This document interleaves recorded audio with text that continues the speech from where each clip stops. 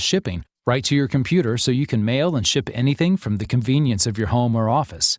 With Stamps.com, you can print postage on demand and save money with deep discounts you can't even get at the post office.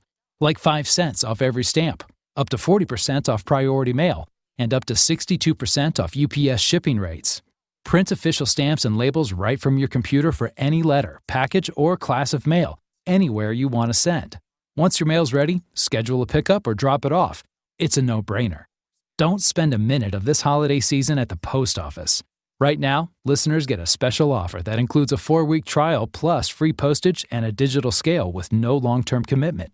Just go to Stamps.com, click on the microphone at the top of the homepage, and type in Fox. Stamps.com. Enter Fox. Go right now to Stamps.com. Enter Fox. UN inspectors say Iran is in violation of the 2015 nuclear agreement. Inspectors at the UN's nuclear watchdog say Iran is notching up more and more serious violations of its international nuclear deal. The country has been openly breaching the agreement in recent years after the US pulled out and reimposed sanctions. The International Atomic Energy Agency says Iran's stockpile of uranium continues to grow. It's now more than 12 times larger than the deal allows. And the uranium is also more highly enriched. In London, Simon Owen, Fox News. Hurricanes are keeping their staying power longer once they make landfall. That's according to a new study out of Japan. Researchers looked at 71 Atlantic hurricanes since 1967 and found in the 1960s hurricanes lost wind strength by 2/3 within 17 hours of landfall, but now it generally takes 33 hours for storms to weaken to that same degree. If you're cooking your first turkey this year, a supermarket chain.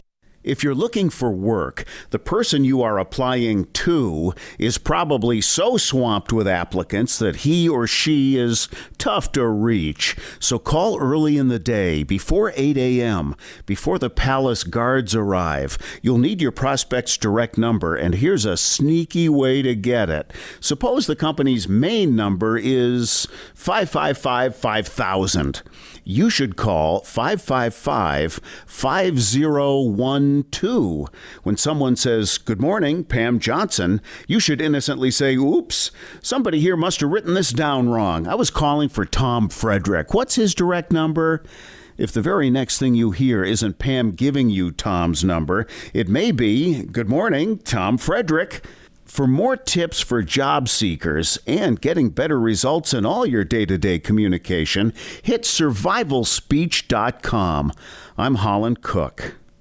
Shortly after having sexual intercourse with a prostitute earlier this afternoon, local man Jacob Reynolds told reporters that he never expected the experience would bring him to new heights of emotional and spiritual fulfillment. I was convinced that having sex with a complete stranger behind my wife's back would leave me feeling drained and empty on the inside, but my self-esteem is through the roof. Reynolds, who said he paid $150 for a 30-minute block of time, said that his moderate expectations for the encounter were instantly surpassed by what turned out to be a deeply personal sexual communion that transported him to a new plane of emotional intimacy. I've never felt a stronger sense of spiritual connection. When our bodies met, there was an immediate sense of familiarity and comfort that just washed over me. I think it was the most meaningful experience of my life. This is the Onion News Network.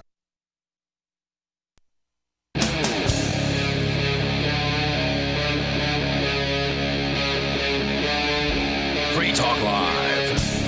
It's Free Talk Live. You can bring up whatever you want here. You can take control of these airwaves. Our toll-free number, it's 855-450-FREE, like freedom. That's 855-450-3733. Coming up, social media and its power.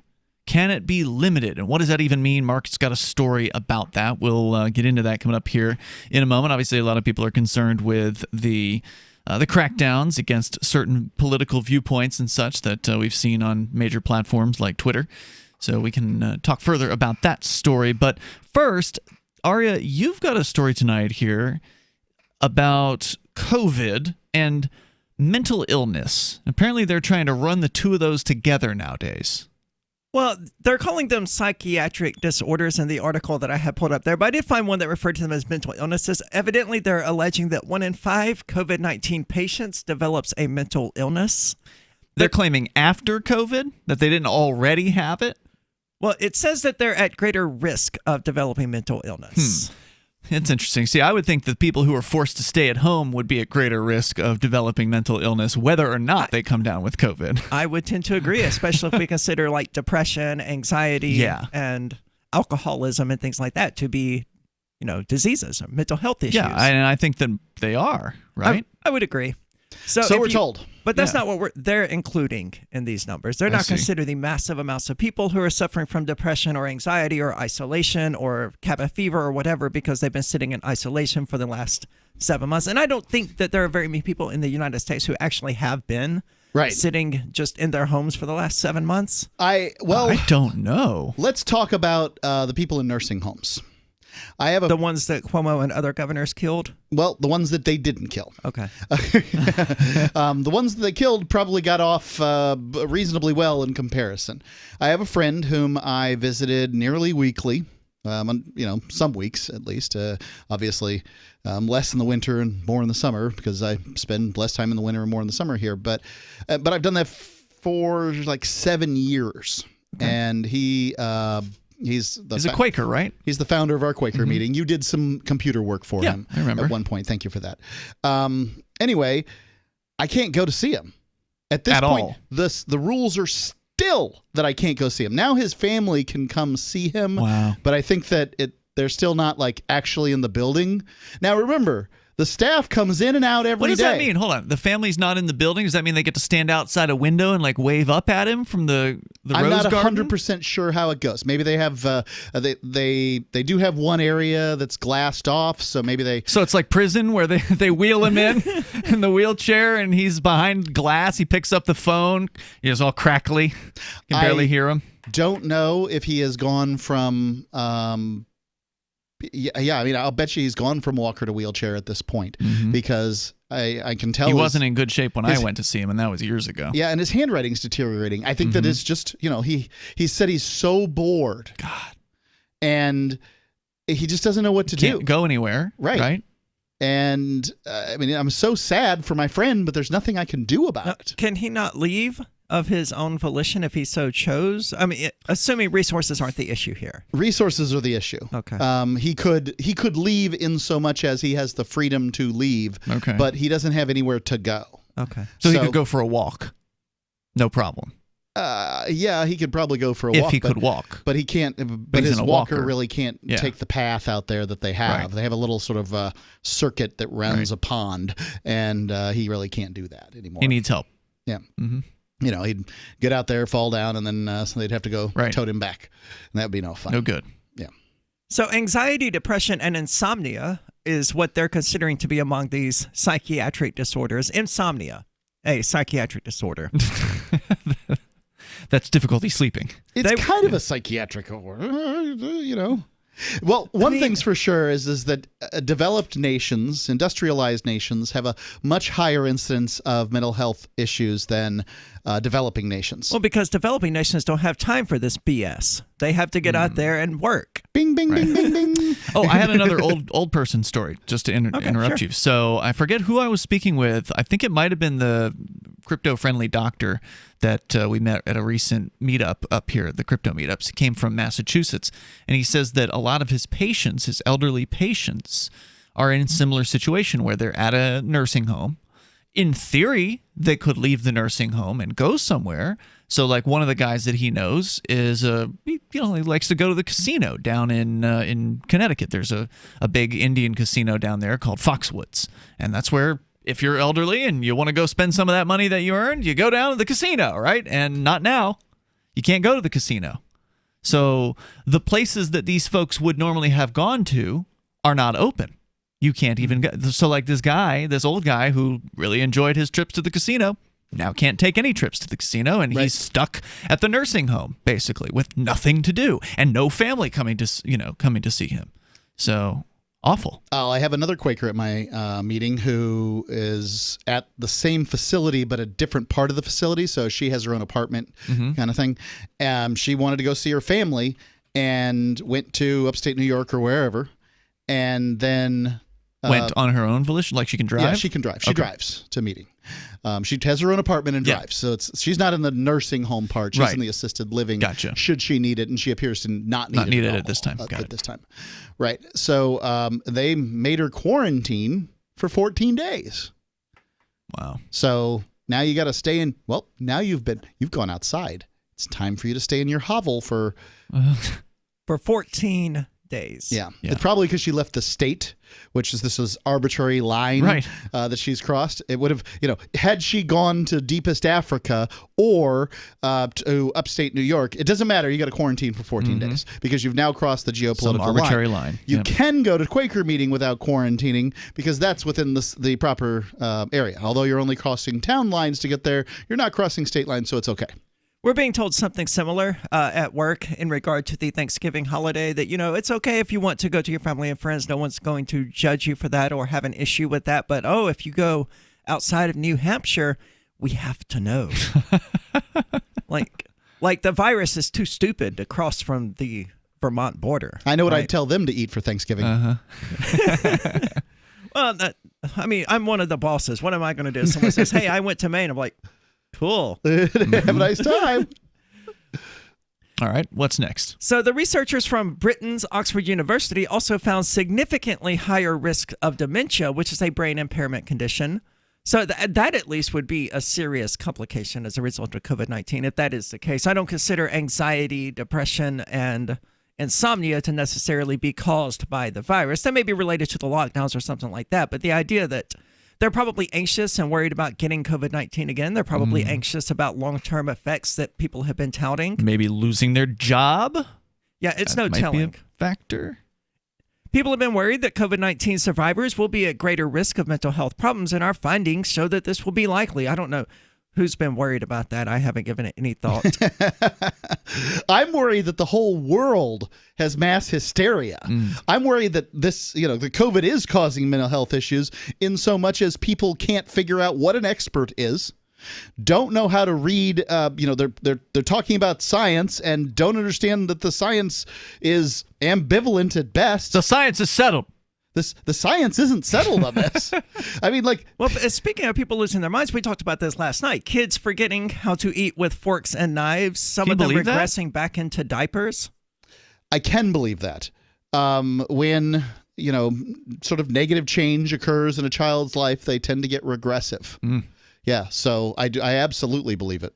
Wow. What we found seemed to suggest that it was largely a fault of the parents not spending time with their children, going, just slap on some diapers and buy them finger foods. Get them only pizzas and burgers or something like that. Yeah. Well, you'll get no argument from me that the vast majority of people with children shouldn't be. So the study analyzed electronic health records of 69 million people in the United States, including more than 62,000 cases of COVID-19. The findings are likely to be the same for those afflicted by COVID-19 worldwide, the researchers said.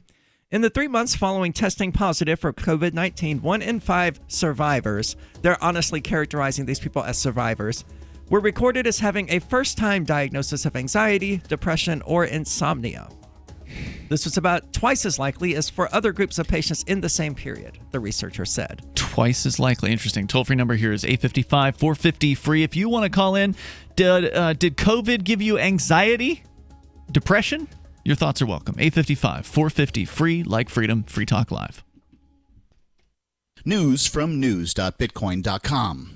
A 1 million ounce gold find in Russia raises questions if Bitcoin is more rare than gold. The Bitcoin market is expected to be volatile until the end of the year. Study shows that half of U.S. investors interested in adding Bitcoin to their portfolio. Bitcoin.com is your source for getting started with cryptocurrencies, getting a wallet, buying Bitcoin Cash, mining, and all the latest cryptocurrency news at news.bitcoin.com. Divi's been a pretty good investment for Free Talk Live. Their ad campaign started in September 2019, and from mid-March to mid-July, the values soared by 10 times. It's not too late. Divi's new wallet hasn't even released yet, and other things are happening that I can't even say on the radio. If you want to invest and potentially do well, go to DiviProject.org. I can tell you that FTL is deepening its partnership with the guys from DiviProject.org. Past performance is not an indication of future profit. DiviProject.org. DIVI Project.org. What if the United States and the Soviet Union had fought on land, sea, air, and the astral plane, struggled for dominion across parallel dimensions, or on the surface of the moon? What wonders would have been unveiled? What terrors would have haunted mankind from those dark and dismal dimensions? Come closer, peer through a glass darkly, and discover the horrifying alternative visions of World War III from some of today's greatest minds in science fiction, fantasy, and horror. Weird World War III. Available now from Baen Books at BaenBooks.com. Having taken her father's throne, Sarah Calhoun has fallen out with one of her best allies, and her brother Nathaniel heads into Imperial Philadelphia with a reckless plan. Her uncle Thomas, armed with new powers and new allies, aims to remove Sarah from her throne and from the world of the living. To survive, and to gain the strength she needs to fight an impossible war, Sarah must unite the Mound Builder Kings to enact an ancient rite that will propel her beyond mortality. Servant Daughter by D.J. Butler is the newest entry in the Dragon Award-winning Witchy War series from Baen Books at BaenBooks.com. Free Talk Live. We're talking about piracy. The Barbary pirates were attacking American merchant ships and taking the sailors into slavery. Yep. Which is a little worse than conscribing them like England was. England was just making them, do a when it certainly was slavery, but to a much lesser extent. Did they get the doubloons? Is what I want. When somebody from the Sudan takes you into slavery, you're in slavery. Yeah. That's slavery in its rawest sense. Mm-hmm. So he sent over the Navy in order, Well, that's the risk you take on the high seas. Trying to think, this famous American pirate, but I can't remember his name offhand. Blackbeard. Now Redbeard. No. Goldbeard. Maroonbeard. Free Talk Live, 7 nights a week from 7 to 10 Eastern, live on the Liberty Radio Network at LRN.FM. There are lots of ways to listen to Free Talk Live. Our podcast has been around since podcasts began, and now the FTL feed is loaded with content besides our full show archives. Did you know that we make it easy for you to customize your podcast subscriptions? We have different feeds, one that includes only our full shows, one with just the Daily Digest, and our main feed that includes everything. You decide what you listen to. It's quick and easy to customize your feeds at feeds.freetalklive.com. That's feeds.freetalklive.com. I'm a little obsessed with My Magic Mud. Several years ago, I met Jessica Armand, the founder and CEO of My Magic Mud, and I didn't even know my teeth were coffee stained. A week's worth of use convinced me, and now I use it every 3 or 4 days. It's clinically proven to whiten teeth, and I think it cleans better, too. My Magic Mud's available at most local health food stores, Sprouts, Natural Grocers, CVS, Walmart's Natural Beauty Aisle, but I can get it for you for 20% off with coupon code FTL20 at MyMagicMud.com. FTL20, MyMagicMud.com. Now you can follow LRN.FM on the decentralized Mastodon social media platform at toot.lrn.fm, toot.lrn.fm.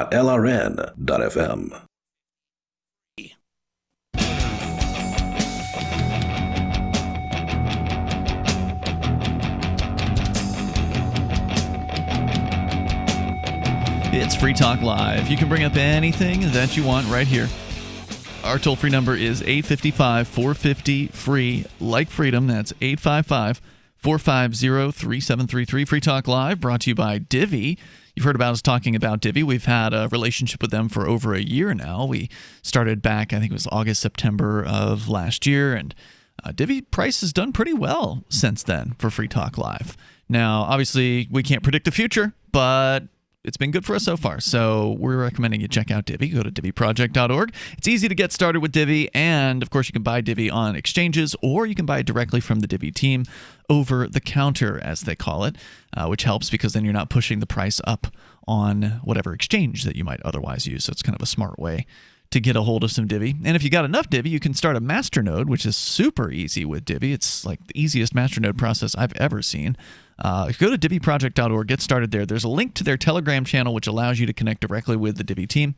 It's DiviProject.org, DiviProject.org. In the studio, it's Ian. Aria. And Mark. So, Aria, you're telling us a story about anxiety and depression and all these other mental illnesses, so-called, that people claim. Sure. That people who've had COVID have been getting diagnosed with these illnesses, mental situations, on a twice as often basis than the average person. Is that right? That's correct. Okay. They are twice as likely to develop. What they're characterizing as mental illness here is anxiety, depression, or insomnia. I will agree that depression can be, an issue of brain chemicals. In most cases, it probably isn't. When most people say they suffer from the depression, that they're probably just lazy and unmotivated. But sure, brain chemical imbalances are a thing, and they do exist. Yes. Yeah. That's what a lot of the depression folks will fall back on, and I also question it because there's also been studies that show that taking a red sugar pill will also solve depression. Well, sure. There's certainly studies that will show exercise, sunlight, sure. and but you can't get a depressed person to go out and do that. Losing weight, and these right? sorts But of you things. can't get a depressed person. You can tell a depressed person, "Hey, you ought to go for a walk today. It'll help you with your depression." They won't do it. Right, but you because might they're be unmotivated. Right, but you might be able to get them to take a sugar pill. Yeah, certainly depression has been used as a crutch. It has, and I'm not sure if it is more often used as a crutch. I don't know, but that's what I tend to think. But I do believe the claim that the people who have survived quote COVID could possibly be diagnosed with these things more often, simply because they're under extra stress. They've been told all these things about COVID, and maybe they've lost their job or they're quarantined. I mean, there could be some extra stressors that could cause one to feel anxiety or be depressed. No doubt, if you've just had COVID, the likelihood of you having some anxiety seems a bit higher. But also, let's you're talk also about under increased medical scrutiny. That's true as well. Let's talk about the self-selection bias here, too. Who here has had a COVID test? Not I. Nope, not me. Me either. All right. I was sick, though, in January. Dude, I was sick for like a solid month in January or February. There are articles written that say, were you sick in January? You still don't have COVID. Because just sort of trying to make sure that you understand the severity of this or some crap. I don't know exactly what. But you didn't have a test. No. And I'm not going to. Well, you're not interested in getting a test. Right. My question is, the people who are getting tests, are they more likely to be the sort that would be anxious and depressed already? I think so. I would assume so. And the numbers back that up, believe it or not. The study also found that people with a pre-existing mental illness were 65% more likely to be diagnosed with COVID-19 than those without. So they've got the test to some extent, yes, right? because they're anxious about COVID. Right. Yeah. I like to find the people with the OCD, invite them over to my Why? house. So they can clean some up. stuff? Yeah. Okay. Yeah, that's the end of that joke. Mental health specialists not directly involved with the study said its findings add to growing evidence that COVID-19 can affect the brain and mind, increasing the risk of a range of psychiatric illnesses.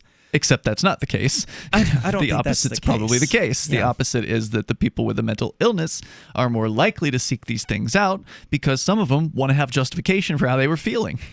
Yeah, and some people, it says they were diagnosed, 1 in 5 COVID-19 patients was diagnosed for having anxiety, depression, or insomnia for the first time. Right. So it's hard to say how chronic that problem really is. Everyone experiences bouts of insomnia here or there. Sure. So I can't, we don't or have depression the numbers here and or there. depression, Right. sure. Right. And if you've been laid up in bed, quarantined to one room, then that is seriously you're not depressing. getting the exercise that you're used to getting or should be getting. Right. That's going to be depressing too. Absolutely. Look, and this is self-reporting. This isn't science. This is self-reporting. No. I would agree. I mean, a lot of these people who are testing positive are like young people, college students who are going out and partying and stuff like that, and who have to test in order to attend college. I'm sorry, I thought that was the table leg. So they don't have anywhere to be quarantined except in their dorm, which is a single bedroom and a small one at that. So if they're going to be quarantined for 14 days, it's going to be in this tiny little dorm bedroom, and that's got to be tremendously depressing. It's basically a prison cell. Same thing's true of the elderly folks who are in their nursing homes. Yep. Ugh. So this is likely getting their meals in their room, just like prison, not leaving. Slide it through the beanhole. This is likely due to a combination of the psychological stressors associated with this particular pandemic and the physical effects of the illness, said Michael Bloomfield. I don't know what connections they're drawing between the physical effects and, what they're essentially asserting is brain damage caused by COVID-19. It seems to me that the most logical conclusion would be that, these are psychological stressors that are being caused largely by the media lockdown. And by the lockdowns. Yeah. Right. We're I believe the article at least is aiming in the direction of having us believe that somehow COVID causes the most difficult to diagnose mental illnesses out there, the most amorphous and difficult to diagnose mental illnesses out there. That's the biggest, sloppiest stretch I've heard in a while. Well, the media is not known for anything more than they are known for fanning the flames of fear. Well, yeah, why not just blame COVID for everything? It's COVID's fault that you lost your job. It's COVID's fault that you're feeling depressed. It's has COVID's nothing to do fault that you're with alone. us running story after story after story on this and getting everybody whipped up to the point that you mean the media? Yeah, collapse the economy. Just for the sake of curiosity, would this not be the first coronavirus, the first cold, the first flu, the first pneumonia, the first any of these sorts of viral contagions that caused a mental illness, that caused depression and anxiety? If it were the case ridiculous that getting this virus caused depression and not the social circumstances factors, yes. Wouldn't that make it probably the first one ever? Yeah. The first recorded virus That's that why can it's absurd. actually cause depression? It's just ridiculous what these people are saying. I want to go to Larry. He's on the line in Indiana. You're on Free Talk Live. Go ahead, Larry. Hey, now, you know what these people are doing on the nightly news? They're selling dope. Really? They're selling dope in How do I buy it? medical industrial complex. If you listen to them, Bitcoin? You're going to be sick. You're going to have some kind of bowel problems. You're going to be blind or something's going to be wrong with you. But anyway, here in Indiana, what they're doing now is they're going to, if they catch you without your mask or wearing your mask properly, they've got Homeland Security, they got alcohol, tobacco, and firearms, plus an army of public health officers going into businesses, catch you. And if a business gets caught, hold that thought, Larry. I want to hear the rest about what's going on there in Indiana. Your calls and thoughts are welcome as well. You can take control here on Free Talk Live.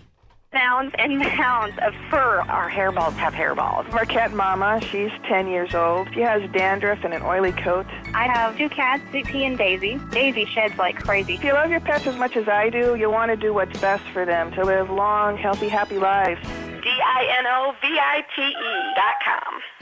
I just tried this wonderful Catalicious Dynovite for cats, and my cat has been on it for 2 weeks. She is not scratching anymore. She's not chewing anymore. It is just the best. I was thrilled when I heard Dynovite for cats was coming out because I'd seen the changes in my dog. To introduce my cat to Dynovite, I took the advice from Dynovite and put their food on top of just a scoop in the bowl, just to get them used to it, because I know if I even switch one little thing, they put their nose up to it. There was not one problem. Dynovite for life.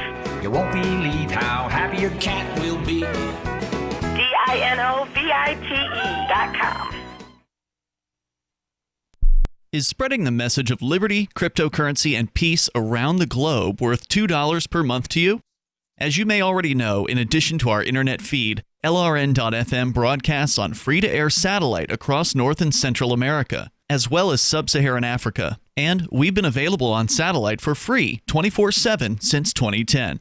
The LRN.FM free-to-air satellite signal is reaching some of the most oppressive regimes in the world, and there's no doubt our ideas are making an impact. You can learn more about the channel's impact by watching the 3-minute video at fund.lrn.fm. If you'd like to help free minds globally with our ideas of liberty, cryptocurrency, and peace, you can donate as little as $2 per month via fund.lrn.fm. You can help us continue and expand our satellite broadcast to multiple continents. Visit fund.lrn.fm today, and thank you for your help. Don't forget to share the link on social media. That's fund.lrn.fm. There are basically 2 types of advertising: direct response and branding. Radio's great for direct response with its low cost to listener ratio, but audio can't be beat for branding, which is a longer-term endeavor. You want to be the first thing that someone thinks of when they think about your product or service. If you have a local business that you want kept top of mind in your community, call the station. If you need national reach, Free Talk Live's got around 200 radio stations, millions of monthly listening sessions, can suit all budgets, and if we don't think we're right for you, we'll tell you. Email me, mark@freetalklive.com. What if you want to hear the latest episode of Free Talk Live, but all you have is your phone, you forgot to download our archive, and you have no data connection? You can call our Listen line at 641-793-0191. That's a long-distance number, so you may incur charges. If not, listen as long as you want. 641-793-0191. The Free Talk Live Listen line, 641-793-0191. I've been told no in many different ways. I give you an order and you're going to obey it. George, you can go this way. You can do that and you have to leave here. You cannot bring signs into the rally. Walk with me. Well, I'm comfortable here, actually. Whoa, hey, who do you think you are? Excuse me. There is no video and audio allowed in this office. No, I have work today. You ain't gonna make it. Wait a minute. Hey! Oh my God! Unbelievable! Why are you running from me? Because you're scared me. What am I being detained for? You're being served. What is this? You're being served. What is this? Bureaucrats have a funny way of telling people no. That's the sound of the men working on the chain. Derek J's Victimless Crime Spree. Watch it for free and order the Director's Cut DVD at victimlesscrimespree.com. This is the Liberty Radio Network, broadcasting the latest liberty-oriented audio content 24 hours a day at LRN.FM.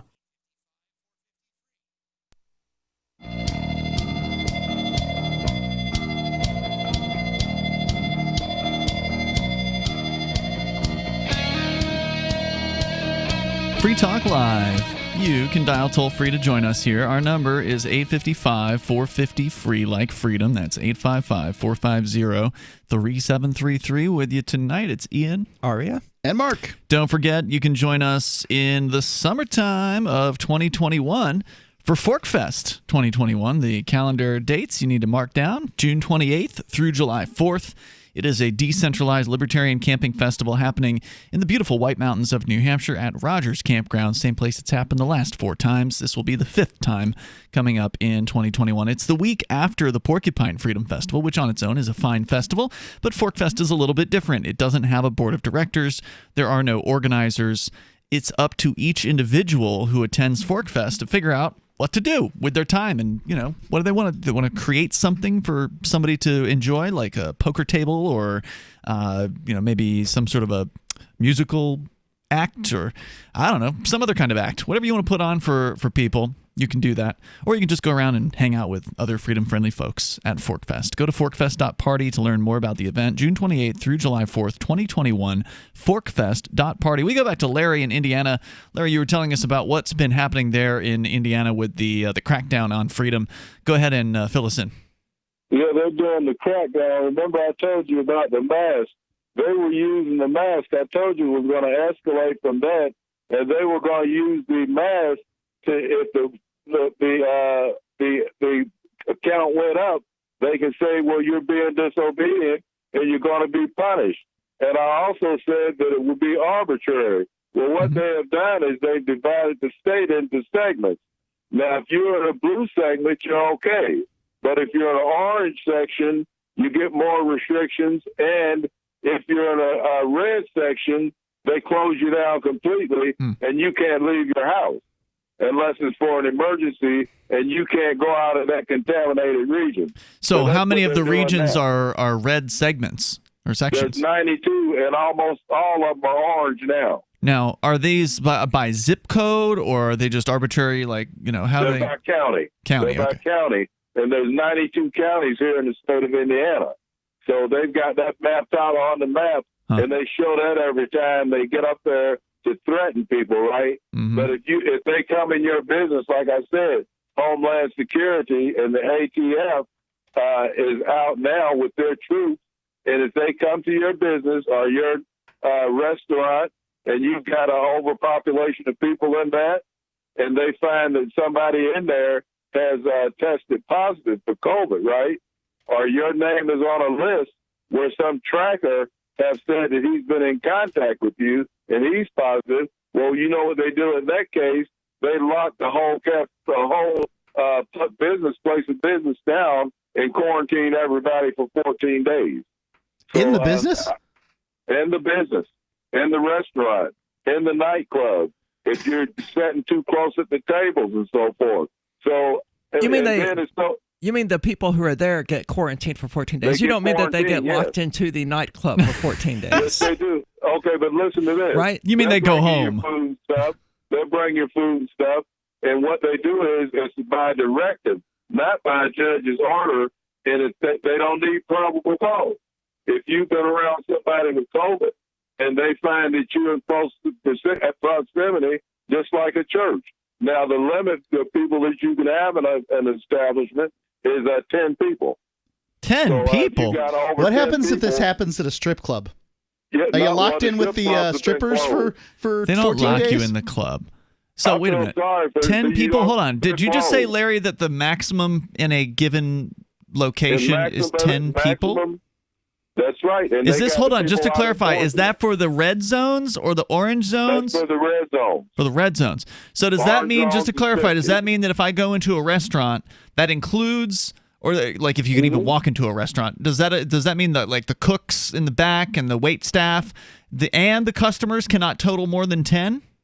That's the patrons. And then another thing is, too, they say that if you're the business owner and they catch one of your people that are working, serving somebody without a mask on, then you're going to get closed down completely for 30 days. So they're destroying our business. That's the most horrifying aspect of all of this is how, it's just blatant fascism for the government to come along and say, you're going to enforce the law or we're going to shut you down. Yeah, and it's making New Hampshire sound better and better. Thank you, Larry, for the call tonight here. I mean, it is not that bad here. It's bad in New Hampshire. I don't make it sound like it is. Well, it's bad in places like Keene and Nashua. Yeah. Yeah, that's true. Well, they also have state-level restrictions as well. Although I went to a restaurant tonight where not a single staff member had a mask on. Nice. I'm not going to say which one it was because I don't want to throw them under the bus, but I had not been in there yet since COVID in this particular restaurant, and not a single mask in sight except for the people that were coming in as customers. But the staff did not have masks, which was nice. Good for them. Yeah. So happy to see that. And thank you for the call, Larry. I definitely appreciate hearing from you. And I did pull up the map he was talking about here of Indiana with the 92 counties. And it's probably 90% orange, so like the second most severe. And then there's maybe about 10% or 7% that are probably red, so maybe about 10 counties or something that are red. And then there's just a handful that are yellow. So how many cases do they need in order to be orange? Orange has to be per 100,000 residents, 100 to 199 new cases. Over what time frame, I'm not clear. Cases. Yeah. Not deaths. Not deaths. Because no one talks about deaths anymore. Because they're not happening, are they? Well, I mean, somebody probably somewhere is dying, but I don't even know anyone who's sick. So all I can do is look at deaths in the United States. I just don't know what to believe when it comes to what people died from. Well, yeah, you can't. Because, we read a story where basically 10,000 people actually died of only COVID, and that it was always a comorbidity with a bunch of other things. And don't forget that the median age, at least at one point for this, was 80 years old. So, some of the factors are diabetes, obesity, old age. I mean, you're talking about fat 80-year-olds are dying. How long exactly were they going to live? And so when we're talking about deaths now, we don't even know if some of these deaths that exceed the excess death number in the United States are they deaths of despair? We don't even know that. So, I mean, that's not. I can't speak to that. But what I can say is that I've kept a close eye on deaths in this chart here, and if you consider it normal. Deaths between like 55,000 and 60,000 per week in the United States, and that's all causes, then we are in that range. We are above. So it's normal. We're above the excess death number by a little bit, but the excess death number is just sort of, it's drawn arbitrarily, right? And it's difficult to say. I mean, COVID's real. It appears. Supposedly. Sure, I don't have any belief that COVID isn't real, right? I'm sure the disease exists, but I would love to remind people without them saying, "Oh, you're a COVID denier" or whatever. Right.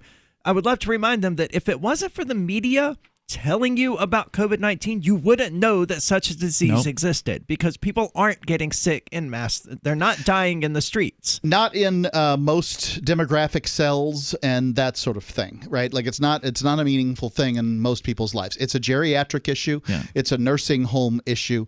It's a diabetes issue. Well, and it's also, really hard to get a finger on what's really happening. As you pointed out, Mark, the deaths are questionable. A lot of the death numbers are very questionable, but also a lot of the testing numbers are questionable as well. I was just having a conversation with my roommate, and I think he was telling me about a couple of folks his mom knows in New York, and I may have not 100% the details straight on this, but they were supposed to get like a COVID test before they could go travel and do a certain thing. I forget what it was, but I have to do that. Yeah. And they weren't able to get it. Like, they kept calling and it was like, well, we don't have time, we can't schedule you or whatever. They just weren't able to get it done in time, so they just went and they did the thing they had to do. And then later the hospital calls them back and says, we have the test results, you've tested positive for COVID. But they never actually took the test. Right. I wouldn't doubt it at all. So how many of these positive COVID test results are actually so-called COVID in the first place? And, of course, as we know, most of them aren't dying from it anyway, even if they do have it. The toll-free number is 855-450-FREE. But we're being told the hospitals are full again. In Utah, that's why, for instance, they've put a mask mandate. Do the letters IRS give you anxiety? I'm Dan Pilla. I've defended people from the IRS for more than 40 years. My book, How to Get Tax Amnesty, created the tax resolution industry and is responsible for helping hundreds of thousands of people. It can help you, too. If you're a non-filer or facing IRS enforcement right now, your case is unique. You need real help, not cookie-cutter advice. My clients get my personal attention. Buy my book at danpilla.com and get a free consultation directly with me. That's danpilla.com. Let's start solving your tax problem right now. At 58 years of age, I noticed a dramatic energy decline. After a 5-day work week, I had to use one of my days off to rest and recover. I also had cut my gym visits down from 3 times a week to once a week. Since I began using Green Meadow Whey, my energy level has greatly improved. I no longer have to take a day to recover. I have increased my gym visits back to 3 times a week. I'm actually more active and feeling better now than I have in the last 5 years. It's so nice to wake up in the morning feeling good and ready to go. Before trying Green Meadow Whey, I must have tried every whey protein product on the market, and every one of them caused me bloating, gas, and constipation. I've had no such issues with Green Meadow Whey. In fact, I'm sleeping better, my vision has improved, and surprisingly, my emotional and mental state has also improved. I love what Green Meadow Whey has done for me. Green Meadow Whey comes from milk derived from grass-pastured cows. To order, call 888-988-3325 or visit greenmeadowwhey.com. Silver has always been nature's very own antibiotic, and only one system allows you to generate an endless supply of natural silver solutions. SilverLungs.com. You'll find no wild claims or pseudoscience, just a lifetime of nano-sized pure silver solutions. The Silver Lungs generator allows you to make your own, so stop paying for silver solutions. The unique lung delivery system targets respiratory infections where other silver solutions simply cannot reach. See the Silver Lungs generator and lung delivery system at SilverLungs.com. That's SilverLungs.com. On Free Talk Live, we're bringing people to the ideas of liberty every day. From wrestling superstars like Glenn Jacobs. You guys really are having an impact, I believe. Like I said, a lot of where I am now is due to listening to Free Talk Live. You changed my mind on some very important issues years ago. To random people tuning in on the radio. I was kind of stuck in the left-right paradigm. I heard your show by chance on a Saturday night.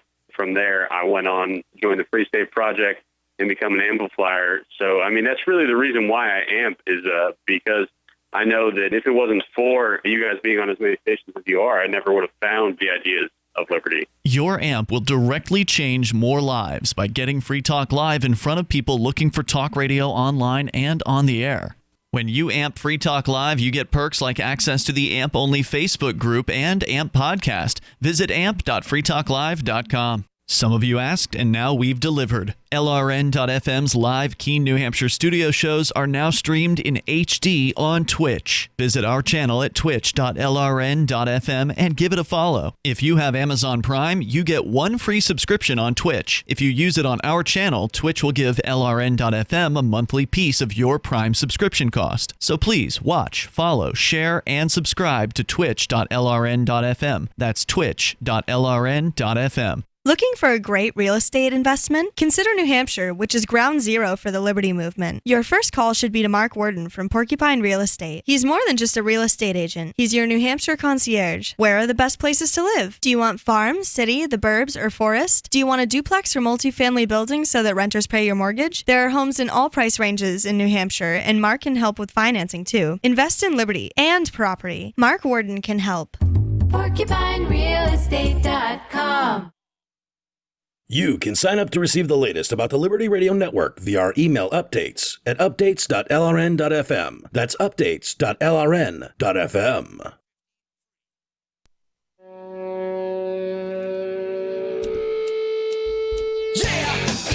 Yep, it's Free Talk Live. You bring up what you want right here. The toll-free number is 855-450-FREE like freedom. That's 855-450-3733. Also, we've got our Matrix chat server where there was a little bit of a refresh or a restart that I did on the chat server over the weekend. Turns out we hadn't quite set it up exactly the way it should ideally have been set up. It's our own chat server, number one. So that means that all these Twitter, Facebook concerns about mega corporations cracking down, they do not apply here. There is no one who can shut the server down with the exception of the server administrator who is part of the show. That's Michael Hampton, who's been a host here on Free Talk Live in the past. Seems unlikely. Great guy. And but, there's apparently a 2,400 item settings file that you have to go through. So there's a lot of different settings that you could choose on this particular server.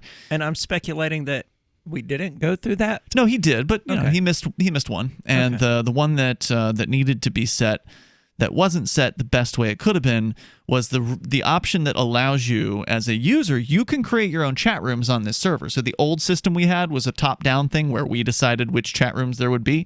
Now we can make chat rooms, but so can you. So you can join the official rooms, or you can make your own, or join the other people's rooms, or whatever. But the way it was set up initially for the last 2 months that we've been running this thing was that when you created a new room, it was always encrypted. And there was no way to create an unencrypted room. So that causes issues. So, Mark, you had a couple issues where you'd connected to the server, but you didn't put your key in, or something happened where you couldn't read any of the chats that were in the rooms. It was very frustrating. For the first several times when I logged on, for whatever reason, I just couldn't read anything. And it wasn't just you. It was happening to other people as well. Just because it's a little clunky to deal with encryption. You have to deal with keys, secret keys, and save the key. Oh, you didn't save the key? Well, sorry, you can't ever see anything that has ever happened in these rooms until you've joined them, and then you can't. It just created some problems. And so to be able to have unencrypted rooms means that there's less or fewer problems that will occur. It just makes a smoother new user experience. The fact is, you don't need the room to be encrypted if it's a public room.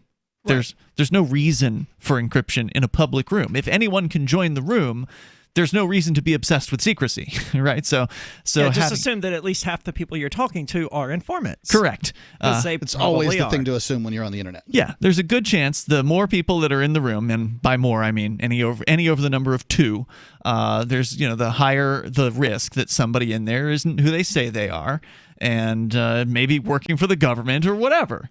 Sure. So having all the rooms be encrypted was detrimental. If there's 3 people on the show, how many of them are feds?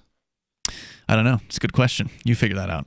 But anyway, so the whole point is to allow the user or the administrator, the person creating the room, to make that decision for themselves. So now, by default, you can create an unencrypted room. It's by default unencrypted. You can encrypt it if you like. But once you encrypt, there's no going back. You can't unencrypt. You'd have to delete the room entirely and then create a new room. So it gives the users more of a choice, and it gives our public rooms the non-encrypted features, which actually are better. You can search now. You couldn't search before. Right. I mean, that sucks. You go into a room, you're like, oh, somebody said something cool yesterday. Hit the search button. Sorry, it's an encrypted room. You can't search. So That's bizarre. Yeah, so now that they're unencrypted, you can search the rooms. So I mean, again, for security, if you need a room that's secure, you don't want it to be unencrypted. But if you want a public room like we want, then unencrypted's better. So that's the change we made, but it meant that I had to wipe the whole server clean. And, well, not the whole server. The private rooms I didn't touch, but all the public rooms, I deleted all of them. And so we started from scratch. So if you come into the server, you may notice there's some weirdness going on. If you've already been in and you come in and you're like, what happened? You just have to rejoin the rooms. You may have to log out and log back in, but then you'll be good to go. Sorry. I don't remember the question. That's okay. Check it wasn't out. super important. Check out the Matrix server. Go to chat.lrn.fm. I think it's great overall. I think it's been a good experiment for the last couple months, and we should be good to go from here on out. So hop on in there, chat.lrn.fm. Let's go to the phones to Robert in Bellows Falls, Vermont. Robert, you're on Free Talk Live. Ian, Aria, and Mark. So you guys were talking about people taking the the COVID test and stuff like that, and I've been very paranoid about having to do the test. I mean, in terms of just going to the hospital, because I was always afraid of getting the virus. Mm-hmm. But with that being said, for the last few weeks, I haven't really been up to par. I've had some pain in my arms and in the back of my neck, and it was so bad that I had to go to the hospital.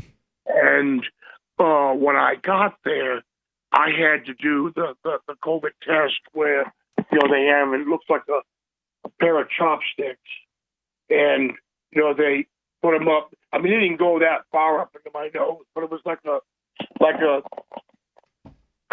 couple hour result test, and I came back, without COVID-19. But what I did learn was that I have Lyme disease. Oh, no. And, so they got me on medication, and it's really painful because it starts right at the top of my spine, and then it goes down both of my arms, and then right up to my wrists. And, some days are better than others, but I think that the medication that they have me on is going to help that out, but I hope it does. That's Lyme disease unfortunate. can last for years. Yeah, I thought it was a lifetime thing. Does it go away? It morphs. It morphs. Okay. It changes. Gets more tolerable. And it sometimes it's difficult to drive and stuff like that. But I, Ian, me personally. I've gone out there for a year, since almost a year this virus has been out. Shook hands with people, hugged people, gone over to people's homes. And if I got the virus because I'm diabetic, that would be catastrophic. I wouldn't be here, Maybe. And just really have a hard time believing in this virus. I really do. I heard you, Robert. I'm sorry to hear about the diagnosis, and thank you for calling and sharing your thoughts with us tonight. I'm like you, Aria, on this. I don't disbelieve that this thing exists, in the same way that I'm pretty sure the cold exists and the flu exists, and these things are uncomfortable for most people, and some people die from them. Yeah. And most of us just move on, and we get on with life. And that's the way things used to be. Now, all of a sudden, everybody's afraid, or a significant amount of people are living in fear.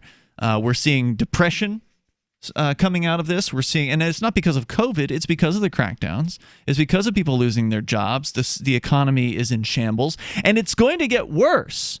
It's going to get worse because in a lot of places they're re-locking down. Oh, just a minute after they reopened, now they're re-locking down. San Francisco, headline today, shuts down indoor dining at restaurants. They barely just reopened indoor dining in San Francisco. And there's scant evidence that lockdowns do anything. No, even the World Health Organization finally came out against them. Right. I mean, they just don't. I don't know what this mass psychosis is. Why they just, people just keep the government officials? I just don't understand it. Why do they keep doing the things because the experts say they don't work? Because it's not about the experts. It's about being able to believe that someone out there can institute some law that will keep them safe. That's what it's about. Absolutely. Yeah. And there are guidelines that would be more effective than what we've done up to this point. I mean, and this would be a really great opportunity to show that the government can learn, but it really can't. If they were just to, I don't know, advise the people who are obese, diabetic, over the age of 70 years old or whatever. Remember, there aren't many 70-year-olds that are working. But see, people aren't afraid of dying from the virus. They're afraid of COVID-19 itself. I mean, these people who are in favor of the mask mandates, who want the government to protect them, they're not really worried about dying. They're just terrified of this almost mythological entity that COVID-19 has become in their heads because of this constant fear-mongering that they faced over the last 9 months. Right. There's certainly people who have been debilitated and died, that had COVID-19 that were under the age of 70 or whatever. But scant few. Yeah, the numbers, when you cut out 75 and up, 65 and up, whatever the thing is, you cut out, X% body fat, the morbidly obese. You cut out people with full-on diabetes. You're trying to reason with people who are hysterical, though, Mark. I know. You're trying to reason with people who are hysterical, and that's really what the issue is. It's that, you are 35, and you're in shape. You have nothing to worry about. Oh, but I don't want to kill Grandma. When was the last time you saw Grandma? Do you remember the clown sightings of 2016? Yeah. I remember that. This reminds me so much of that because people were legitimately afraid of clowns, and people were faking having seen clowns. People were being clowns. Yeah. They were. And, it was just this mass hysteria that for a number of months just took over the United States of people being terrified that there were clowns everywhere and they were out to get them. And none of that ever happened. There's now more it's COVID-19 and who's laughing? This is Free Talk Live.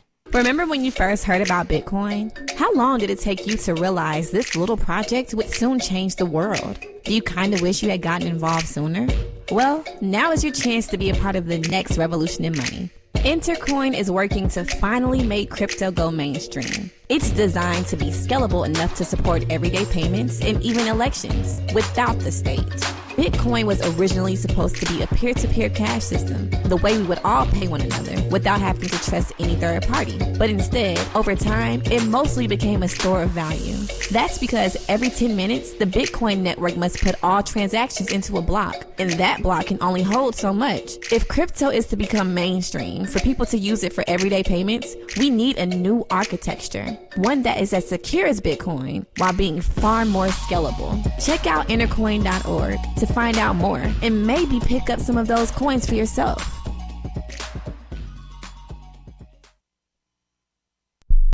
Are you tired of governments murdering people around the world? Stop using their money. There is an alternative. Bitcoin is a stateless, free market, non-political currency. Bitcoin cannot be inflated or controlled by any government. By using their money, you are helping the state. Stop doing it. You have an incredible alternative available now. Learn it, use it, spread it. Get started with Bitcoin at Bitcoin.com. That's Bitcoin.com. So you've heard all 3 hours of the latest episode of Free Talk Live, and you're still hungry for liberty-oriented audio content? Did you know that we have another 24/7 audio stream at LRN.FM? The Liberty Radio Network airs the latest episodes of some of the best liberty-oriented podcasts on the internet around the clock. In addition to recorded content, you'll also hear live shows like Free Talk Live, originating from our Keene, New Hampshire studio. So listen anytime at LRN.FM. That's LRN.FM. You're listening to the live edition of Free Talk Live. Hour number 2 is next after the news here on the Liberty Radio Network at LRN.FM. By fighting for control. I'm Lisa Lacera, Fox News. 2 races hold the key to the balance of power in the Senate. Both of Georgia's Republican senators, Senators Kelly Loeffler and David Perdue, face January runoffs against Democratic challengers. So each party is focused on rallying its base and getting them to the polls. For the Republican incumbents, this involves keeping close ties to President Trump. For their Democratic challengers, Raphael Warnock and John Ossoff, it means campaigning unapologetically on liberal issues such as protecting abortion rights and the Affordable Care Act. Andrew Yang tweeted that he's going to temporarily move to Georgia during the campaign to help elect Democrats. These are just some of the high-profile faces we expect in the Peach State over the next 8 weeks. Fox's Jonathan Seri in Atlanta. In Alaska, Republican Senator Dan Sullivan has won re-election, defeating independent Al Gross. The race had been determined too early to call on Election Day due to a large number of absentee ballots. President Trump has been projected to the winner of the presidential contest in the state. As cases of COVID-19 surge across the country, New York is just one of the states putting new restrictions in place. We're seeing a national and global COVID surge.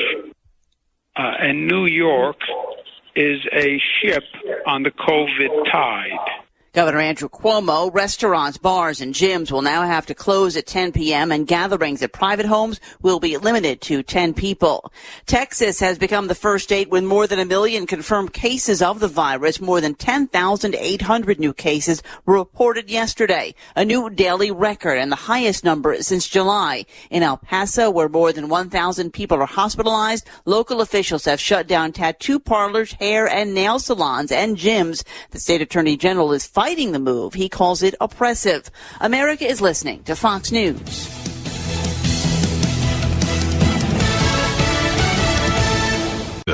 This holiday season, more people will be mailing stuff than ever before. Stamps.com brings the post office and now UPS shipping right to your computer so you can mail and ship anything from the convenience of your home or office. With Stamps.com, you can print postage on demand and save money with deep discounts you can't even get at the post office. Like 5 cents off every stamp, up to 40% off priority mail, and up to 62% off UPS shipping rates. Print official stamps and labels right from your computer for any letter, package, or class of mail, anywhere you want to send. Once your mail's ready, schedule a pickup or drop it off. It's a no-brainer. Don't spend a minute of this holiday season at the post office. Right now, listeners get a special offer that includes a 4-week trial plus free postage and a digital scale with no long-term commitment. Just go to Stamps.com, click on the microphone at the top of the homepage, and type in Fox. Stamps.com. Enter Fox. Go right now to Stamps.com. Enter Fox. As cases of COVID-19 surge, governors of Midwest states are taking action. Michigan becomes the latest state to go on Chicago's now color-coded travel quarantine list. There's a limited mask mandate for the first time in Iowa. And in Wisconsin, Governor Tony Evers out with an executive order advising Wisconsinites to stay home to save lives. Evers' advisory after his coronavirus shutdown was ruled unconstitutional. In Minnesota, another hit for bars and restaurants with curfews and closures for in-person dining, caps on weddings and funerals and holidays, though Governor Tim Walz notes for now. We're not going into someone's home and arresting them on Thanksgiving. Jeff Manasso, Fox News. In Stockholm, Sweden, they're now banning visits to elderly in nursing homes after a spike in cases in that country. Government officials say the ban is precautionary. Google is honoring veterans today. A visit to Google on Veterans Day, and you'll see the Google Doodle is made from actual military uniforms. LRN.FM's free-to-air satellite feeds blanket most of 2 continents. It was my goal to put our channel there so people without internet could receive our programs and feed pirate radio stations. As our contract with our satellite provider is coming up for another 3-year renewal, I have to consider calling it quits. It's rare that we get feedback or support from our satellite users. We started a fundraiser a few years ago, and though there are a bunch of great contributors to it, as of this recording, it covers 15% of our monthly satellite costs. Please email lrn@lrn.fm and tell me how you use the satellite feed. Better yet, chip in at fund.lrn.fm. The costs aren't the issue. We can afford them, but why continue something not valued by the market? Want to help? You can join our satellite fundraiser for just $2 a month at fund.lrn.fm. If we raise enough to keep both channels on the air, awesome. If we raise more, I'll add more channels. If not, we can shut them down and go internet only. It's up to you. Thank you for your support. Fund.lrn.fm. Federal authorities are currently on high alert in Washington, D.C., following reports that hundreds of crazed sociopaths infiltrated the congressional chambers this morning. Mary Canley, a Capitol employee who managed to escape the House chambers, described the troubling scene to reporters. I saw all of them. About 400 to 500 completely deranged people just rambling on about guns, the military, and money. Investigators say the lunatics, many of whom are believed to suffer from severe personality disorders, have locked themselves in the chambers for hours now, with no clear purpose or reasoning. I looked at one of them right in the eyes, and it was like he was empty on the inside, devoid of any emotion or feeling. It was horrifying. It's only a matter of time before they do something that really hurts someone. We believe these men to be manipulative and extremely dangerous. Luckily, they are also very disorganized, and there is a chance they may never be able to ever take any action at all. For more on this developing story, keep checking theonion.com. This is the Onion News Network.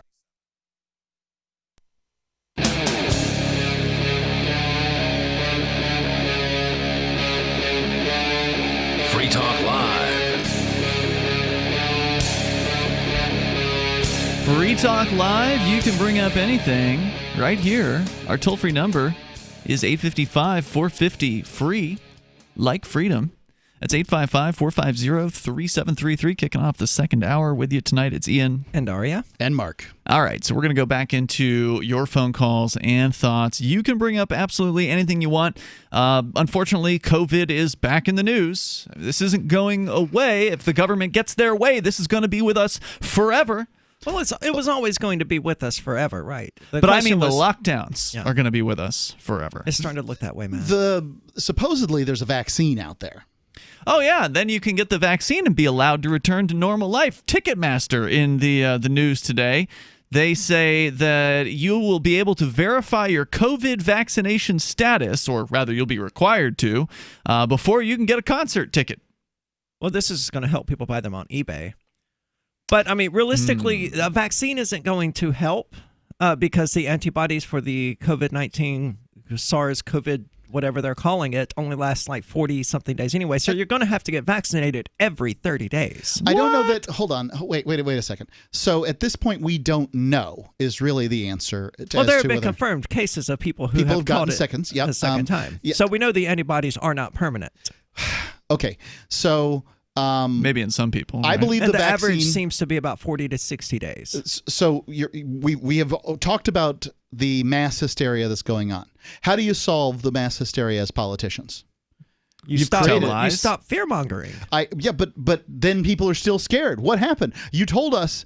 So here's what you do. You come out with a vaccine that's basically sugar water. You shoot people up with it and say, circle, circle, dot, dot. Now you've got your cootie shot. You pat them on the ass and you send them out to go live life normally because now they're safe. Do you really think the government wants to stop the fear or wants to put an end to the hysteria? They seem to be benefiting from it. They absolutely are. Yes, but this way they can cash in, election. Not one question about the wars. 20 years of war, two presidential candidates, not one single comment on the wars. Trump did push his sort of anti-warness for a brief period of time until sort of he got checked on it. But what the government does here is that it spikes the football in the middle of the field, declares itself a touchdown, and then wanders off. Like it did nothing the whole time, but create problems. But now they've solved it because, we expedited vaccine. We expedited the vaccine and blah, blah, blah. Yeah, I mean, that's an interesting theory, but it seems to me that the government, would like to actually put some sort of chemical concoction in your veins. Sure, but what would that do and be? Who knows? Yeah. You sure as hell won't know if you get one of them. That's the truth. Well, so let's look at what exists currently. The flu vaccine is a really great thing to look at. Now, do you have some understanding of the flu vaccine is, Ian? I know that they put one out every single year because the flu is constantly changing, and so they're trying to somehow keep up with that, which seems like a futile thing. And so they're trying to keep up with it from 18 months ahead. They're trying to predict the future. So they've basically managed to use this flu vaccine to get people into the habit of getting regular vaccinations. Sure. So the flu vaccine's done annually. By and large, that vaccine is by and large, it's useless. Sometimes they hit the jackpot. Like anybody who's guessing ahead, they manage to guess the right flu strain, and then it's a great thing. Now, don't forget that a good portion of the population is allergic to this flu vaccine. I am one of them. I thought for a long time that I got the flu from the flu vaccines, but that's not true. I just have a reaction that's remarkably like the flu from the flu vaccine. And is the flu vaccine one of those dead vaccines where it's like the actual flu, but it's dead? Yeah. So you can't get the flu from the flu vaccine, except you kind of did. Except that you get flu-like symptoms from the vaccine. So in what way would that be preferable to having the flu? Well, it's not, but this is the problem of having the argument with the medical sphere, right? They're like, you didn't get the flu from the flu vaccine, and you're spreading lies. Oh, I got something that's remarkably like the flu from the flu vaccine, and because I have said it incorrectly, you're going to say that all my experiences are inconsequential. Well, crawl up and die. You're the number 3 cause of death in the United States, right? Like the medical establishment is the number 3 cause of death. Now, I'm not trying to turn everybody anti-doctor, but just remember when you're listening to these folks, they're not perfect by any stretch of the imagination. They're humans. They're trying not to kill you and then do. It's one thing if you smoke cigarettes and kill yourself. You knew that was going to happen. When you go to the hospital, get MRSA, and die from it, that's something entirely different. All right, I want to go to Gene, the Christian anarchist. Speaking of people in the medical business, he actually is a manager at a doctor's office. Go ahead, Gene. Yeah, I wanted to call with an update to the common COVID. And for or not so common. Yeah, well, actually, it is getting to be quite common, almost as common as the common cold. But, for listeners that don't know, my doctor wife and myself have our medical office, and we see many thousands of patients. But anyway, the deaths are still very, very low. Local hospital ICU is full, but it's unclear exactly how many are COVID patients. Yeah, what is with that? Now, all of a sudden, because I remember months ago they were talking about we need more ICUs, and they set up tents, and they made these temporary hospitals, and didn't use them, and almost none of them got used. Now we're seeing these reports again, and the last I saw was in Utah. They were saying the ICUs are full. Hence, they need to have a mask mandate now in Utah, which they didn't have before, is what the governor says there. So what do you think the reason is that these ICUs are full? Is this getting more severe, or is there something else going on? No, ICUs tend to get full from time to time, and usually it's associated with something going around like the flu or that kind of thing. And this is the time of year when we're going to see more and more, especially older people, catching diseases and getting sick. And Well, this is flu season now, isn't it? Right. So, and I don't know which patients are in there. I don't have that information in front of me. But the hospital itself is mostly empty. Our hospital here is probably... How hard would it be to turn a hospital bed into an ICU bed? Different equipment and things. If they don't have the equipment, they just can't do change the bed over. But anyway, today it was interesting. We had a meeting with 2 representatives from a very large testing lab where we send most of our medical tests. And, I don't want to name the lab, but anybody who's in the business would know who I'm talking about if I mentioned their name. And during the course of our conversation about other things, I asked them how many of the tens of thousands of COVID tests they're doing are coming back positive. And he said about 2%. So then I asked him, well, how many of the flu tests are coming back positive? He said about 3%. So the flu is actually affecting slightly more people according to these tests. Now, the tests are not 100% accurate. But if you figure that they're reasonably accurate and that these results are useful, then it means that more people are actually getting the flu than are getting COVID. Well, it means a higher percentage of the flu tests are coming back positive than a higher percentage of the COVID-19 tests. But we don't know how many flu tests there are versus how many COVID-19 tests. Well, it's true. We don't know. And some people may be getting both. Terribly sorry. Yeah, I had an experience in my family. Jack got ill. He had Your a son. 103 point something degree temperature. I was terrified when I heard this year? Yeah, this is just recently, in the last several weeks. So of course we had to take him off to get tested. He's school and the whole thing. And we have to do these things. There's protocols in place. So thank God for that. He got tested, and they said not only did he not have COVID, he didn't have the common cold, and he didn't have the flu. So what was it? They don't know. Oh, well, it's that's just good. like we tested for 3 things. He didn't have them. So, one might suggest, well, what the hell did he get this high temperature from? So it's just high temperature, not vomiting, or yeah, there was some vomiting. Okay. Yep, there's a variety of things going on. They just He survived it. Yep, paid for the test, and off we went. Yeah. Wow. Well, that's good at least. And this thing about masks and all of this nonsense about shutting down businesses, we're not doing it for the flu. And the flu typically every year kills a lot of people. And even if this COVID is twice as bad as the flu, or let's say it's 5 times as bad as the flu, it still isn't worth shutting down the economy and forcing people to do all this. Yeah, because number one, in our country, supposedly, we have something called the Constitution. Of course, it's of none effect, as Lysander Spooner clearly pointed out. But assuming that the Constitution actually meant something to people in charge. Hold that thought, Gene. More coming up here in moments. You can bring up whatever's on your mind. This is Free Talk Live. Divvy's been a pretty good investment for Free Talk Live. Their ad campaign started in September 2019, and from mid-March to mid-July, the values soared by 10 times. It's not too late. Divvy's new wallet hasn't even released yet, and other things are happening that I can't even say on the radio. If you want to invest and potentially do well, go to DivvyProject.org. I can tell you that FTL is deepening its partnership with the guys from DivvyProject.org. Past performance is not an indication of future profit. DivvyProject.org. DIVI Project.org. News from news.bitcoin.com. A 1 million ounce gold find in Russia raises questions if Bitcoin is more rare than gold. The Bitcoin market is expected to be volatile until the end of the year.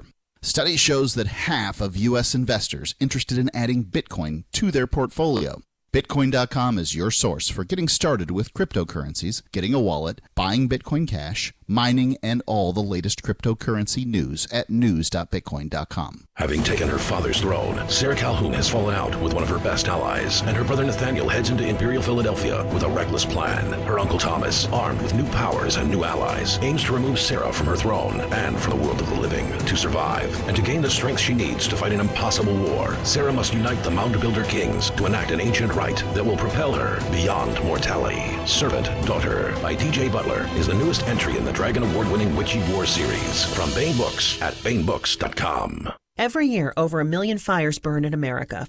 Fortunately, firefighters are on the job, saving life and property, and you can be a part of it. 7 out of 10 firefighters and emergency responders are volunteers. There's no typical firefighter. Anyone can volunteer to serve their community. Volunteering as a first responder is really about having the heart and drive to make a difference where it's needed most. Your community needs you. Are you ready to answer the call? Learn more and find local volunteer opportunities at makemeafirefighter.org. The Free State Project has reached its goal of 20,000 liberty lovers who've pledged to move to New Hampshire and get active to achieve liberty in our lifetime. Perhaps you're trying to figure out what part of New Hampshire should be your destination.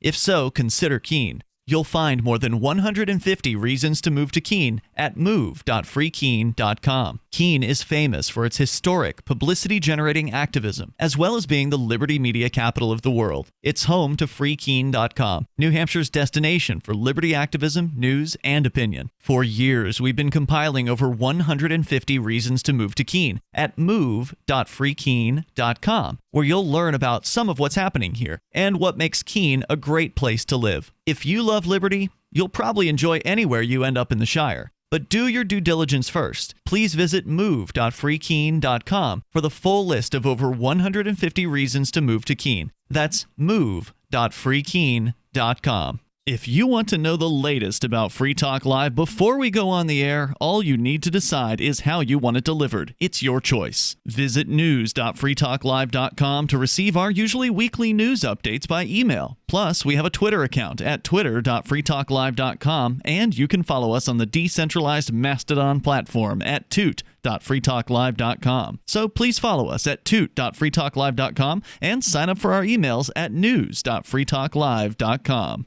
So you've signed the Shire Society Declaration and are planning your move to New Hampshire to be around more liberty-oriented people. Next, sign up for the Shire Society Forum at forum.shiresociety.com. There are a bunch of people there who are already in the Shire, and they want to meet you. If you're already in the Shire physically, you should also come by the forums. Remember, not everyone uses Facebook. New people are signing up for the Shire Society Forum every month, so drop in and say hello at forum.shiresociety.com.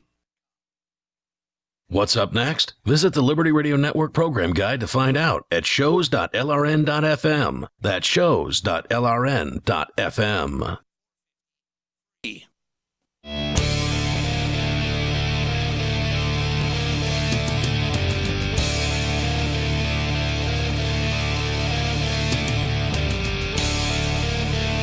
It's Free Talk Live. You bring up what you want here. Toll-free number is 855-450-FREE.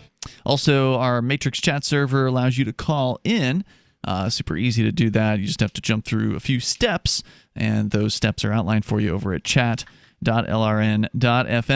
I want to say thanks to Chris Grigio, who is a Free Talk Live Gold amplifier. Chris contributes $10 a month to the AMP program. AMP stands for Advertise, Market, and Promote. It is a way for you to get behind what we do here on Free Talk Live, so you can help us get this show on more radio stations around the country. We're on about 190, almost 190 stations right now, and that's AM and FM stations across the United States and beyond, as far away as Guam and Alaska. So you can support the show. You can get some cool perks and some bennies by doing that over at amp.freetalklive.com, just like Chris Grigio. So thank you, Chris, for that. It's amp.freetalklive.com. You can sign up with debit card, credit card, PayPal, and if you want to, Bitcoin BTC. We will still accept that from you as well, even though the fees are pretty ridiculous. So you might want to buy like 12 months at a time. You do have to prepay if you use Bitcoin, but if you do credit or debit or PayPal, it comes out monthly. So it's up to you how you want to do it. We appreciate it. Makes a big difference for us over at amp.freetalklive.com. Let's bring back Gene, the Christian anarchist. He is one of those amplifiers, and he's calling us, and he's watching on our D-Live stream. Go ahead, Gene. Yeah, come on, people. If you like the show, amp up here. Thank you. What I was getting at when we went to the break was that the Constitution doesn't give the government the authority to restrict liberty for any kind of a emergency. I don't care if half the people, I care if half the people in the country were dying, but even if half the people in the country were dying, they don't have the authority to do these things. And now this is a precedent. Government loves precedents. They just I think they spend most of their time looking for things to make precedents out of. So now they've set a precedent to protect the people. Well, the precedent was set a long time ago. I mean, the government granted itself the authority to violate the Constitution as much as it wanted. I mean, it's had internment camps. It's had concentration camps.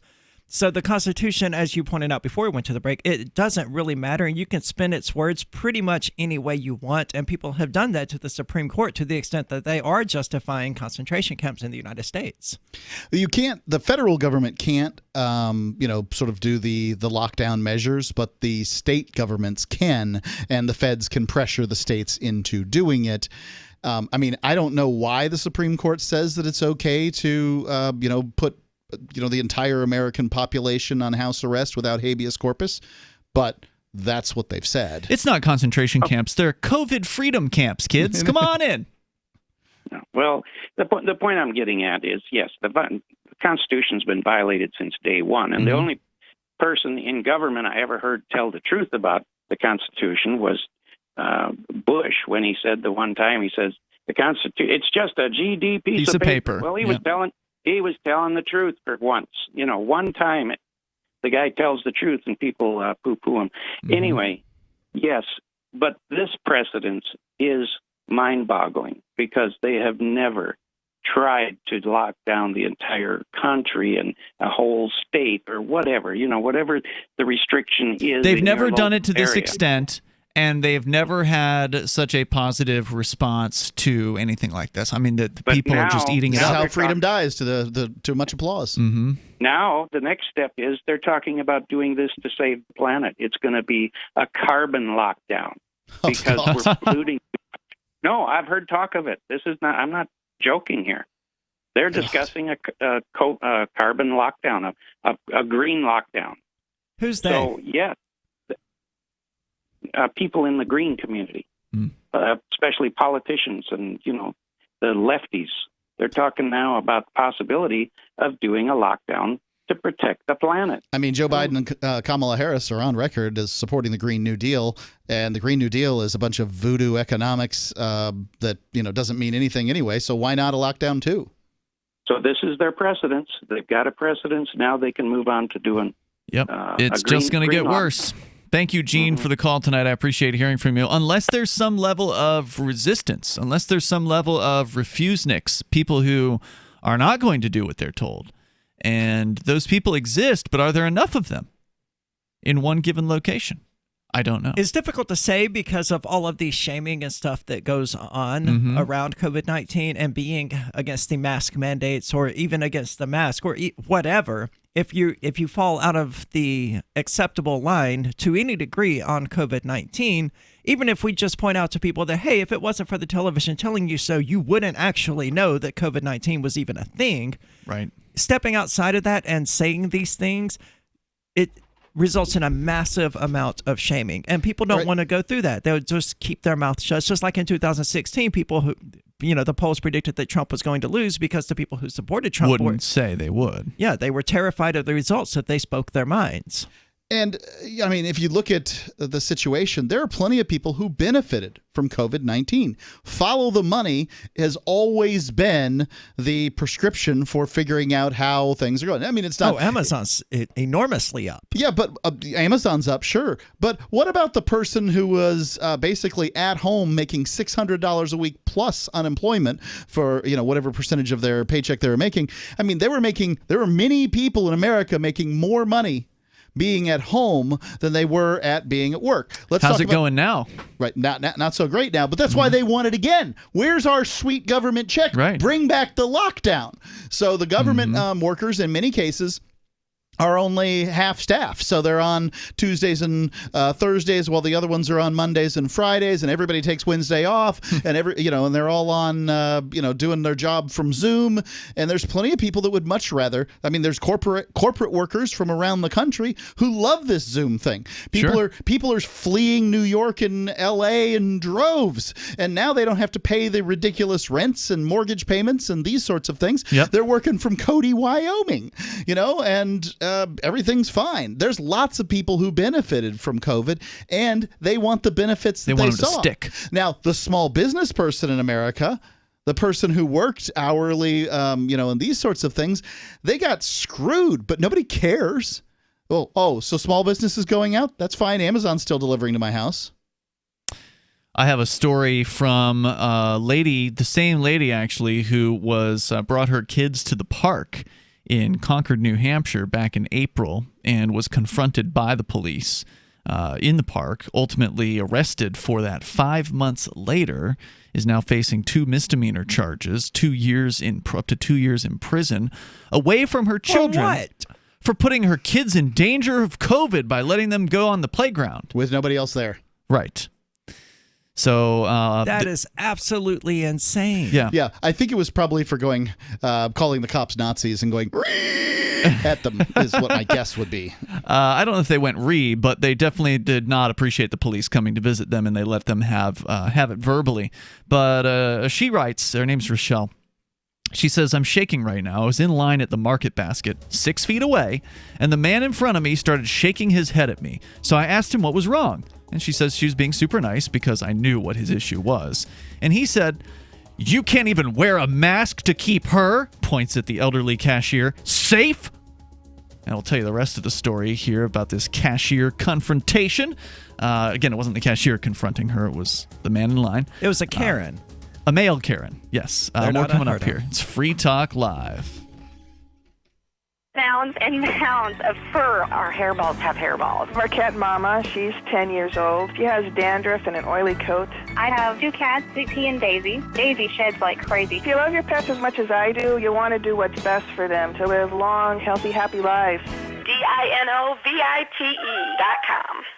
I just tried this wonderful Catalicious Dynovite for cats, and my cat has been on it for 2 weeks. She is not scratching anymore. She's not chewing anymore. It is just the best. I was thrilled when I heard Dynavite for Cats was coming out because I'd seen the changes in my dog. To introduce my cat to Dynavite, I took the advice from Dynavite and put their food on top of just a scoop in the bowl, just to get them used to it, because I know if I even switch one little thing, they put their nose up to it. There was not one problem. Dynavite for life.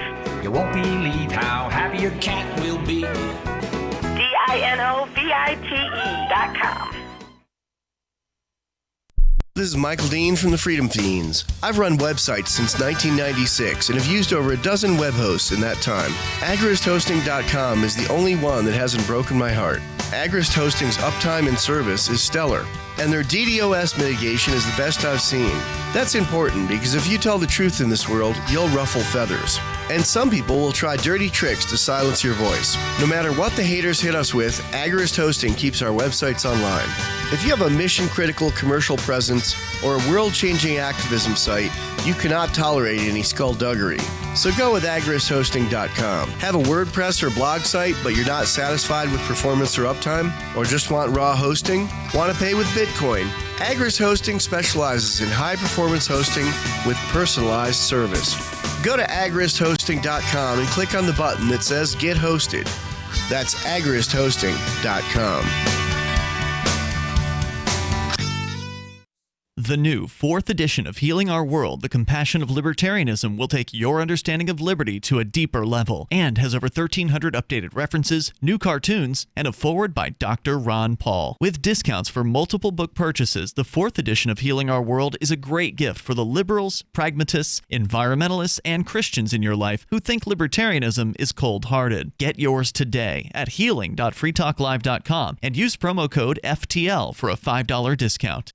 The LRN.FM social media channels have been revamped. We've eliminated Facebook and focused on other platforms like Twitter and Mastodon, the decentralized alternative to Twitter. On our accounts, you'll find posts from multiple LRN.FM show hosts together in one place. Follow us on Twitter at twitter.lrn.fm, or better yet, move to the decentralized Mastodon social media platform at toot.lrn.fm, toot.lrn.fm.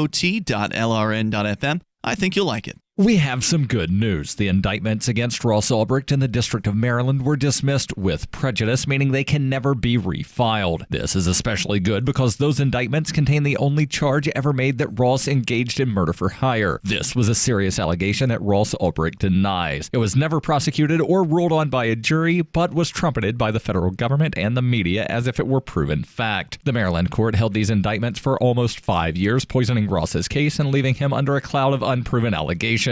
As explained in Ross's appeal to the Supreme Court, the fact that the judge used these allegations to give Ross a draconian sentence of double life without parole violated his Sixth Amendment right to a jury trial. Judges are required to issue sentences based on convictions decided by a jury, not unproven allegations never even charged at trial. Although this is a positive development, the dropped indictment will not set Ross free. Now, a presidential pardon is Ross's only hope of freedom. Sign the petition at freeross.org. freeross.org. Live video of our key New Hampshire-based shows is streamed on DLive. Please follow and share at dlive.lrn.fm. That's dlive.lrn.fm.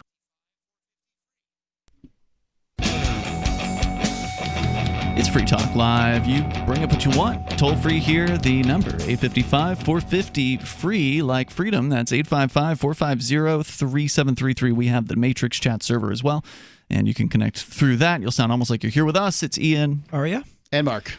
Okay, so we're going to go back to your phone calls and thoughts. I mentioned to you that now Ticketmaster is going to be requiring a vaccine or a clear COVID test in order to buy concert tickets, according to news reports here, CBS Los Angeles. But let's go first to your calls, where Bad Slave is on the line in New Hampshire. Bad Slave, you're on Free Talk Live. Go ahead. Bad Slave in New Hampshire, going once. Bad Slave in New Hampshire, going twice. Maybe having some technical difficulties there. We'll put him back on hold. So they report here out of CBS of Los Angeles that COVID-19 tests will be required. Ticketmaster says they are working on a plan to use smartphones to verify whether customers have been vaccinated or tested for coronavirus, according to Billboard. While the plan is still in early phases, Billboard reports the process would involve fans using the Ticketmaster app in partnership with medical information firms and vaccine and testing distributors. Jesus, what part of locking entertainment behind a vaccine sounds like a good idea to people? All the people who are afraid, I guess. I mean, and remember, this is an issue with digital tickets. I said this is going to drive up sales on eBay for ticket sales and things how of that nature. How do you resell a ticket that's not physical? Yeah. Because I've gone to concerts in the last several years, and I think the last time I got a physical ticket was with the Perfect Circle concert in 2012. Sometimes you can order the physical ticket from these online delivery firms. They'll just charge you like an extra $5 or something like that. Okay. Maybe they'll get rid of that entirely, but you could probably still resell the digital ticket, but then that person is going to have to jump through the same COVID-19 hoops. Probably. Presumably. They're already discussing a vaccine passport. So essentially something that goes along with your passport in order to be able to travel. Now, passports are really important in some places in the world. Other places in the world, they're basically meaningless. Like in the United States, a vast majority of Americans will not leave the United States this year. So, not so important for them, but in some places it's very meaningful. And yeah, I think they're going to try to get worldwide compliance on this vaccine. Would I be one of the first? No, I don't think I would be interested in being one of the first. I'm not interested at all. Well, should be interesting to see what it's going to be like to be one of the, at this point, the new deplorable pariahs. Yeah. Mm-hmm. It all sounds very Christian-esque Mark of the Beast type of nonsense, really, when it comes down to it. Oh, you have to have this thing. The government has to do this thing. Then you can go shopping. Then you can go to concerts. Right. Then you can go back to your normal life. Well, again, concerts aren't going to be like they were normally, according to, presuming things keep going down this road. There was a study done in Germany looking at concerts and how they could be held with COVID restrictions in place. So remember, we'd already talked about, the Flaming Lips, where they actually had little bubble balls for everybody. Did you see this, Ari? Were you on that show? I was not on that show, but I did see it. Did you see the photos? Yeah. People literally 6 feet from each other. In hamster balls, yeah. I'm Crazy. also told that this isn't terribly unusual for Flaming Lips, so they do this sort of... No, it's unusual for the audience. So the performer, the singer, has been in the ball, and he rolls out in the audience. You can Sure. bat the performer around, basically, right? Sort of like a crowd surfing, but a different thing. Now that's kind of cool. That's a cool gimmick, right? Like you're doing something different with your show by doing that. Sure, so he shared that experience with the audience. Yes, except now they could just stand in their balls and presumably dance. they could roll around and stuff, right? Maybe. I don't know. That might have been against the rules. Basically the whole floor was filled with people in balls. Yeah, there's nowhere to go. You can bop against each other, and that's about it. Yeah, sounds like kind of a good time, though. What if you have to go tinkle? No, it didn't look like a good time. What if what? What if you have to go tinkle? It would be very difficult. It did not look like a good time at all. How are they going to serve you drinks? You can't. You have to get out of the ball. You don't go to a rock concert and then buy their $12 beers, Mark. You go there you pregame already. It. Yeah. Right, or bring a flask in your hip pocket or something. Yeah, that would be the only way to do it. But I don't know if you saw the video. I haven't been to a rock concert in a very long time. Have you ever been to one? It depends on what you call rock. Then no. So I've been to all ages. Bob Seger? No. I've been to all ages punk shows. Okay. That would be rock. Did you watch the video? Because there's photos and then there was video. I only saw photos. I saw it and I heard a lot of people who were fans of the Flaming Lips saying, this really isn't that terribly unusual for them. I was like, okay. This was incredibly unusual. I'm not a fan of the Flaming Lips, but from what I understand, only the singer had ever been in a plastic ball. Maybe the guys on the stage or something like that, but this was literally everyone in the audience in a ball, 6 foot, radius. Yeah. So they were pressed up against the other balls that were out there. So there was no room that you could just roll through and go to the bathroom or whatever. So you would have to literally stand there unless you could somehow let yourself out of the ball and then exit the area or something like that. Sure, I get that it sounds horrifying, but at the same time, if Tool was to do a Zoom-only concert, it wouldn't be terribly surprising for me as a person who listens to Tool because they're always doing weird kind of crap anyway. Right. So as long as it's That was what I said during when we were talking about it on the show. At this point, I am not certain that the Flaming Lips show was a proposal as to how rock concerts will be heretofore. No, I wasn't saying that. Just this is interesting performance art. But it's dystopian performance art. Yeah. Well, there was nothing interesting at all about it. Well, it's interesting. We're talking about it. But to actually experience it, I'm saying, would not have been particularly interesting because you would not be having, the typical concert experience of actually being able to have the same level of energy in a room because, the room was maybe 1/6 the population of what it normally would be because everybody had 6 feet around them of essentially little ball space, and they're standing alone. So it was like 6 feet in diameter? I would say at least a 6 foot in diameter because they were able to stand up. Probably a 7-foot ball because people didn't have their heads weren't touching against it. They're standing That's what up. I was just when I was like, well, I'm 6 feet tall. So let's call it 7. Work? Let's You're call more it than 7. 6 feet tall. So anyway, let's call it 7. Plenty of space in between the people in these balls, and they're just there. Like some of them are just dancing by themselves in this little ball, and of course you've got whatever thickness of plastic in between you and the speakers. Now again, I'll normally put earplugs in, so maybe it was fine, but that's not acoustic plastic. No, I come in there with the acoustic earplugs so I can still hear the high ends of the concert. Right, this is just a plastic ball. Right. Imagine trying to listen to your favorite band from behind the confines of thick plastic, however thick that stuff is. Right. Well, I think that the people who did it wanted to have that experience in all likelihood, and they weren't there against their will. People asking about it, so it's interesting in so much as you can say I was there. Yeah.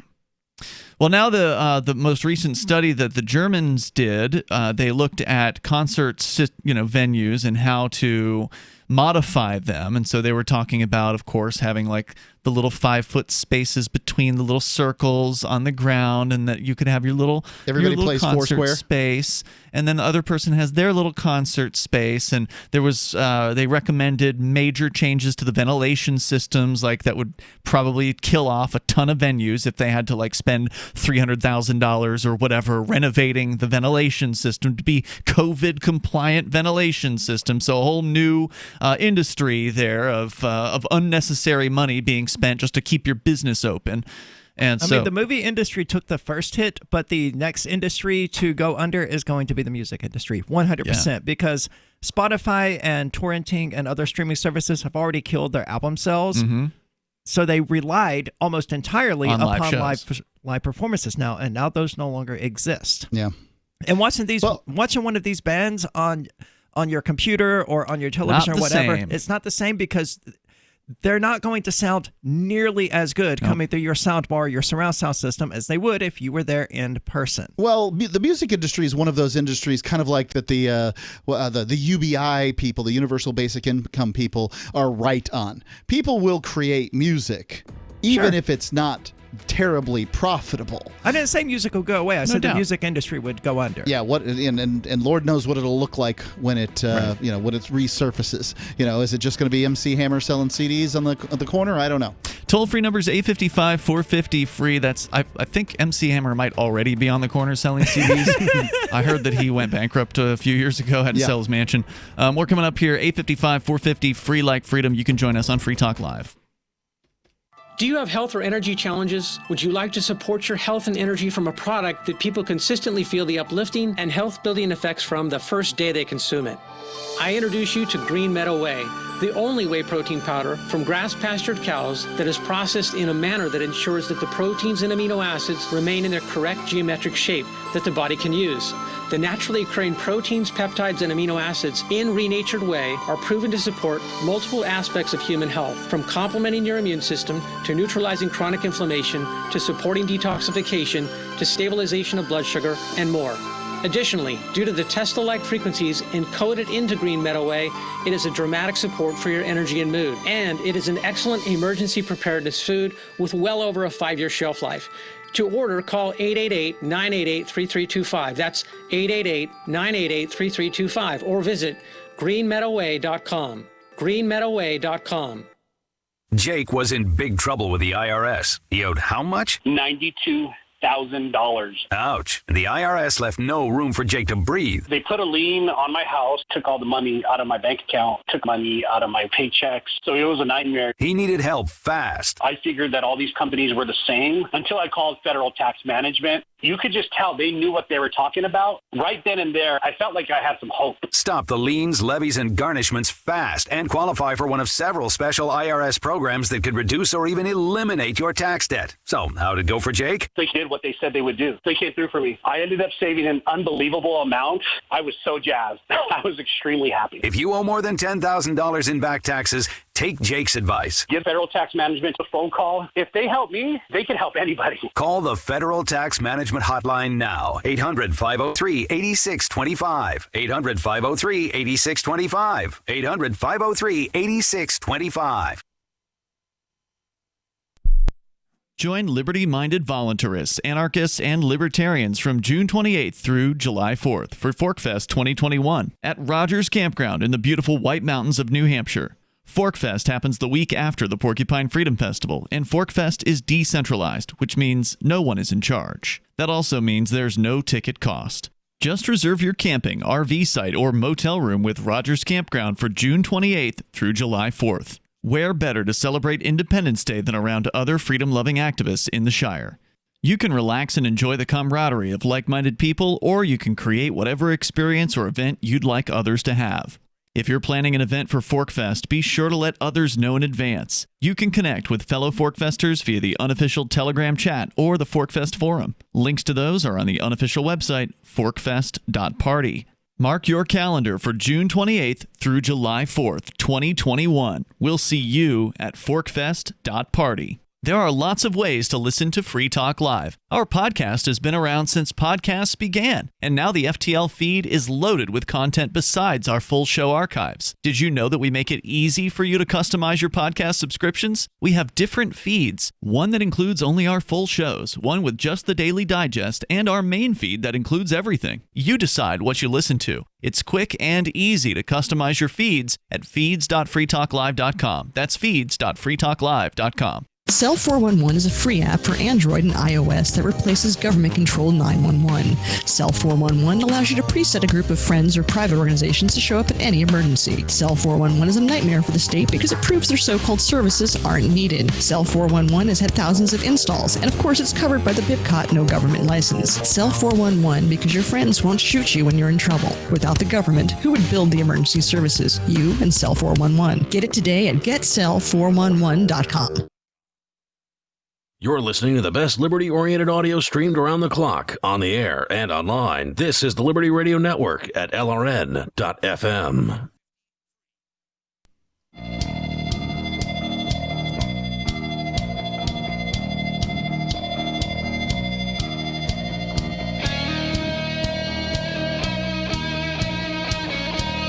Free Talk Live, you bring up what you want here. The toll-free number is 855-450-FREE like freedom. That's 855-450-3733. Also, don't forget you can join us online at freetalklive.com. And Free Talk Live brought to you by Bitcoin.com. I'm going to get the latest headlines about cryptocurrency, Bitcoin, Bitcoin Cash, the upcoming potential Bitcoin Cash schism, which we'll certainly be talking about at some point in the next coming 5 days because it's expected to happen, I think, was it Sunday? The 15th, whatever that is. So we'll tell you more about that, but you can go to news.bitcoin.com anytime you want to get the latest headlines about the world of crypto. That's news.bitcoin.com. We've been sharing with you the dismal news when it comes to the not just the recording industry and performing artists, but concerts in general, performances, live shows. Ticketmaster now saying that they're going to be requiring a clear COVID test, as well as, or I guess either a clear COVID test or proof that you've been vaccinated in order to gain entry to a show. So the plan is in early phases. They say the fans will have to use the Ticketmaster app in partnership with medical information firms and vaccine and testing distributors. Upon buying a ticket, fans would be required to either verify their vaccination status or prove they have tested negative for coronavirus within 72 hours prior to the concert dates. It does sound like they're getting rid of paper tickets. If they're required to use the app, at least. Yeah. Yeah. It also sounds like the vaccine passport is basically being implemented from on high. Notice one thing they didn't say there is that that you could prove that you have had COVID. Right? So if you can prove you've had the vaccine, then presumably proving that you've had COVID is equally as valuable, right? Not if you can get reinfected or whatever, right? The vaccine, what evidence do we have at this point that the vaccine means that you can't get reinfected? So good point. We don't have any evidence about it. Right. It doesn't exist. The vaccine's on at this point. Well, there's dozens of them that are being tested, supposedly. Right, but there's one that's supposedly being rolled out in the very near future. Whichever one gave the government the most money or something like that. I don't have any answers, but to me it sounds like sugar water. Well, I'm not going to claim what is in these vaccines. In fact, that's one of the reasons why I think a lot of people are legitimately concerned with receiving some basically experimental drug. I mean, it is. And every time they've rushed out vaccines in the past, the results have been catastrophic. Really? Wasn't there one of the other viruses? I don't recall exactly which one. The swine flu, the pig flu, one of these, not the bird flu. One of these had a vaccine and it killed people.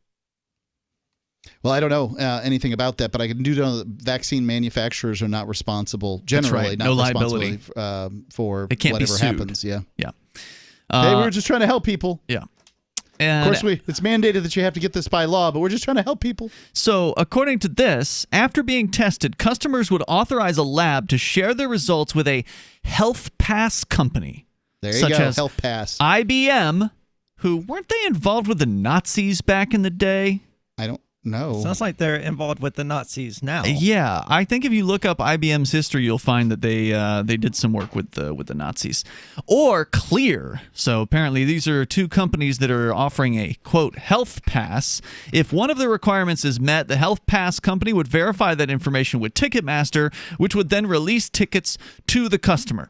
So now the process of simply buying a concert ticket involves the medical authoritarian health state. So do you think that this is where should the blame for all of this nonsense go? I haven't been to a concert that I would need to get a ticket for in well over a decade. I've been what they call social distancing on my own for so long that it's just a natural thing for me to do. Is this Ticketmaster, or is Ticketmaster simply being bent to the will of, some group, governments, presumably? It's hard to say. Those that claim to rule us. I mean, they're not making money right now because no one's buying concert tickets because there are no concerts. It's in their best interest to do whatever they can to make concerts happen again as soon as possible. And these are probably the measures they decided are most likely to make that happen. Yeah, I don't know, Mark. I'm not going to go out on a limb and say that the heads of these corporations are involved in shadowy meetings with the government, but they might be. But they certainly, the corporations are one of the tips of the spear. So you've got the police with the potential and actual threat of enforcement of these things like mask mandates or whatever, or lockdowns. But you also have the corporations that are doing a lot of the work on indoctrinating people about this. Because if there weren't a ton of corporate stores that everybody goes to, your Walmarts, your Targets, your Home Depots, all these things, even down to smaller stores. The ones that get away with not requiring customers to wear a mask, while the local businesses are the ones who get hammered. Well, I mean, I wouldn't say anybody Walmart around here is being hammered. I don't know if anyone has even received a ticket yet in Keene, New Hampshire, despite the mask so-called mandate. They haven't, that is but the place. city has certainly sent people into a number of places. Oh, yeah, they've been intimidating. Yeah. That's true. Our local Indian place that we get food, he hadn't worn a mask almost the whole time, and then 2 weeks ago, he started putting a mask on, and he admitted that they had come in to threaten him. Yeah, and well, just because it's not happening in Keene doesn't mean it's not happening elsewhere. Cops are going in. Yeah. Oh, in New York City? Oh, yeah. Miami, there's definitely like COVID cops, and they are definitely writing tickets in some places. There's no doubt. So, are they writing tickets to the individuals or to the businesses? Depends. I'm opposed to both, but one of them is a bit worse than the Miami cops are definitely writing tickets to individuals. Okay. I know that much. I know that's less bad. I know Catman, who's a friend of the show, he got a ticket out in California as well, and I wouldn't call that less bad. It's all bad because it's all targeting, people. Sure, for but this there crap. are degrees of bad. I don't know if it's worse to say you're targeting a business owner versus an individual. You're still targeting an individual. I think either it way. is because the business ends up being the law enforcer in Right. that case. Unpaid law enforcer. I would absolutely agree that targeting the individual is less bad because then it empowers the individual to fight. Mm-hmm. Whereas the individual cannot fight when you go after the business. Won't fight, yeah. The business owner can't fight because their licensure is well, on most the of line. them won't.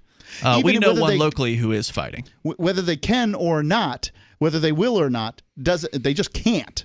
Right? Well, they can. They just aren't willing to. Well, as I said, we know one who is fighting locally. Right. Her name is Malaise. She owns Fucking God Grape. bless Malaise. What Yeah. I'm trying to say is that if I walk into a Malaise's restaurant, Malaise tries to enforce the thing, and I say, no, I'm not going to wear a But mask. she won't try to enforce it. Well, okay, somebody else's damn restaurant, Yeah. Ian. I go into restaurant X, and I'm not wearing a mask, and I say I'm not going to put a mask on. Yeah. Then the person's going to say, get out, and then they're absolutely right because it's trespassing. Mm-hmm. Whereas if the government, but they don't have to do that. has a pair and then actually says we're going to go after you, the individual, and I go into a restaurant and I say I'm not going to wear a mask, call Johnny Law. Mm-hmm. At the very least, Johnny Law comes in, gives me a ticket, and then I can take it to court, and then I can say, make whatever constitutional arguments No doubt, one wishes there's a to. better path to defeat of that particular ordinance in that way. What you're talking about.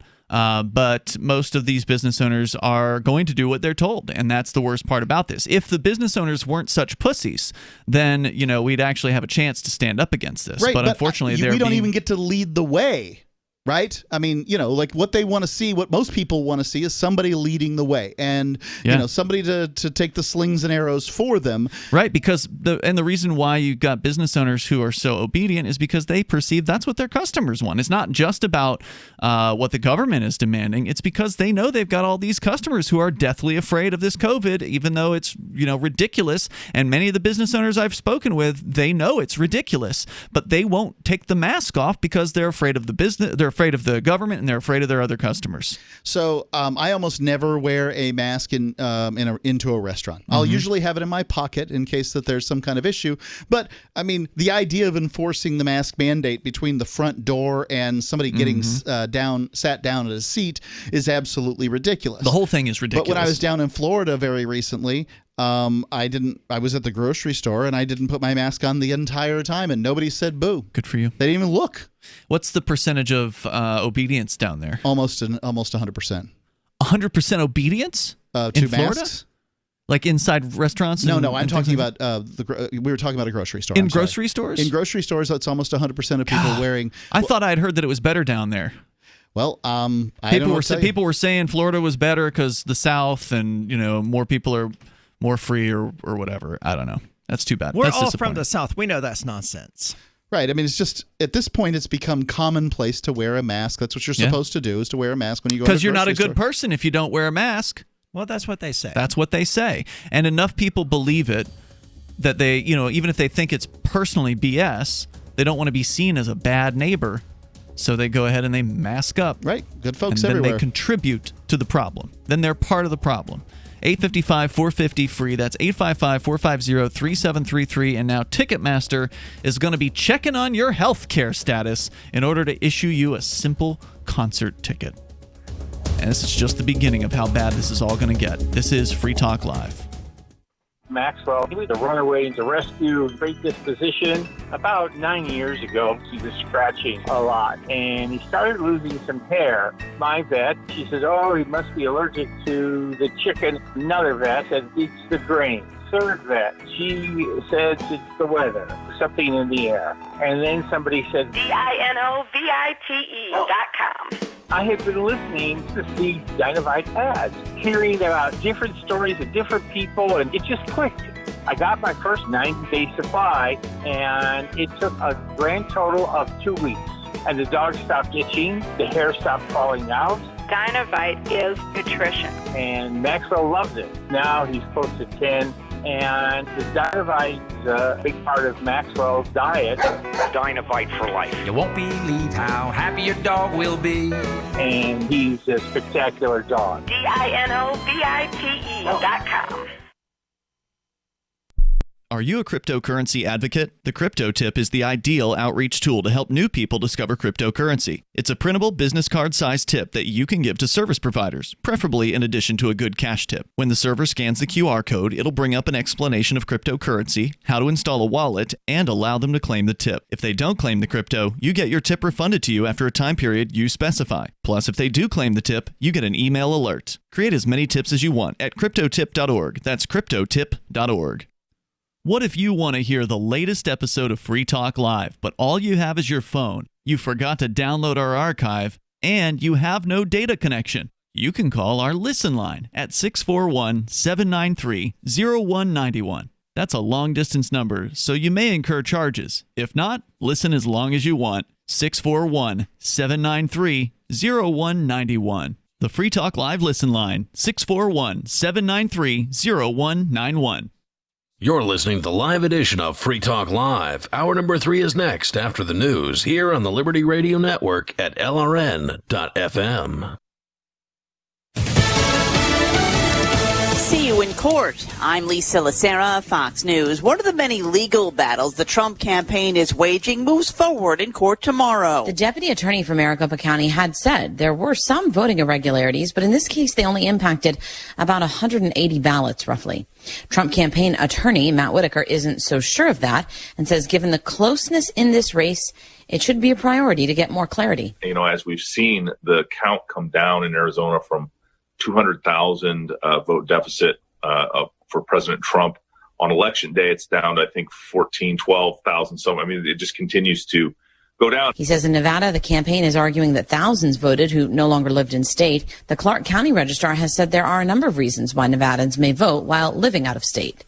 Jessica Rosenthal, Fox News. Because the margin between President Trump and President-elect Joe Biden is so tight, the state of Georgia will conduct a full hand count of results. After it is certified, the candidate that is within 0.5%, I believe, would still be entitled to a recount, but that would be a scanned recount just because of that is what is in state law. Secretary of State Brad Raffensperger, who says he wants the process to begin by the end of the week, and he expects it will take until November 20th. The focus for the balance of power in the Senate is on Georgia, where both seats are up for grabs, where Republican incumbent David Perdue is facing a challenge from Jon Ossoff, and Republican Kelly Loeffler is battling Raphael Warnock. The races are simply so close. 2 Senate races now, both going to runoffs on January 5th. As it stands, none of the 4 candidates able to hit that 50% mark. So by Georgia state law, there has to be runoffs, and it could determine the control of the Senate. And because of that, a lot of people think it could actually determine the agenda of the country for the next 4 years. Fox's Steve Harrigan. Republican Senator Dan Sullivan won re-election in Alaska. America is listening to Fox News.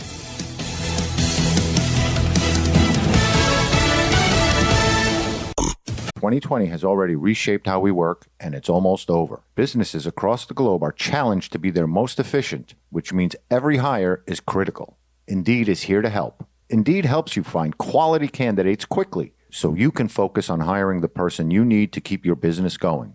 Unlike other sites, Indeed gives you full control and payment flexibility over your hiring. You only pay for what you need, can pause your account at any time, and there are no long-term contracts. And now, Indeed's new way of matching you with candidates instantly delivers a short list of quality candidates whose resumes on Indeed match your job criteria that you can contact the moment you sponsor a job, making Indeed the only job site that can move as fast as you do. Right now, Indeed is offering a free $75 credit to boost your job post, which means more quality candidates will see it fast. Get started on Indeed.com/Fox. Offer valid through December 31st. Terms and conditions apply.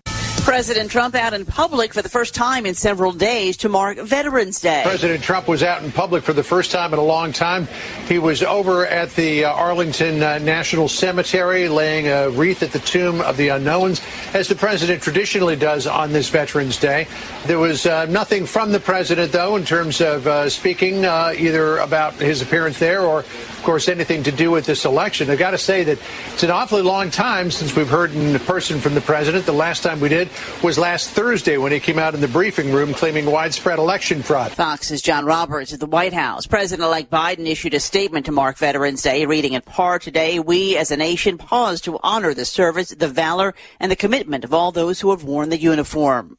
One of the world leaders who spoke this week with the president-elect, British Prime Minister Boris Johnson. We were strongly agreed on the need for the United Kingdom and the United States to stand together, to stick up for our values. In this week's Onion Tips section, 5 easy ways to adapt your deplorable and parasitic existence for the upcoming Armageddon. Tip 1. Focus on preparing your home for any number of disaster situations, which still probably won't take your mind off of your impending death or the myriad mistakes you made in your short, pitiful life. Tip 2. Make sure your linens are clean prior to the upcoming catastrophe, as these are likely the very same sheets on which you will soon be slowly asphyxiated. Tip 3. Take some time off work and spend your last days free from the bonds of the oppressive machine that was just about the only thing giving you a purpose to your otherwise insignificant days. Tip 4. Spend your final waking minutes before the end of the world with your family, knowing full well you'd rather be doing a number of other gratifying yet completely depraved things. Right, sicko? In other news, a smitten foot fetishist thinks these may be the two. A woman and her gay best friend go on another one of their little adventures, and a dead daughter would have wanted a $220 million liability settlement. This is the Onion News Network. According to a report released Monday, Americans currently lead the world in compressing big sandwiches into sufficiently biteable sizes, outranking countries such as Germany, Slovenia, and Ukraine in their sheer capacity to squeeze BLTs, meatball subs, and grinders into shapes that will easily and efficiently fit into their open mouths. Researchers pointed out that in series after series of tests, Americans consistently topped international rankings by implementing over 800 pounds per square inch of compressive force on sandwich categories as diverse as banh mi, croque monsieurs, or gyros, rarely hesitating for more than a moment before diving in and pushing the bread together and wedging it into their mouths. Even in the cases in which Americans fail to sufficiently compress a sandwich and, say, dropped a stray piece of bacon or avocado, they still led the pack on quickly scooping up this topping with their hands and eating it, sometimes even inventively doing so with a stray potato chip or french fry. This is the Onion News Network.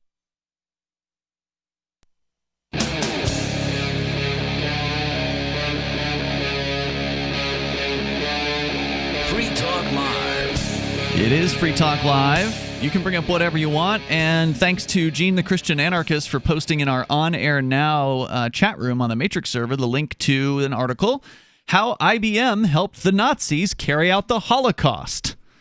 Because I had said that according to this article about Ticketmaster going to require a COVID test, clear COVID test or evidence of a vaccine in order to sell you a concert ticket in the near future, it was IBM who was cited as one of these, quote, health pass companies, along with another company called Clear in all capital letters.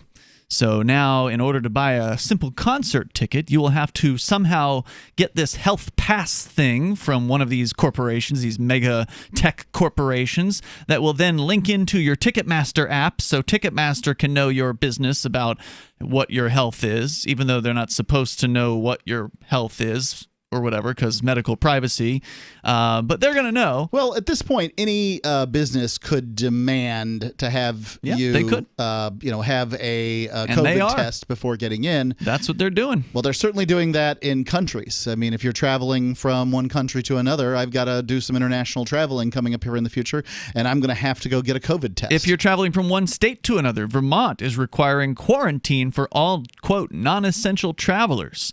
The state things, though, are a little wishy-washy. Whether they say it or not, they can't tell whether or not you're going to stop in Vermont. Well, they're apparently, according to the story at WNYT, they are saying that plainclothes Vermont state troopers will be on the lookout starting Thursday for people entering the state at popular spots and stores. At this point, however, they say there is no formal enforcement policy in place. So they're just going to keep an eye on it. There's a difference between traveling through Vermont and stopping off at a convenience store and getting a Gatorade. Well, that's the question. What is the definition of traveling? Right. Am I traveling to Vermont if I go and shop at the Home Depot in Brattleboro? The girl that I'm seeing lives in Brattleboro. Mm-hmm. Are you traveling to Vermont if you go and see her once? Not essentially. Well, if you're not essential, you're not allowed, or you have to quarantine for 2 weeks, or quarantine for 1 week. I'm allowed wherever I damn well want to go. No doubt. But that won't stop the plainclothes Vermont state troopers from pulling you over and possibly making your life a living hell. According to the story here, you would either have to quarantine for 2 weeks, or if you get a negative COVID test, you still have to quarantine for a week. And so, this 2 weeks thing either of those is so ridiculous. I mean, the 2 week, most people are showing within a week anyway that have COVID. If you actually had COVID, so you get a negative test and then you have to quarantine for a week. That's what they're saying. Ridiculous. And they say the policy goes for all Vermonters who leave the state and then return. Does that include those who come over to Keene to go shopping? The idea that you can drive from Burlington to Brattleboro, which is a couple of hours. 3 hours. 3 at hours. least. Yeah, 3 hours. That's north to south. Right. From Brattleboro to Burlington, you can travel 3 hours. Everything's fine. However, if you travel 15 minutes or 20 20 minutes outside of Brattleboro into Chesterfield, New Hampshire, on Route 9 to go to the Walmart that's over in Hinsdale. Right. That if you go to the Walmart in Hinsdale to save a couple of bucks on whatever plastic crap from China you get, you've got to quarantine for 2 weeks. Yeah. Shopping is considered essential, isn't it? I don't know what these insane people say in their insane worlds. Yeah, good point. I think they say that shopping is essential. Well, we're only going to know if it was essential shopping if we can go through your bags and see if you got essential items. Because remember, there are some they items. They can come back with an essential warrant. Right. Some items are essential, while some are non-essential. Because remember, there's stores that were blocking off entire sections of things, saying that you couldn't even buy certain things. Were there? I mean, this crap has been going on for such a long time. I don't remember all of the insane, asinine. This was going on people recently took. in the UK. They had entire department stores blocking off huge shelves worth of items, including things like pots and pans, saying this is non-essential. Food's essential, but pots and pans aren't. Yeah. So, I mean, it just goes on and on and on, and people just keep putting up with it. While the details are still murky, the report says Ticketmaster would only receive verification of a customer's status and would not store or have access to medical records. All data sharing will be required to be in compliance with medical privacy laws. So you're fine. Don't worry. It's all. But they will have access to medical records because they will know that you are COVID-free or have been vaccinated. Correct. That is a medical record. Yeah. Yep. Like other event companies, Ticketmaster has struggled as the coronavirus pandemic forced the cancellation. No, it was the government who forced the cancellation of or rescheduling of sports, concerts, and other events across Southern California and around the world. In April, the online ticketing giant initially offered refunds for events that were canceled, postponed, or rescheduled, but eventually clarified the site would only give refunds for canceled events. And a lot of events put off until 2021. They said, all right, well, we're not going to cancel or we're not going to have the event this year, but we're going to honor your tickets. So you get a credit for a ticket for a concert from a year from now. Next year. After you find out the COVID, the Ticketmaster complies with all these things. You may be very upset about whatever, but you still, that's it. Right. Guarantee you're not going to get a refund if you decide you don't want to jump through these hoops. Because they'd go out of business if they gave those refunds. And that's assuming that this is actually going to happen, that in 2021 that those concerts things will happen. Actually return. Yeah. Right. I'm not convinced they will. I'm not either. I mean, obviously, these businesses have to be optimistic and do the best they can to get their customers to believe that this could be a thing in 2021. But I'm with you, Aria. We've seen what's happened here with venues that would normally have like a convention, for instance. They're not doing it. You can't. We had, what was it, Freedom Fest during the summertime. They canceled a week prior or less than a week prior to actually having the event because the rug got pulled out from under them. Yep. It's going to be very, very difficult to find a venue that's even willing. Students for Liberty had their event canceled. Yep, twice. Yeah. They had 2 events cancel. And we are 10 months into a 2-week lockdown. Yep. Oh, but it's only going to be 2 more weeks because they said in the UK they want to have Christmas, so they're going into an intense lockdown, but it's only going to be 2 weeks. You believe them this time, right? Right? I don't. No. I don't believe any of this stuff. Let's go on. We've got Ingrid. She's on the line in Maryland. Ingrid, you're on Free Talk Live. Hey. Hey, you're on the air. Yeah, so I wanted to call in about jury nullification. Okay, sure. Let's define it for our listeners that don't know. Do you want to? Oh, sure. So jury nullification is basically if you believe a law is unjust, you don't have to go with what the judge or what the law says. Like if you believe that, selling drugs, shouldn't be illegal, you can vote your conscience and vote not guilty. Right. If you're sitting on the jury of a alleged drug dealer and they've got the evidence is clear, he sold the drugs. I mean, they got him on video. He's definitely sold some drugs to an undercover cop or whatever. You could still vote not guilty because your conscience says this is a bad law. That's what jury nullification is. And I specifically want to bring that up because after I'd gone to New Hampshire to get Chris's stuff, I had, I don't know what it's called, but I was given like the documents to go for a jury, but I couldn't find them. A summons, a jury summons. I did qualify for them, yeah. So wait, you were summoned to a jury in Maryland where you live? Yeah. Mm-hmm. So my mom called them up and said that I had lost the documents, and then they were like, they didn't care, just to call in anyways. So with the COVID stuff, you know, if people don't qualify, you can just tell them that you lost the documents, and you can still be served on a jury if you don't qualify. So wait, so they said that even though you lost the documents, you can still move forward with this? Yeah. Okay. They didn't care. They were like, you have to like call into the thing. So it's sometime the end of November I'm supposed to go. And what is that going to look like? Because I know that around here they've dramatically changed the way they do jury selection. I can tell you more about that, but I'm curious to what you know about how the process is.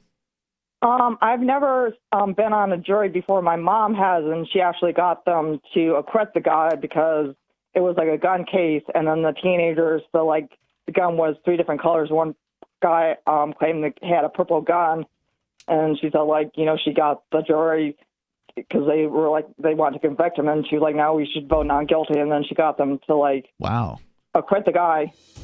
That's amazing. And then I had one boyfriend one time who was on the jury thing, but he was never called. And then when I worked for a law firm, actually one of the lawyers, like, he would get summoned regularly, and then there was another coworker of mine, she was like, I don't know why they keep calling me, because, you know, this is Baltimore City, and she's like, you know, I support the death penalty, my ex-husband's a cop, you know, I work Keep for a her law off the firm. jury. Hey, thanks for the call about that issue. We'll bring it up. We'll talk a little bit more about it coming up here in moments. I'll explain how they've changed things for the worse. News from news.bitcoin.com. A 1 million ounce gold find in Russia raises questions if Bitcoin is more rare than gold. The Bitcoin market is expected to be volatile until the end of the year. Study shows that half of U.S. investors interested in adding Bitcoin to their portfolio.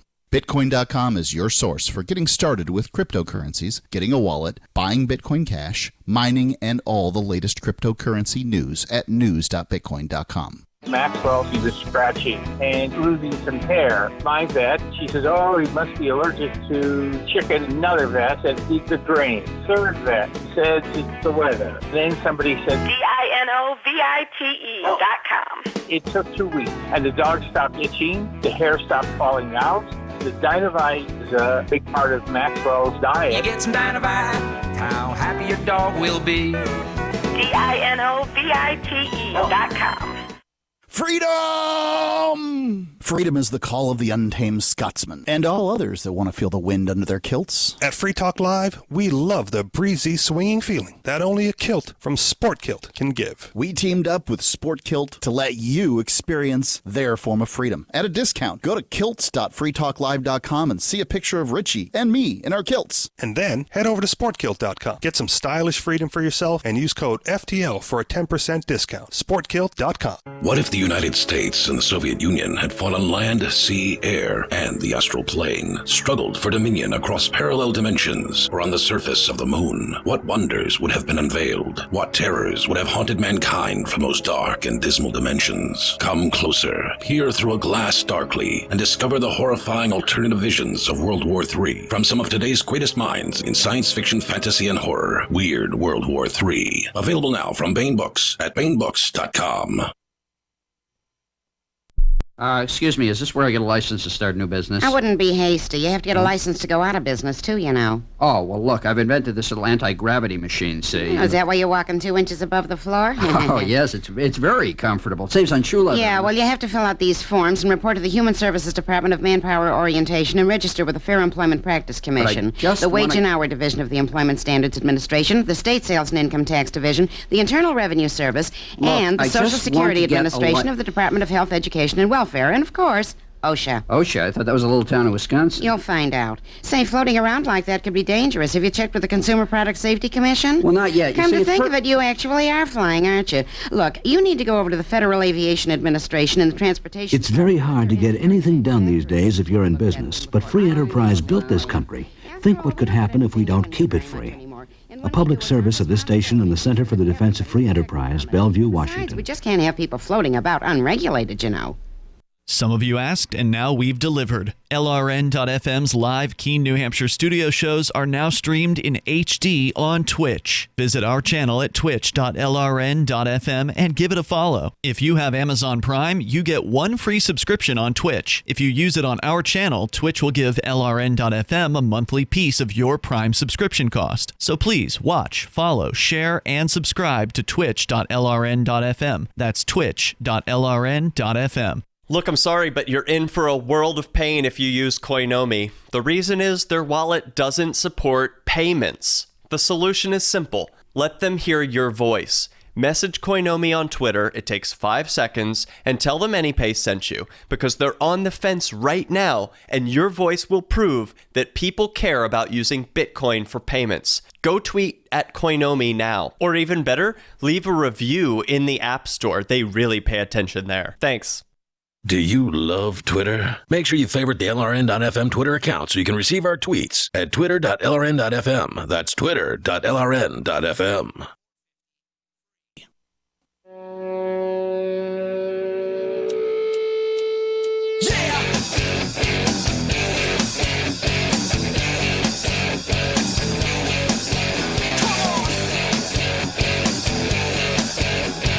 Free Talk Live. You dial in toll free, bring up whatever you want. Right here, our number is 855-450, free like freedom.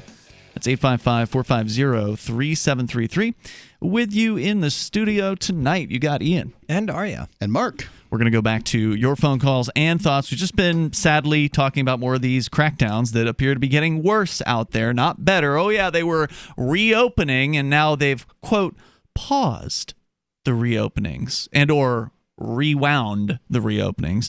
And I love how they just the news media, when reporting on San Francisco here at where they literally just reopened indoor dining rooms in San Francisco, and now they're not going to be allowing that anymore. It was actually at the end of September that they reopened only to 25% capacity.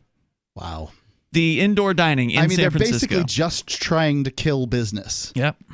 I mean, how can they survive? And now the term is for San Francisco is pausing reopening, as though we're just hitting pause. It's no big deal. We're pausing.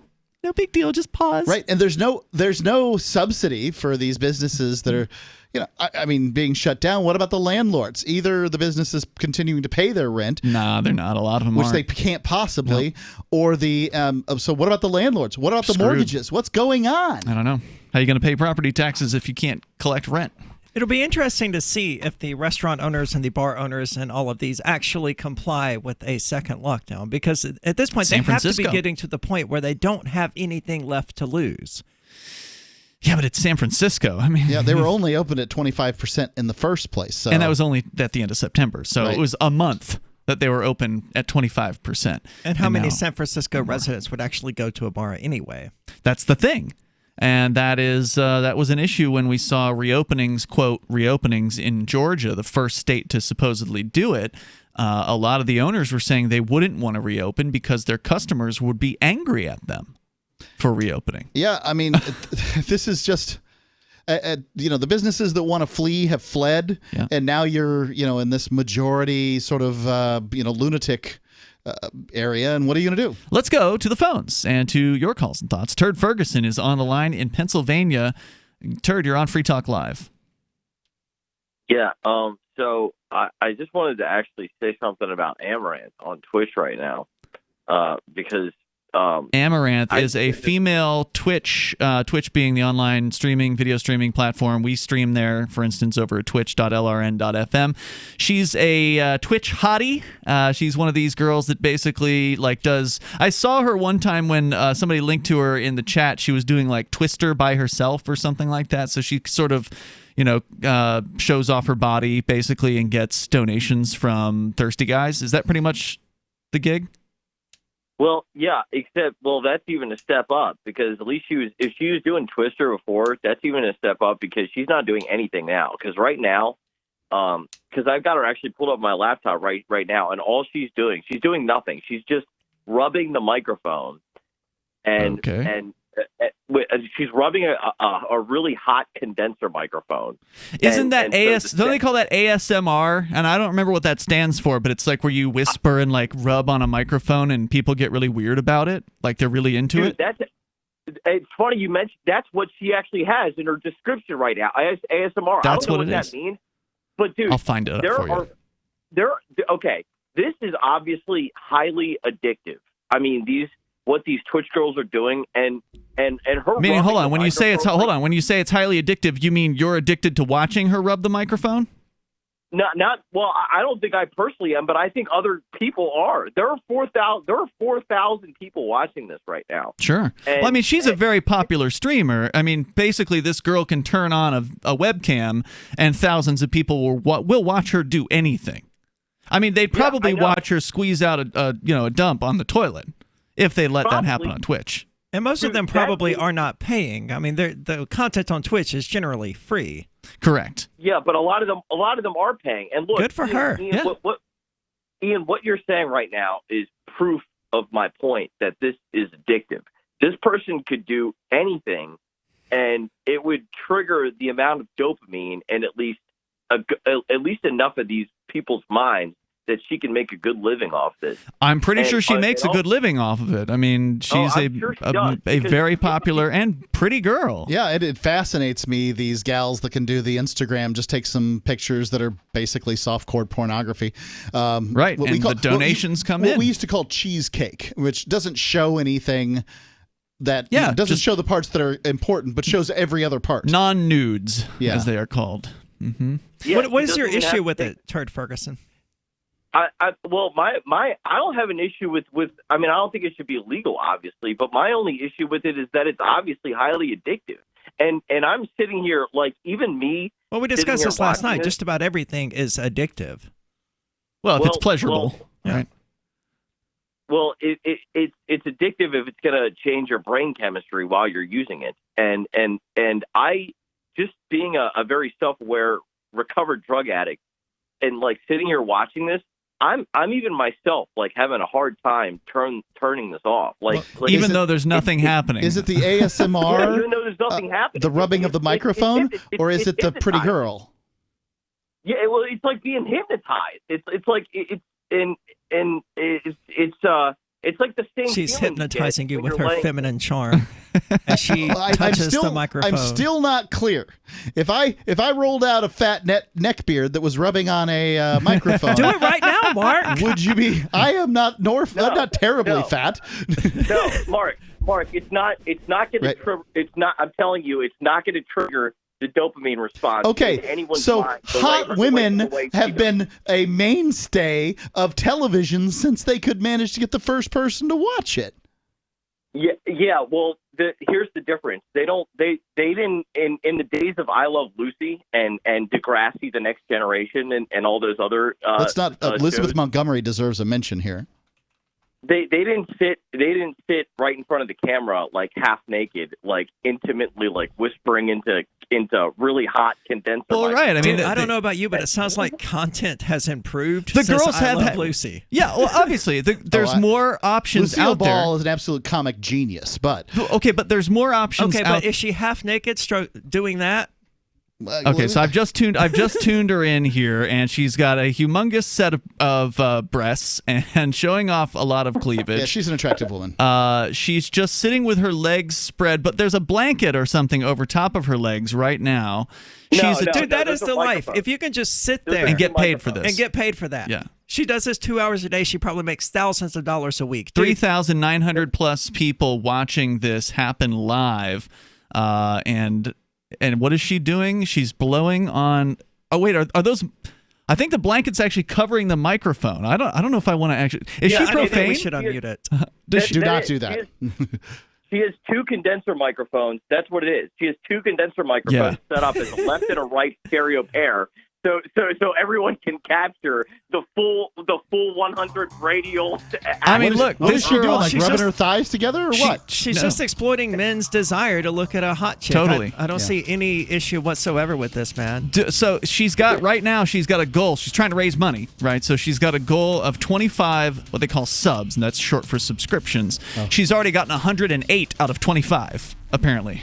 That's So the $5 a submissives. pop, that's pretty good. Well, they are submissives as well, in a way. There's more coming up here in moments. Turd's going to have a tough time tonight. Having taken her father's throne, Sarah Calhoun has fallen out with one of her best allies, and her brother Nathaniel heads into Imperial Philadelphia with a reckless plan. Her uncle Thomas, armed with new powers and new allies, aims to remove Sarah from her throne and from the world of the living. To survive, and to gain the strength she needs to fight an impossible war, Sarah must unite the Mound Builder Kings to enact an ancient rite that will propel her beyond mortality. Servant Daughter by T.J. Butler is the newest entry in the Dragon Award-winning Witchy War series from Baen Books at BaenBooks.com.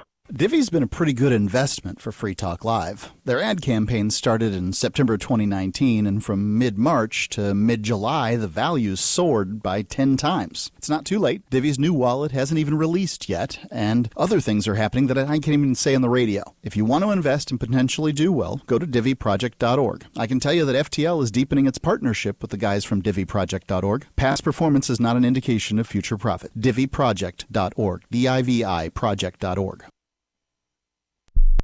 Why did you move to the Shire? I moved here to the Shire because there's other people around who take liberty just as seriously as I do.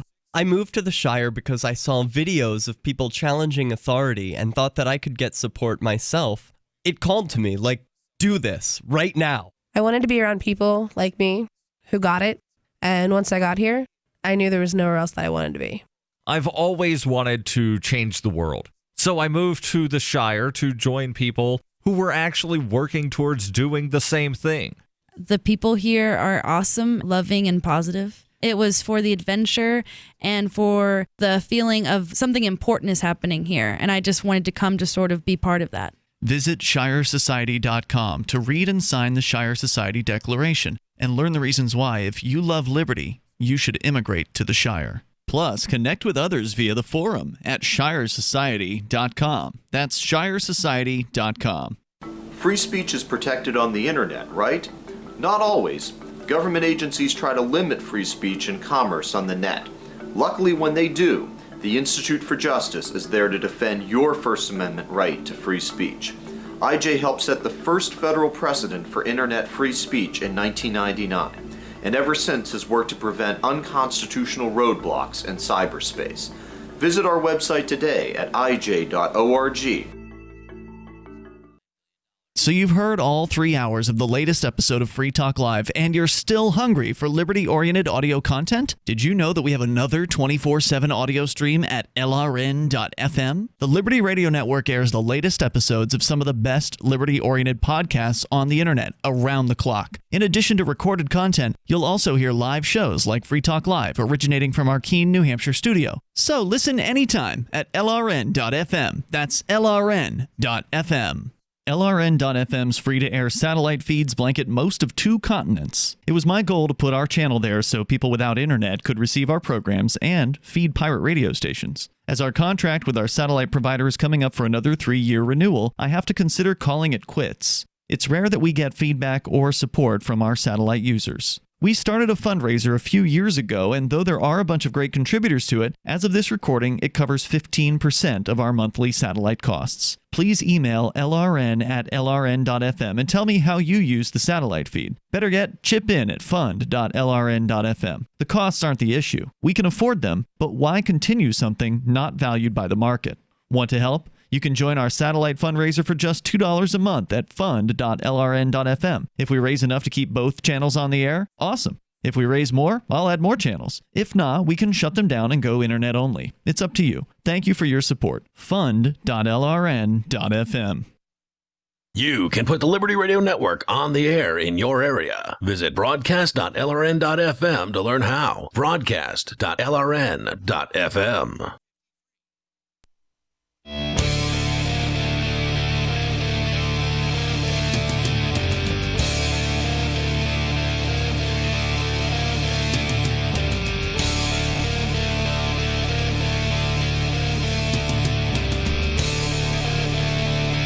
It is Free Talk Live. You can bring up whatever you want here. And Turd Ferguson has done that. He has changed the conversation. That is how this show works. If only more people would actually do it. The amount of participation we have compared to the listeners that we have is very small. So if you ever want to call the show and bring up anything like some hot chick on Twitch doing what they call ASMR, which I will get a definition for you here. I didn't do that in the last segment. I'm curious what that stands for. I'm into some weird stuff, but I've never heard of this. You've never heard of this? No. And I'm surprised by that. We came, Renee, my ex, is actually in the room with us here. We came across this a few years ago. It was on the React. I think it was on the React channel, if I recall correctly. And it was this is one of these channels on YouTube. It's very popular, millions of subscribers, and they have people react to videos usually, or like stimulation or whatever. And so they had this ASMR episode where people were putting on headphones, and they were given like a warning in advance, and they were told that this could make you feel very strange. And so like they were, there was all this build up around it. And they recommended to the people that were watching the video at home to put headphones on to have the proper experience of whatever this was. And so here's what it stands for. According to sleep.org, ASMR stands for Autonomous Sensory Meridian Response, which is a still relatively new creation. They say it describes a feeling of euphoric tingling and relaxation that can come over someone when he or she watches certain videos or hears certain sounds. What kind of visual or audio clips can create such a lovely feeling? It might surprise you, but the videos are of people doing incredibly simple, quiet, calming tasks, such as folding towels, brushing their hair, or flipping magazine pages. You might hear someone's voice speaking in the background of the video, but not always. The audio clips often consist of voices whispering nice things like, "You are appreciated," or contain the sound of tapping, scratching, or rain. I have a friend, I know somebody from Sarasota who moved on to become a chiropractic doctor, and essentially she made her business by doing this ASMR stuff with cracking, joint cracking. Mm-hmm. And people would just tune into her videos to listen to the cracking of joints. And she would do anything from like ears to spines and fingers and knees and pop everything. And people would just, they just wanted to hear that noise. And, they were just fascinated now by it, right? Now her business is blown up. She's huge. You can't even go visit her regularly. You can only go in for like a one visit, and it's big bucks. Wow. So I did tune into the feed. Turd Ferguson had called to alert us to this. Her name is Amaranth, and she's a very popular Twitch. I think she played video games at some point or something like that. If she's calling herself Amaranth, she certainly has, because that's the name of a character in Final Fantasy IX. Yeah, you can hear now she's rubbing some sort of thing. She's got some kind of a thing that she's rubbing on the microphone. The microphone, of course, has like a foamy baffle on it, and she's rubbing a thing against that, and it's making that noise. Friction noise. This lady has gotten 109 out of 25 subscriptions tonight, meaning she's 4 times what her goal was in order to do more ASMR. So people are literally throwing money at a hot chick who's doing nothing more than like tapping and rubbing a towel on a microphone. Yeah, rubbing towels and other things on microphones. And it's fascinating that this is so interesting to people, because to me, I remember when we first watched this video on this React, we're like, all right, what's going to happen here? What's this about? And I didn't have any kind of reaction like they described. It was supposed to like make your scalp tingle, or like supposed to be like some weird sensation. Yeah, placebos do that. But the only reaction I'm having is how hot she is. I mean, she is foxy. There's no doubt about it. I suspect that's 99% of her success here. But that said, this whole ASMR thing is a bit of a success story. It's a phenom. Yeah, it's a more recent phenomenon. And I mean, the fact that you can have thousands of people who are actually into this, what does it say? Are they into this, or are they into watching her? I think both in this particular case. But there are people who do seek out just plain ASMR. From what I understand, there are ASMR producers who don't, show off their breasts while they're doing these performances. So it's interesting. We'll bring Turd Ferguson back on here. Any final thoughts on this, Turd? You're still, I imagine, locked to the channel. well, no, I had to turn it off because I found myself getting hypnotized by this stuff, and it's obviously, I mean, the same thing that's happening to your brain when you use drugs is happening when you watch Amaranth rub the microphone like this, obviously. And you said you touched on what kind of drugs were you on? Yeah, boring drugs. Yeah. Now she's getting out some food, and is she going to chew into the microphone now? Is that what's coming next? She's got her chopsticks out. Well, I think I've already put my finger on a few points of her success, and for a lot of the listeners who are, I don't suspect you've been anywhere near her points of success. I haven't, but I suspect she has primarily two of them. 2 points of success. Well, yeah, but here's another thing she does. But I mean, just so the listeners know, she's got these two huge, large diaphragm, hot condenser microphones, and every once in a while she'll go up and like whisper into them. Why does this bother you so much, dude? Well, I'm just saying this. It doesn't bother me. I'm just saying this is part of the experience. And when she whispers into this, the high frequencies of this woman's voice are so intimate in your ears that it's part of the whole addictive experience of it. It's for every guy who's never had a woman whisper anything into their ears. This is the closest that they can get to it. Jesus, that's sad. Thank you for the call tonight, Turd. I appreciate it. And now she's literally stirring up her Chinese food near the microphone. I've got to give her more and more props the more of this goes on. I mean, what's she shaking right now? She's shaking like a salt shaker. So if she doesn't chew with her mouth closed, I'm going to freak out. She is getting her dinner ready, and people are paying to watch her do this. Yep. Props to her. And the chat room is just lady. going, there's people just typing all over the place in here. So now she's like tapping, making tapping noises, whispering into the microphones. I mean, this is it. She'll just go on for hours. Eat. This is amazing. I can't believe that anyone would pay to watch this. I'm gonna eat my dinner now, suckers. And I bet you somebody ordered the food for her too. I'm willing to bet one of these guys in this chat room. If any of these guys had her address, she better have bodyguards. Oh yeah, I imagine she takes her security somewhat seriously, and she's definitely been doing this sort of thing for a long time. Bad Slave is back on the line with us here, real fast. Bad Slave, you're on Free Talk Live. Hello. Bad Slave going once, final chance. He tried twice, didn't work out twice, so it was a good shot there. So here she is eating. Like she's literally it's so just quiet. eating. It's so quiet. I have to turn it up all the way, and even then it's hard to hear it. Do we want to hear her eating? But that's all that she's doing. She's literally just shoving her face full of food. She's using chopsticks to shove American Chinese food in her mouth.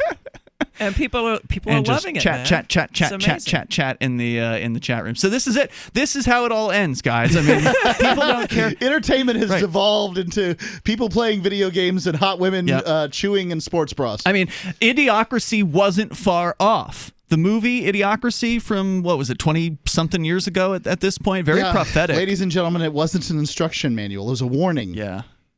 It's, wow. I don't know what to say about it all.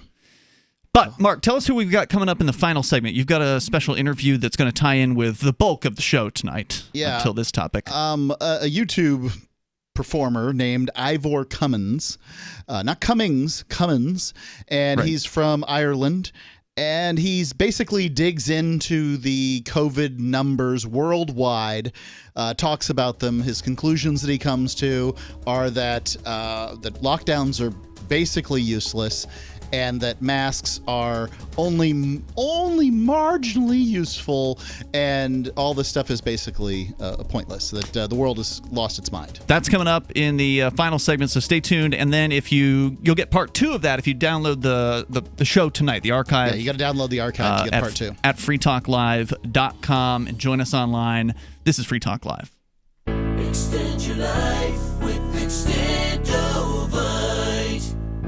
After about a month of Extendovite, I don't know what it is about the circulation factor, I was able to increase the weight, increase the amount of sets I could do. It has to do with the oxygen getting to the blood. You should market this as an athletic performance. And I don't change anything about my diet or anything. I just thought, this is amazing. Bilberry extract is got something called resveratrol in it, which is the same stuff that you get from red wine.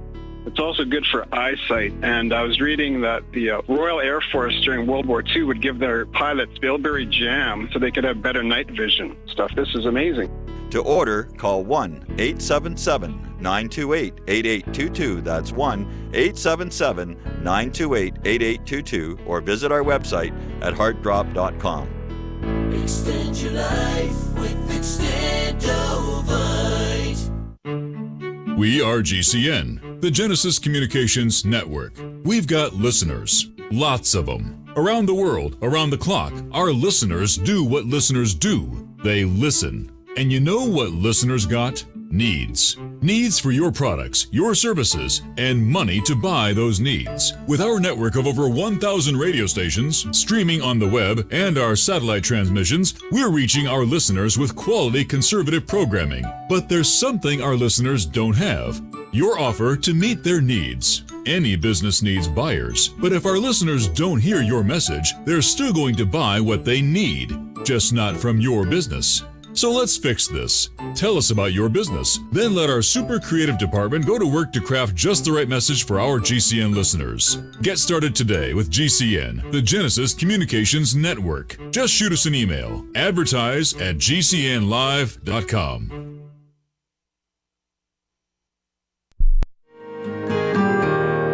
So the protection of life, liberty, and property is what the Free State Project is all about. But it's an effort to move 20,000 people who understand. It's about demonstrating to the entire country that, yeah, we can have a free market, a truly free market. Making it just a freer, great place to live.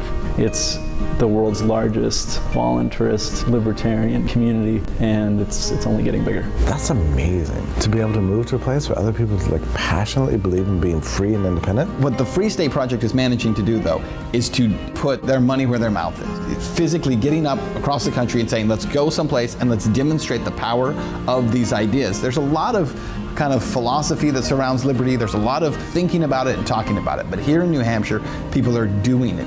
101 Reasons Liberty Lives in New Hampshire, a documentary by Free State Project Early Movers. Watch it free at 101reasonsfilm.com. 101reasonsfilm.com. If you want to know the latest about Free Talk Live before we go on the air, all you need to decide is how you want it delivered. It's your choice. Visit news.freetalklive.com to receive our usually weekly news updates by email. Plus, we have a Twitter account at twitter.freetalklive.com, and you can follow us on the decentralized Mastodon platform at toot.freetalklive.com. So please follow us at toot.freetalklive.com and sign up for our emails at news.freetalklive.com.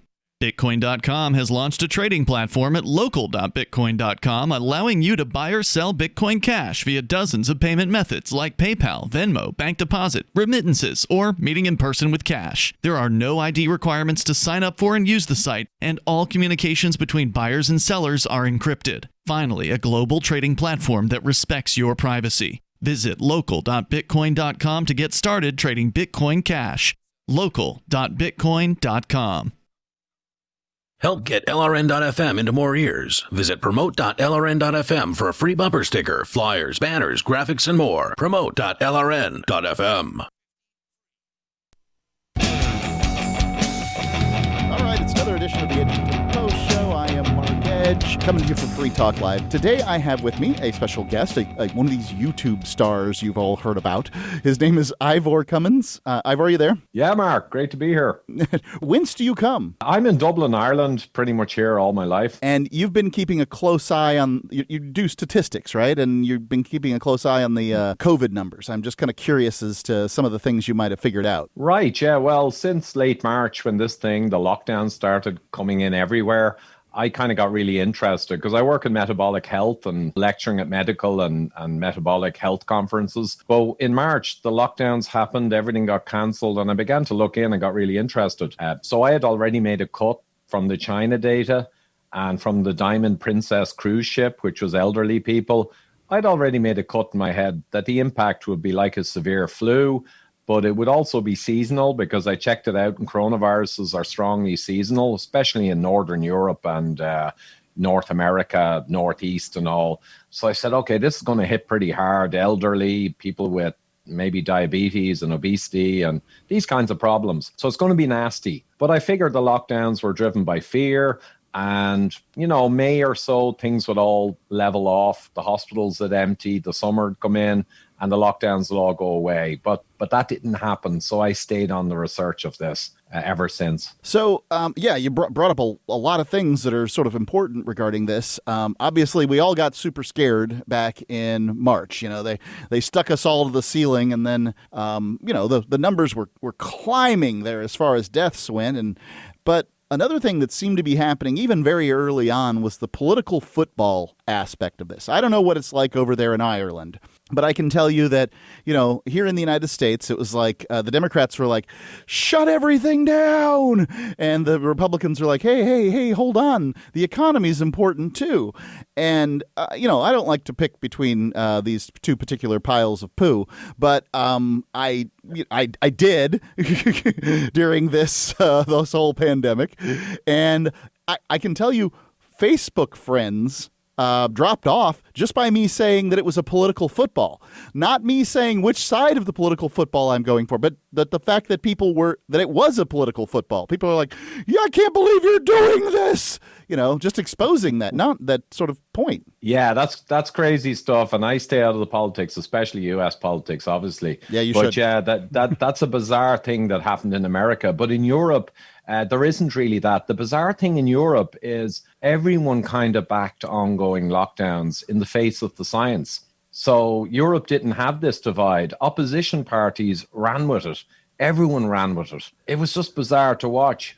And we have since May, late April, through May and June, the modeling that was used to look at how many people could die was out by a factor of 10 to 12. That's established, in fact, now. Yep. The Imperial College and IHME in America. But no one cared. And there's around 10 or 12 published analyses now which show clearly that lockdown has a very minimal effect on mortality in countries. And that's kind of established fact now. But no one cares. Yeah, no one cares about the actual analysis. And they're all living in the past from when the modeling said it would explode. Right. It seems like it's interesting that they continue to hold on to this really awful thing that we're doing to each other. Is it sort of a self-flagellation penance thing that humans believe that if we just make ourselves suffer enough, that God will take this plague from us? Well, that's the thing. I think there's two levels of what's driving this thing. One is in country and in the psychology of the people in a country. The fear got the best of them, and they're all wrapped up in a kind of psychosis now. But the politicians are fueling it, and the academics on the panels in the countries driving policy are still using modeling, and they're fueling it. So everyone's fueling fear in a big kind of feedback loop of horror. And then the other thing is the WHO and a lot of worldwide powerful bodies are also pouring petrol on the fire, and they have been for 6 months. So between those two engines, it's like everyone wants to be terrified, and they all believe that lockdowns are the way to help people. God bless them. But we know from the study and the research and from the analysis that's not really the case. So we should just accept it's a nasty virus. It hit in a big epidemic and came down naturally. And now in the winter, we're going to get a smaller but a substantial resurgence of the virus. But we should be blaming the virus. But the problem is our intervention to help is going to cause way more suffering and death than the virus by a mile. And at this point, 20 miles. We don't know what we know what the deaths are, but we don't know how many of them are what's being labeled as deaths of despair. So you're talking about, alcohol poisoning, drug overdoses, suicides, domestic homicides, and a whole bunch of other things that may have occurred. Nobody's starving to death in America, I can assure you of that. But I mean, in other countries, they may very well be getting fewer calories than they would be otherwise with these lockdowns.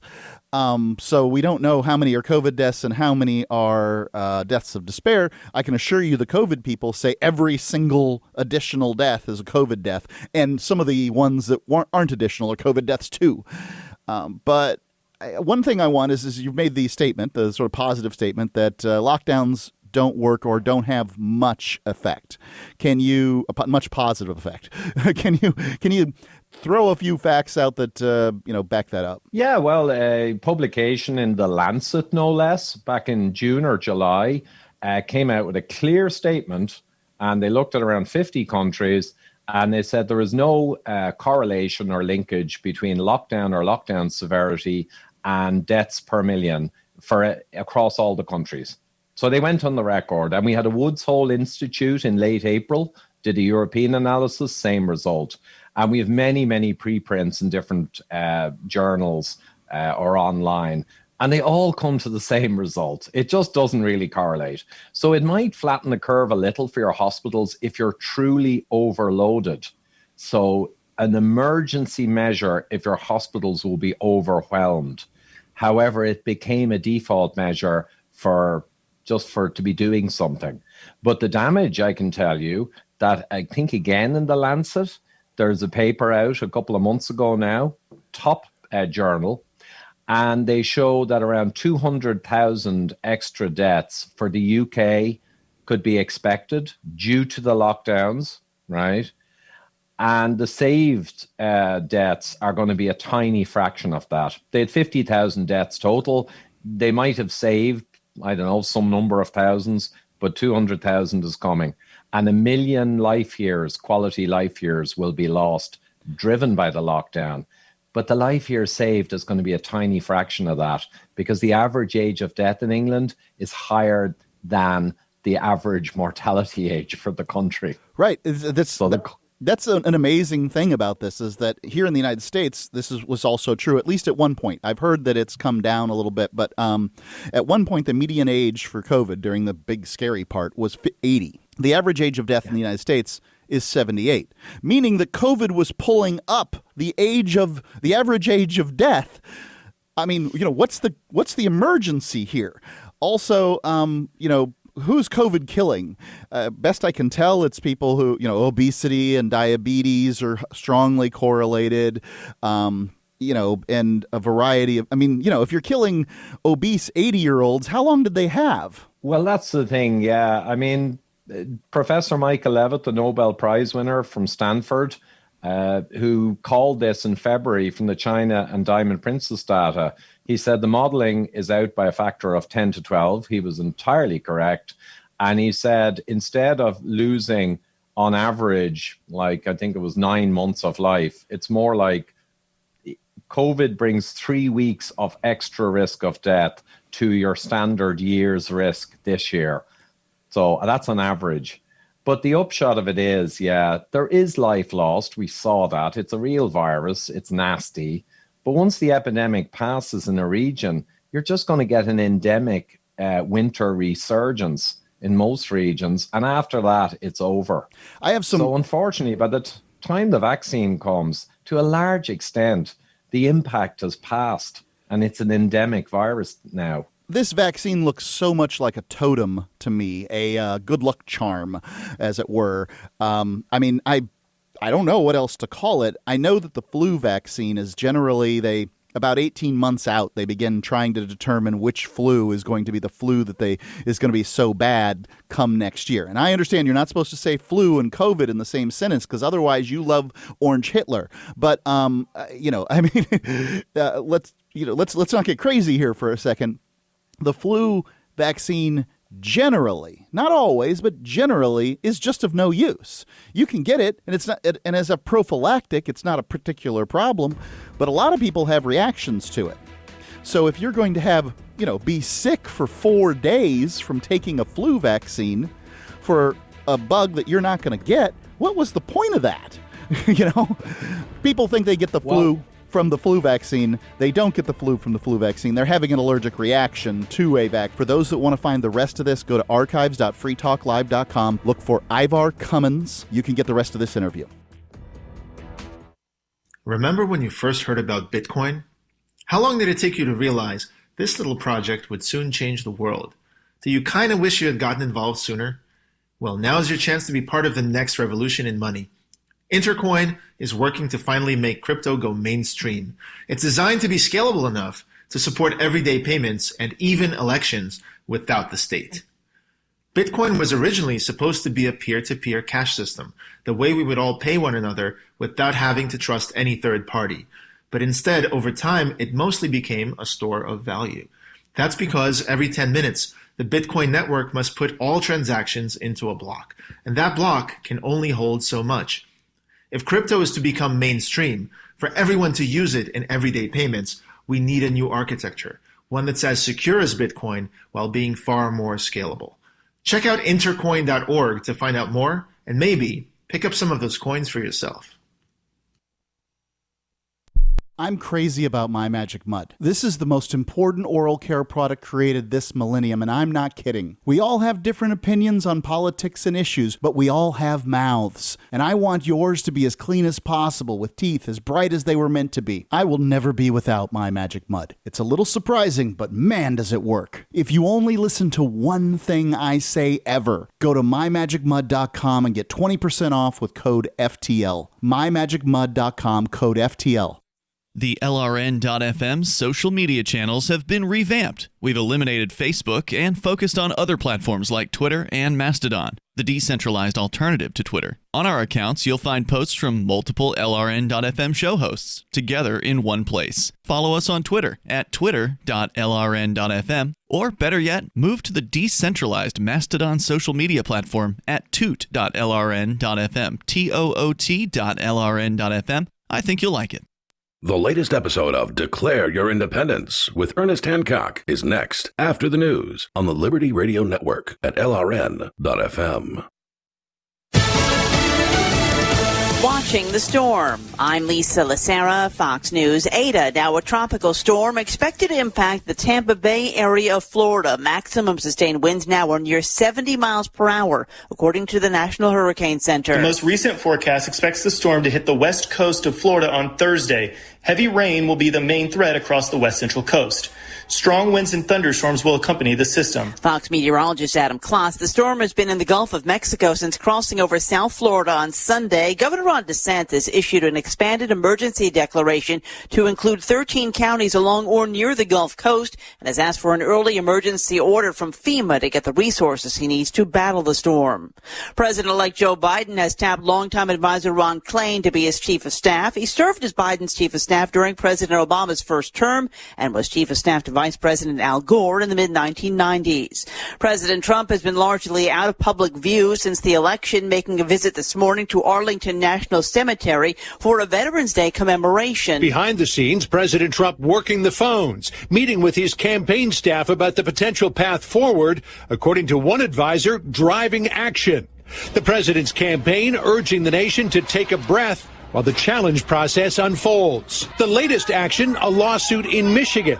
The Trump campaign insisting it has evidence to support allegations of unequal treatment of Republican voters, harassment of certified vote challengers, irregular ballots including backdating, counting of illegal votes, and possible widespread software problems the campaign says could change the current vote count. Fox's John Roberts at the White House. This afternoon, President Trump was projected to win the state of Alaska, and Republican Dan Sullivan held on to his Senate seat. The delay in reporting due to a large number of absentee ballots in the state.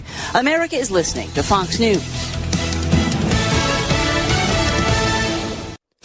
2020 has already reshaped how we work, and it's almost over. Businesses across the globe are challenged to be their most efficient, which means every hire is critical. Indeed is here to help. Indeed helps you find quality candidates quickly, so you can focus on hiring the person you need to keep your business going.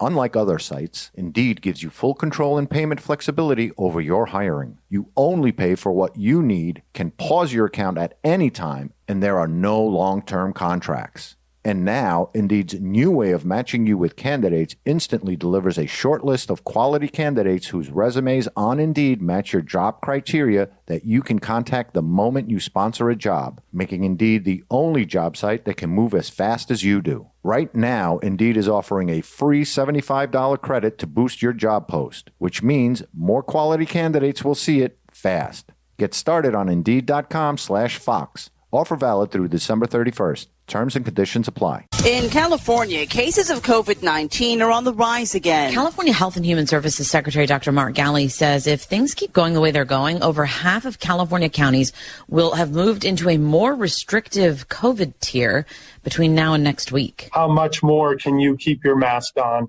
How much more can you work with your own communities, your own family members to plan events in a lower risk way? Each of those efforts makes a difference. On Tuesday, more than 5,300 new COVID cases were reported in the state, and 131 more people were hospitalized as that rate continues to climb as well. 11 counties moved into more restrictive tiers, including 3 which moved into the most restrictive one.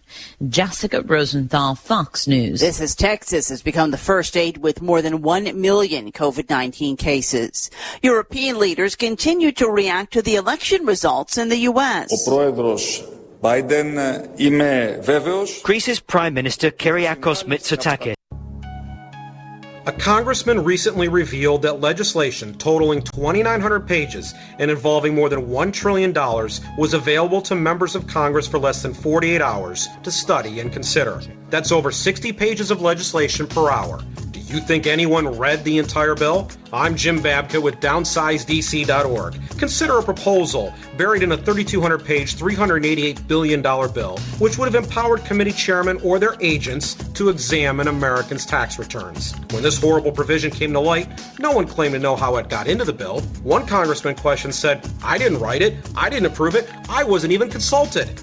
If your attorney represented you this way, he might be disbarred. But this is how Congress represents you every day. That's why DownsizeDC.org has created the Read the Bills Act. You can force Congress to read their bills before they pass them at DownsizeDC.org. Publicists everywhere agreed this week that the nation's celebrities are in dire need of more fame. Stressing that all 6 billion of the world's populace should know every U.S. celebrity by name and face by now, publicists are calling for an emergency influx of buzz, heat, press, and word of mouth to be administered to the nation's celebrities immediately in order to prevent crucial fame levels from becoming dangerously low. Novelist Edward Milligan told reporters this week that in his new book, By the Water's Edge, he has fleshed out in meticulous detail his own huge and stunningly shitty world. Using in-depth research and the power of his own imagination, Milligan was able to conjure out of thin air every hackneyed character, trite street name, and horseshit backstory in the fictional town of Connors Cove. The complete hack proudly said he has created a universe that readers will feel they can actually reach out and touch. Sources say the prolific writer has not yet been punched repeatedly in the face.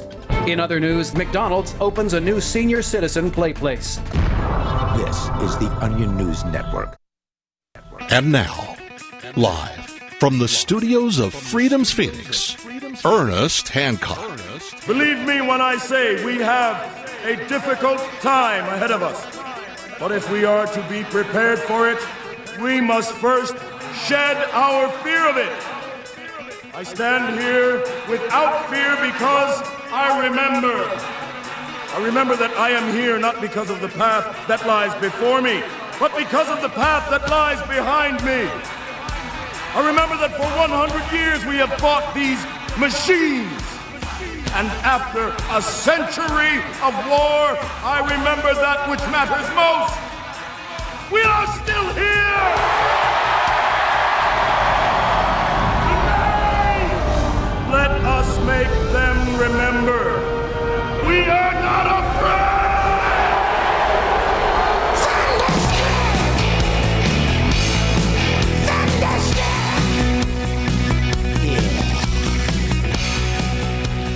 Yeah, unfeared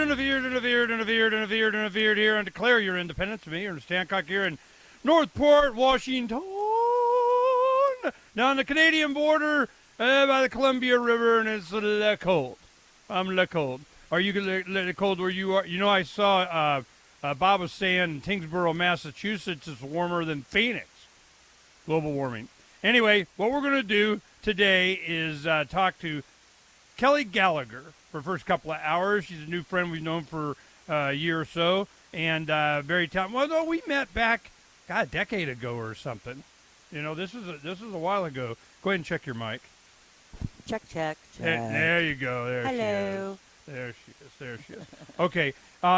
In the third hour today, we're going to have Dr. Judy Mikovits will be on. We'll get caught up with that. There's all kinds of stuff happening.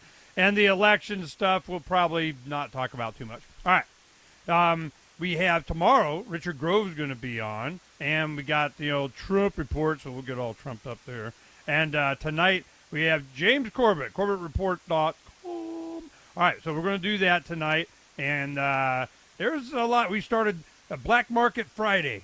BlackMarketFriday.info. Mike Swatek took a market, it's agorist.market. You go there, or BlackMarketFriday.info. You get to agorist.market. And the idea is this. One freaking day, Black Friday, of course, Black Market Friday, on one day, you purchase your goodies from an agorist. You use alternative currency. You a little silver, a little crypto, a little something, a little barter, a little foot massage, whatever it takes to get your notion, potion, freaking soap service, whatever the heck it is that's offered on agorist.market. One day. And if we make it Black Market Friday, and I'll piss off all the right guys. All the right guys. You don't participate in their thing. All right. Then let me tell you a little bit about Kelly. She's a 5-time cancer survivor, award-winning journalist, and most recently a producer on 2 of the most important documentaries in the history of history, Vaxxed and Plandemic 1 and 2. We'll be sharing her insights on her journey of health and wellness. Gallagher lives by the motto, when life throws you lemons, you open up a lemonade stand.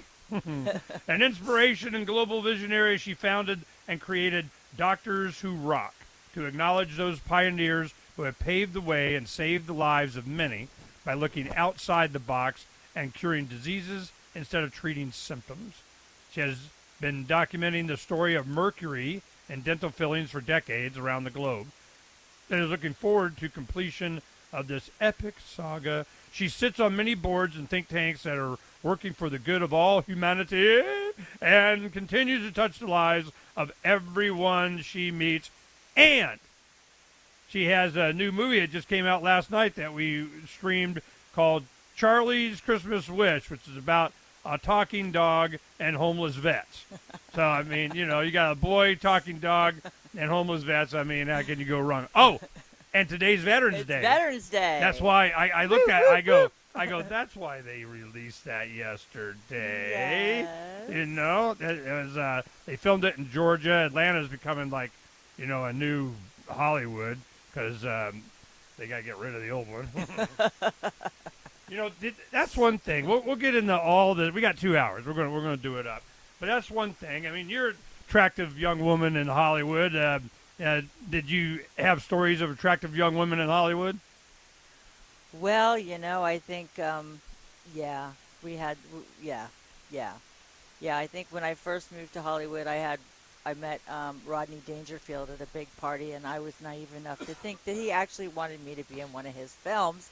So I went down to meet him for coffee and was met with, he'll be happy to have you upstairs. And so when I knew that wasn't a great idea, but I did go upstairs, and he entered the door in his bathrobe, and it didn't take me long to run the other direction because seeing Rodney Dangerfield in his bathrobe is frightening enough, let alone thinking he's going to touch you. That's how he gets hired for movies, is that scene. It's like, ew. His eyes go in different directions, and there were little white towels over every seat, and I was like wondering, why do you have those white towels on those seats?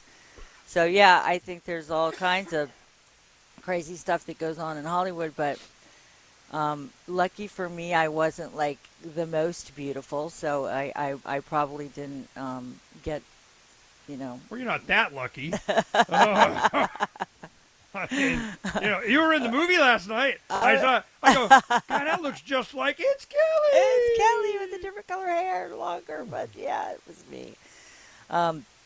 Well, that was a lot of fun. I was in Georgia for working on my health, and I can't sit still. So while I was there, I didn't realize that the woman I had wanted to work with for 10 years was living 11 miles down the road. And I had worked on the mercury issue 15 years prior to that and find out that this producer's This is down what the I road. remember of you. This is why I remember you. There was we have common friends and so on, and we were in California, I think, and you came and we talked about you. Matter of fact, we did create a special edition or have a category on Freedom's Phoenix for you. It's called Mercury Rising. Mercury in retrograde. Mercury in retrograde. That's right. And when we got reconnected, and you're telling me about the Mercury show, I go, I remember you. So Mercury was a big health problem for you. What happened? Well, I had 17 fillings, but I didn't know that had caused me, the kind of problems that I'd had. I had cancer when I was 20, and what kind of cancer? I had Hodgkin's lymphoma, and I'd been describe that. I mean, we're all not, okay, learned. Hodgkin's lymphoma. Well, I was my third year of engineering school at the University of Florida, and I was a little bit tired, but and I was starting to have to set the alarm clock and have like 3 people wake me up in the morning, but I thought it was because I was in school. And my neck was getting big on one side, and it turned out that I had this blood disorder called Hodgkin's lymphoma, and it was a lymphatic cancer, and it was, a young person's cancer, and if you were going to get cancer, they said, well, it was the best one to get. I was like, oh, great, but back then it was 1983.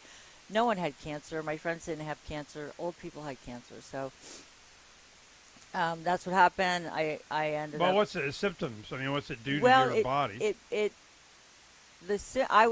have 4 stages, and I was kind of asymptomatic at first, but it's stage A and B, meaning asymptomatic, or B, you have symptoms: itchy, tired, swollen glands.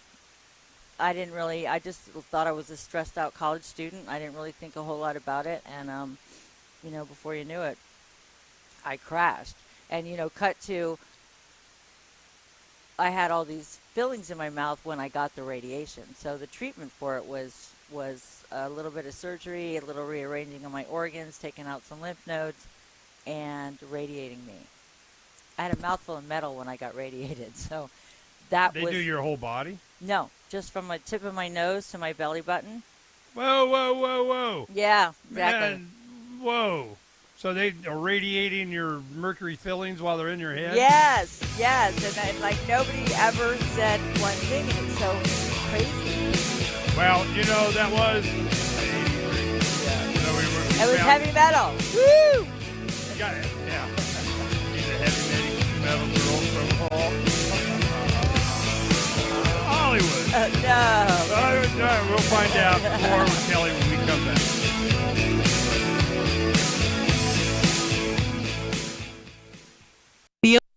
From the third letter of Captain Mark. The Crown's observation conditions us to be dishonest with ourselves. Therefore, constant surveillance produces a society of constant deception. Honest communication is the seed of civilized conduct. To deny us this seed is to deny us its fruits. But the Crown's primary objective is to stifle free thought itself, to make its subjects incapable of dissent. Seasoned pirates have always encrypted messages and codes and ciphers, so intercepted transmissions were incomprehensible. But today the Crown possesses advanced tools of pattern recognition that document, profile, and predict our every move. Today, piracy requires hailing frequencies completely invisible to the Crown. We are tired of poltergeists in the static. Looking for a community of like-minded scoundrels, or just want some swag to let the Crown know what you think of it? Join the conversation at pirateswithoutborders.com. Why did you move to the Shire? I moved here to the Shire because there's other people around who take liberty just as seriously as I do. I moved to the Shire because I saw videos of people challenging authority and thought that I could get support myself. It called to me, like, do this, right now. I wanted to be around people like me who got it, and once I got here, I knew there was nowhere else that I wanted to be. I've always wanted to change the world, so I moved to the Shire to join people who were actually working towards doing the same thing. The people here are awesome, loving, and positive. It was for the adventure and for the feeling of something important is happening here, and I just wanted to come to sort of be part of that. Visit ShireSociety.com to read and sign the Shire Society Declaration and learn the reasons why, if you love liberty, you should immigrate to the Shire. Plus, connect with others via the forum at ShireSociety.com. That's ShireSociety.com. Looking for a great real estate investment? Consider New Hampshire, which is ground zero for the Liberty Movement. Your first call should be to Mark Worden from Porcupine Real Estate. He's more than just a real estate agent. He's your New Hampshire concierge. Where are the best places to live? Do you want farm, city, the burbs, or forest? Do you want a duplex or multifamily building so that renters pay your mortgage? There are homes in all price ranges in New Hampshire, and Mark can help with financing too. Invest in liberty and property. Mark Worden can help. PorcupineRealEstate.com. Did you know you can listen to LRN.FM via our free-to-air satellite channels? We have channels over nearly all of North America and much of Africa. All you need is an affordable receiver and a dish as small as 30 inches. There are no monthly fees. Learn more at sat.lrn.fm. Plus, if you are a broadcaster or want to be one, this is a good delivery method for our content. See our coverage maps and get details at sat.lrn.fm. That's sat.lrn.fm. sat.lrn.fm. LRN.FM's free-to-air satellite feeds blanket most of 2 continents. It was my goal to put our channel there so people without internet could receive our programs and feed pirate radio stations. As our contract with our satellite provider is coming up for another 3-year renewal, I have to consider calling it quits. It's rare that we get feedback or support from our satellite users. We started a fundraiser a few years ago, and though there are a bunch of great contributors to it, as of this recording, it covers 15% of our monthly satellite costs. Please email lrn@lrn.fm and tell me how you use the satellite feed. Better yet, chip in at fund.lrn.fm. The costs aren't the issue. We can afford them, but why continue something not valued by the market? Want to help? You can join our satellite fundraiser for just $2 a month at fund.lrn.fm. If we raise enough to keep both channels on the air, awesome. If we raise more, I'll add more channels. If not, we can shut them down and go internet only. It's up to you. Thank you for your support. Fund.lrn.fm. Some of our live shows are streamed in HD on Twitch. Please follow and share at twitch.lrn.fm. That's twitch.lrn.fm. Roads? It's the Ernest Hancock Show. Where we're going, there aren't any roads. They don't need no sneaking roads. Yeah, fine cars. You know, here'd be a good place to do it. You know, they have enough land in the strip out here to land their little, I got something, you know, and then they take off. Matter of fact, they might be getting a gyro. You know, we know guys work. Investors in a gyro company that's coming out with a 4-seater. You know, the 2-seater, it's experimental. You put it together and you don't have to have a license or nothing. You can die without government approval at all. You know, so that's cool. You know, freedom. You know, speaking of that, I got, somebody sent in Telegram, 7-Eleven, CVS, Rite Aid, Liberty X ads, 20,000 stores to buy Bitcoin with cash. What? Yeah, sure as heck, man. You know it's coming. It's coming. Alternatives. Alternative, which means alternative medicines, too, and alternative health. Well, Kelly, started as a young and, not as beautiful as she is now. A college student in Florida gets sick, gets Hodgkin's lymphoma. Right. So this is a cancer of the lymph system. Yeah. Okay. So then you went through radiation. They're going from her nose down to her waist or something. Belly button. And then she's got fillings, mercury, metal, whatever fillings in, which, I'm sure I probably still do. And that didn't work out well. It started my heavy metal misadventure. Well, what happened? I mean, why does it radiate? What does it do? Is it vibrated? It releases isotopes? Makes ions? Whatever scientific thing it does. It's hardcore. I know that. I was only 20, and they lay you in this big machine, and they put lead blocks that are about 4 inches thick to protect the organs they don't want to hit. So the organs they are hitting are getting fried, and I didn't notice any craziness in my body for years, so it's only now that all of the wrinkles and all of the other things are coming where I was radiated. But I think the most important thing was that you have a mouthful of metal, that's bad enough. You get it radiated, that just accelerated it. But I didn't really realize any of that was that bad until years later when I was working on this Mercury movie. I went to a California Dental Board hearing, and I was supposed to be doing radio for Sirius Broadcasting. I was doing a sample wheel, a show for them, and my producer said, "Well, let's go to this Dental Board hearing," and I was like, "All right, sounds boring." Sounds like awesome fun. Sounds like yawn, and but I got there, and I'm listening, and I'm hearing, doctors, lawyers, scientists, victims all testify about the dangers of mercury in their dental fillings, and I went from journalist to activist, had to get up, testify, and as I'm testifying, I'm realizing that those 17 fillings that I had pulled out incorrectly when I lived in Alaska, because I wanted the white ones, it was all about vanity for me at that time. I knew nothing about health when I did it. And I was moving to Hollywood from Alaska, and I wanted the white ones. Okay, so you're in Alaska. The reason you're having your fillings taken out is because of that yucky silver look. And I had great dental insurance. Back then I had state, my husband worked for the governor, and I worked for NBC affiliate, so I had great insurance. I could do it. Didn't think much about it other than I wanted Well, how did they take them out? Oh, yeah, jackhammer. Ew. No protection, no biological dentist, none of that. It was all just. Okay, I hear you guys go biological dentist all the time. What does that mean? Well, if they're real biological dentists, it means that they are paying attention to every material that they use in your mouth, that they're using things that are non-toxic when they have a choice. They are capturing the mercury. If they're taking it out, they have snorkels to suck that mercury out of your face, and they're wearing the proper equipment to protect you and the dentist.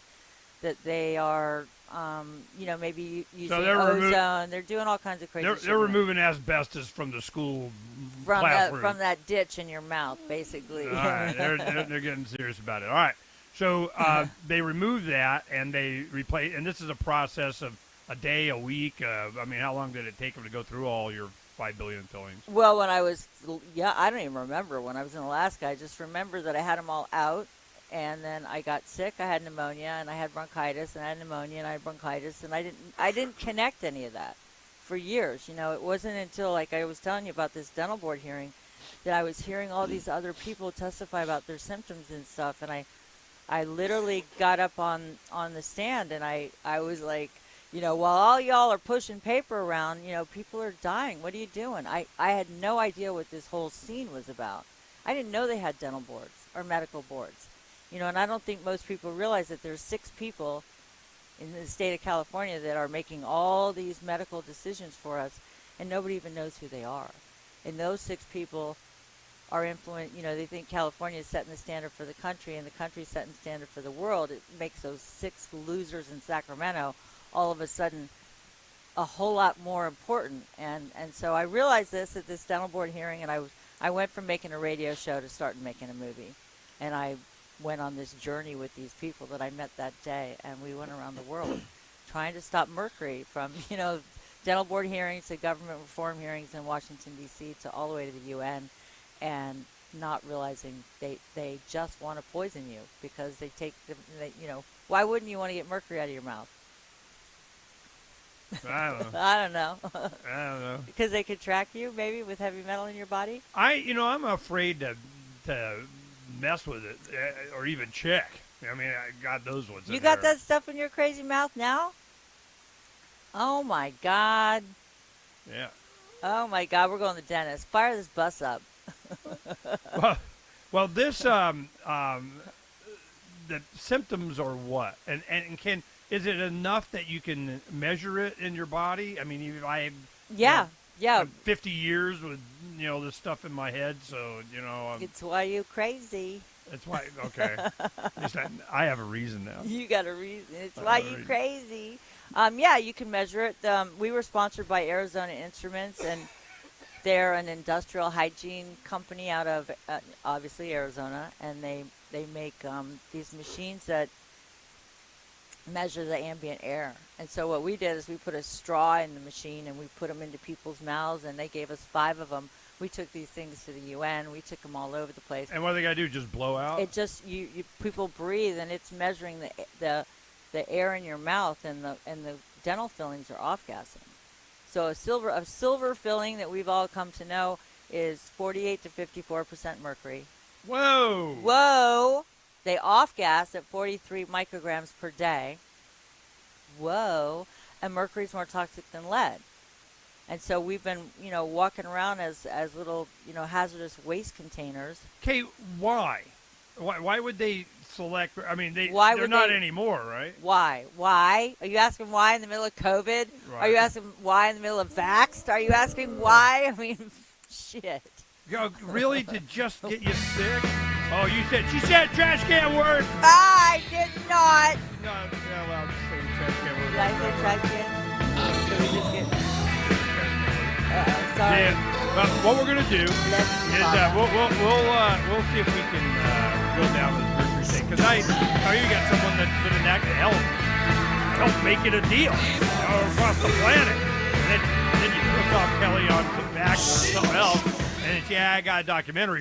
So you've signed the Shire Society Declaration and are planning your move to New Hampshire to be around more liberty-oriented people. Next, sign up for the Shire Society Forum at forum.shiresociety.com. There are a bunch of people there who are already in the Shire, and they want to meet you. If you're already in the Shire physically, you should also come by the forums. Remember, not everyone uses Facebook. New people are signing up for the Shire Society Forum every month, so drop in and say hello at forum.shiresociety.com. Now that you've found the Liberty Radio Network at LRN.FM, you may want to help expose others to our great programs. To assist you in doing so, you'll find resources at promote.lrn.fm, including details on how to get a free bumper sticker, quarter-page flyers you can print out and distribute, banners for your website, as well as files that will allow you to make your own custom banners and graphics. Visit promote.lrn.fm and help bring new listeners to the Liberty Radio Network. That's promote.lrn.fm. So the protection of life, liberty, and property is what the Free State Project is all about. But it's an effort to move 20,000 people who understand. It's about demonstrating to the entire country that, yeah, we can have a free market, a truly free market. Making it just a freer, great place to live. It's the world's largest voluntarist libertarian community, and it's only getting bigger. That's amazing, to be able to move to a place where other people passionately believe in being free and independent. What the Free State Project is managing to do, though, is to put their money where their mouth is. Physically getting up across the country and saying, let's go someplace and let's demonstrate the power of these ideas. There's a lot of kind of philosophy that surrounds liberty. There's a lot of thinking about it and talking about it. But here in New Hampshire, people are doing it. 101 Reasons Liberty Lives in New Hampshire, a documentary by Free State Project Early Movers. Watch it free at 101reasonsfilm.com. 101reasonsfilm.com. The new 4th edition of Healing Our World, The Compassion of Libertarianism, will take your understanding of liberty to a deeper level and has over 1,300 updated references, new cartoons, and a foreword by Dr. Ron Paul. With discounts for multiple book purchases, the 4th edition of Healing Our World is a great gift for the liberals, pragmatists, environmentalists, and Christians in your life who think libertarianism is cold-hearted. Get yours today at healing.freetalklive.com and use promo code FTL for a $5 discount. The LRN.FM social media channels have been revamped. We've eliminated Facebook and focused on other platforms like Twitter and Mastodon, the decentralized alternative to Twitter. On our accounts, you'll find posts from multiple LRN.FM show hosts together in one place. Follow us on Twitter at twitter.lrn.fm, or better yet, move to the decentralized Mastodon social media platform at toot.lrn.fm, toot.lrn.fm. I think you'll like it. If you're looking for work, there's a piece of paper more important than your resume. It's the cover letter attached if you're snail mailing, or the email to which you attach your resume. Make it 4 short paragraphs. Paragraph 1, say that you're applying for work. The person you're sending to gets a ton of mail about all sorts of things. If you have a password, that's your first sentence. Tom Nelson tells me you and I should meet. Paragraph 2, what you do and how that relates to the opening. Be as specific as possible. Paragraph 3, why you want this particular job. I'm originally from Boston, so I know the market well. I have family and friends in the area, so this would be a homecoming for me. Paragraph 4, unless the job posting stipulates no calls, and I will call you to follow up. Thank you in advance for your time. From survivalspeech.com, I'm Holland Cook. Love what we do? Please help support our international satellite channels at patreon.lrn.fm. That's patreon.lrn.fm.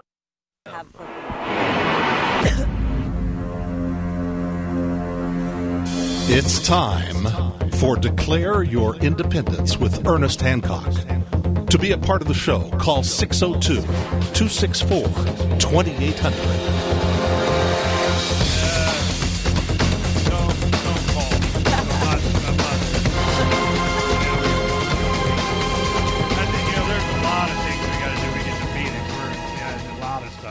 Because we got to install the green screen back here. I got to be on, Lone Star's Winnebago spaceship thing, and then we have a bunch of stuff. I think I can smell the bathroom. Is there a leak somewhere? We got to do that, and then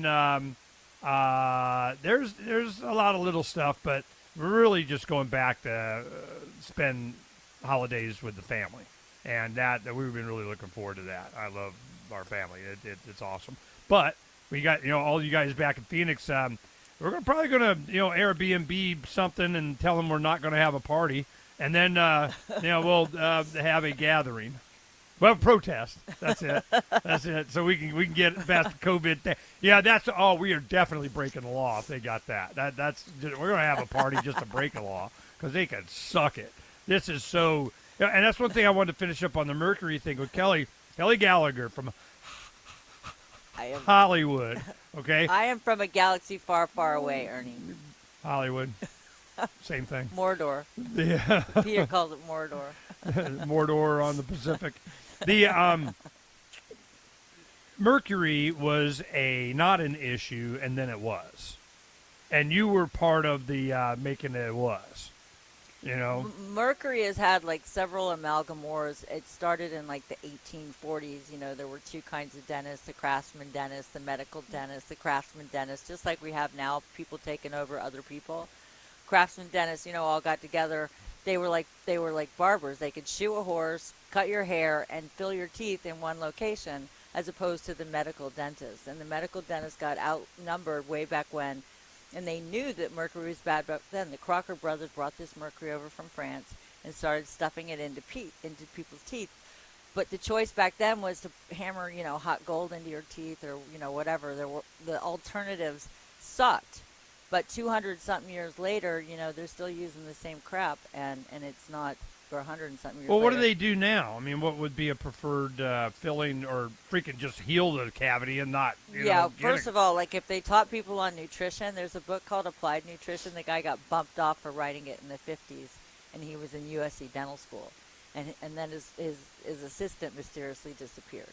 Now, you think, we're talking about teeth and everything. It's kind of a mundane topic that we don't really think would have all this espionage in it, but mercury actually gets put on the black market and they use it to pan gold. And so this mercury that gets out of our country as a dental mercury hits the black market and is used by small scale artisanal miners in South America and Africa, and it's, mercury dissolves metal. It just makes it I remember I had a silver quarter that was drilled and then hit with a spoon to make it into a ring that my uncle made for me. Mm-hmm. And I wore that thing forever. Then I broke a thermometer in my mouth, and then my dad, spit it out, spit it out, spit it out. So I spit it out into my hand. That's what's wrong with you. Yeah.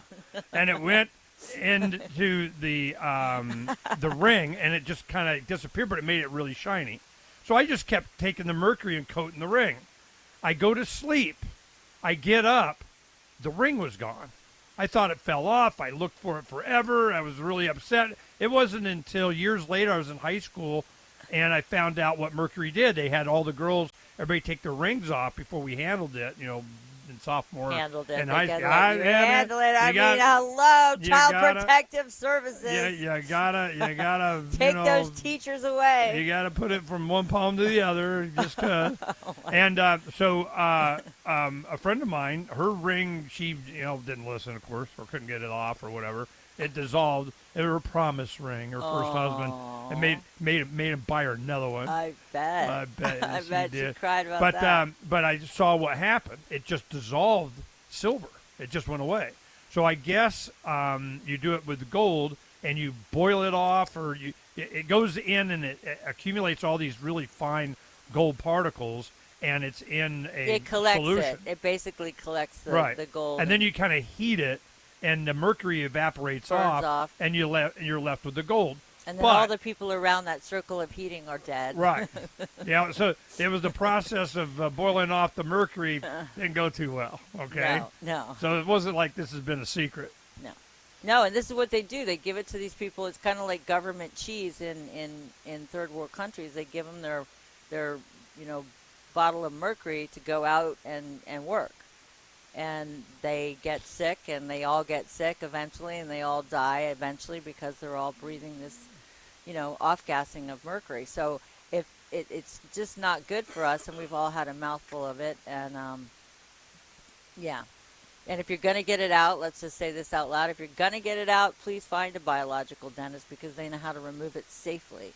Having it removed incorrectly is more dangerous than having it. Yeah. Can I say that again? Having it removed incorrectly is more dangerous than having it in your mouth. All right, so you're not because that's when we first met. You were having health problems because of the mercury thing and a bunch, and then they tried to bump me off for parking that red hearse of mine with the silver flames that said Mercury Vapor Patrol down the side of it. I parked it in front of the Capitol in Sacramento and had a 40-foot tour bus with people dressed in black and Dickies and Converse and mercury vapor machines. And after that, our lives all went to a word I can't say on the air because I'll get beeped out again. Okay.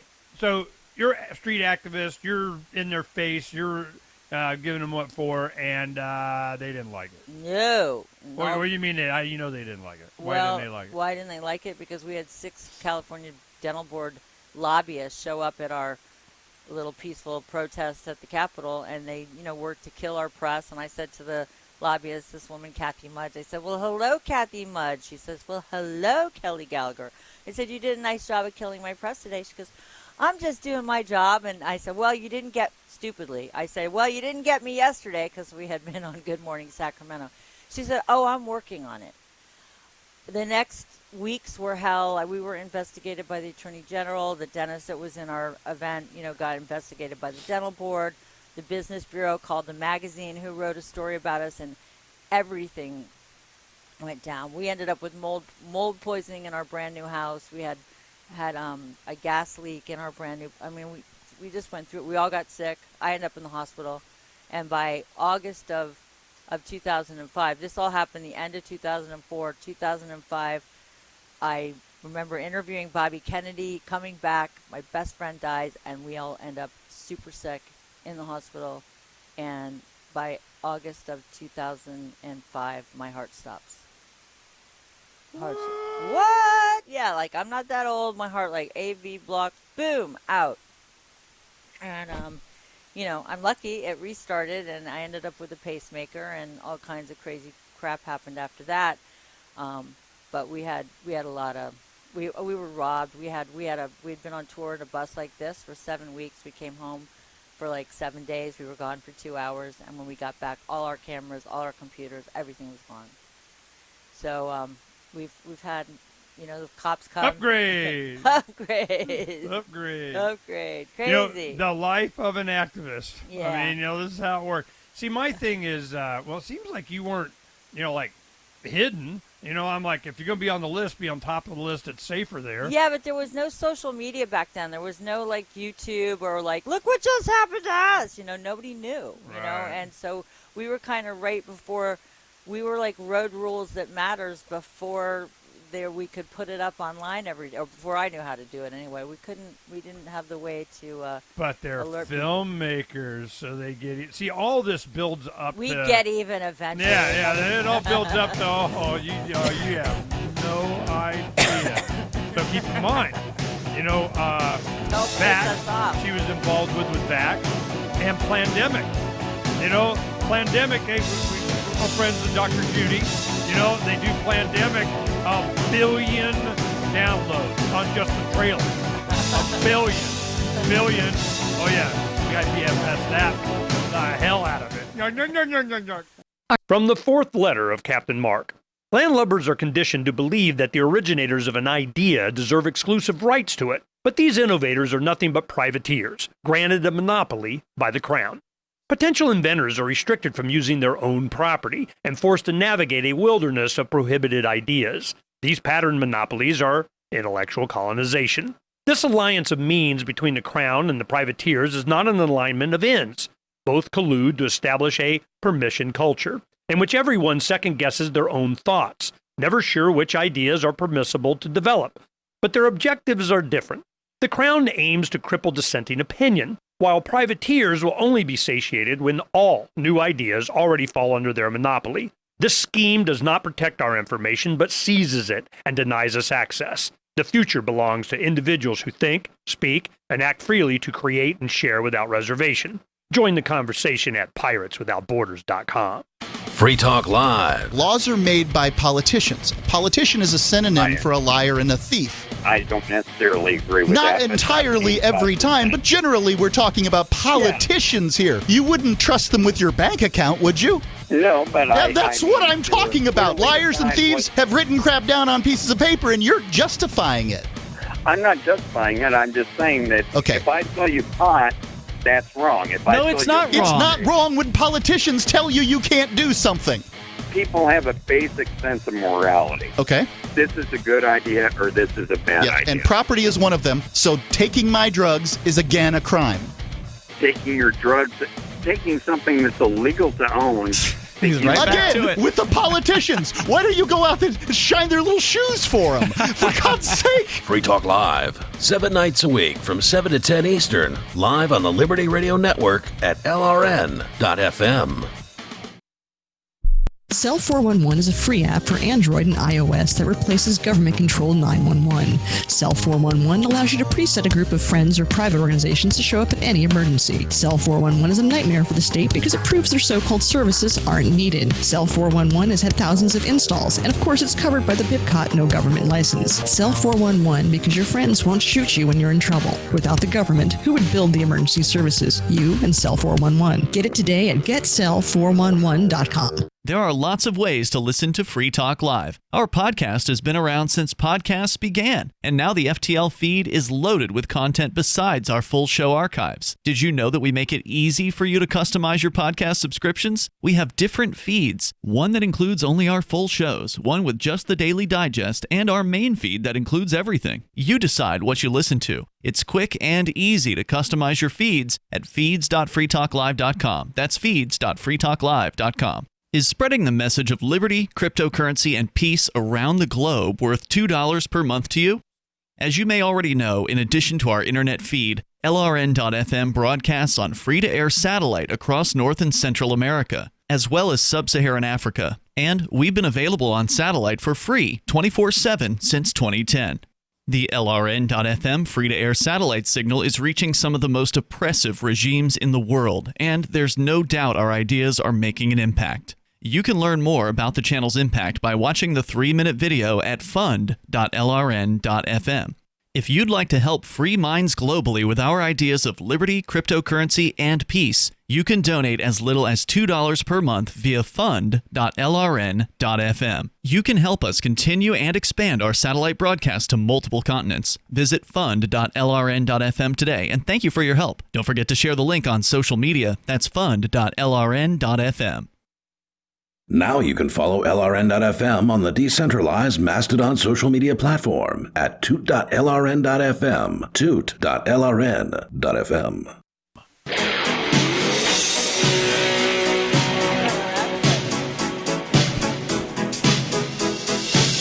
Freedom is the answer. What's the question? I want to break free. You're listening to Ernest Hancock. I want to break free. Rum. To break free from your lies. Uncovering the secrets and exposing the lies. See, I get to sing on my show. That was one thing that, I'm changing the mic a little bit. You guys let me know if this is bad. 1, 2, I think that might be a little bit better on the equalizer. Whatever. Start playing with that. When I first started doing radio, because, Kelly almost went in the radio. That was kind of, you were getting all that, making you all shock jockey, and you're going to be and kind of go in the female and activist. That's how that works. I got when I started doing, I was really excited. The biggest thing, I knew I could do talk radio, yakety. People wanted me because I sold my restaurant and, be anti-war in 2003. Nobody else was doing it. I'm on a morning show in Scottsdale, and I'm just going, give me that freaking microphone. Ooh, we going to learn to fire ourselves. And, but I got to pick the music. So I went and bought all my favorite, C classic rock CDs of, Queen and Boston, Led Zeppelin, and whatever, right?